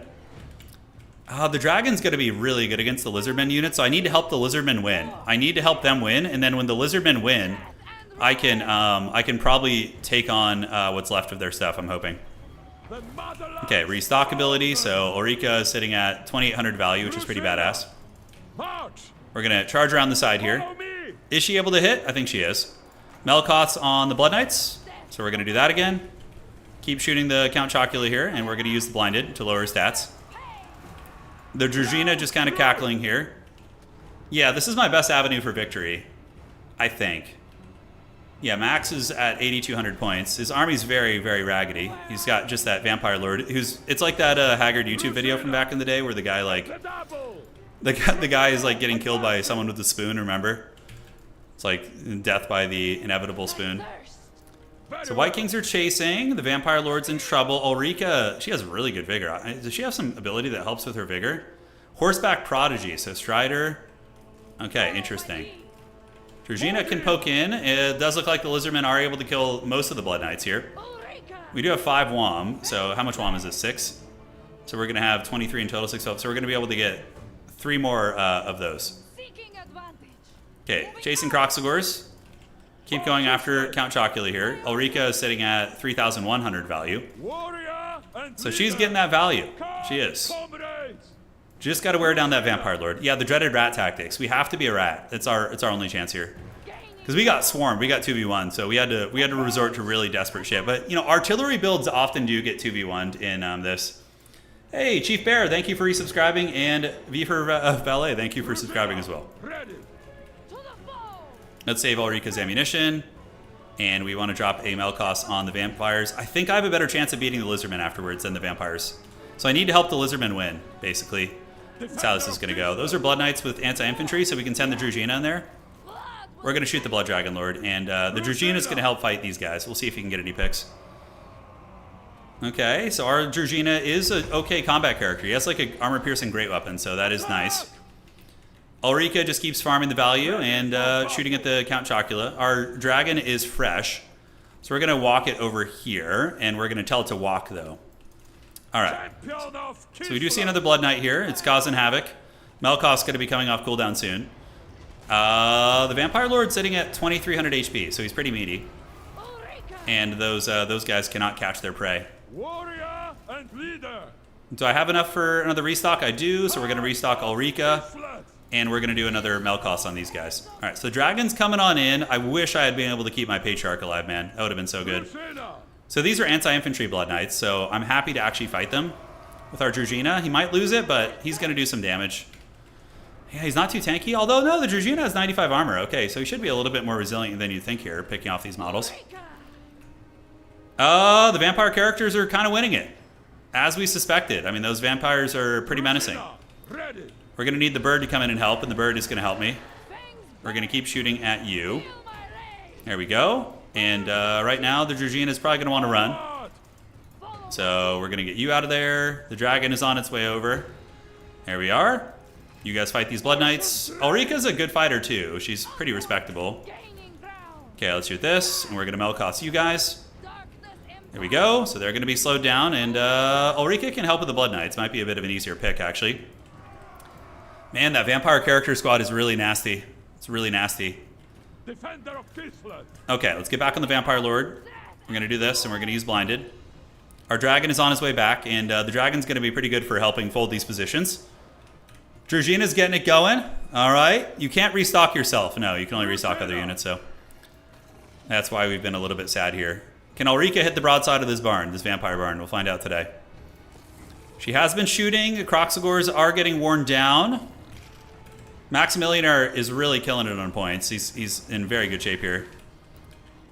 I need to kill these Blood Knights. We have enough for one more Melkoth? We do not. So sad. We are in the sad pits right now. Come on, Croxagors, hold. Hold my gremlins. I need your help. I can't beat these foul vampires on my own. I mean, maybe Ulrika can get in melee and win this fight. I don't know. Okay, these guys are critical binding. Ulrika's going to keep shooting at you. The dragon's doing it. Drugina, man. Oh, there's some Sara Spears coming. Okay. So how is this going to go? We're going to run back this way. Keep shooting you. Dragon's doing real good, and we're going to get you in there to fight and see what we can do against this Lord.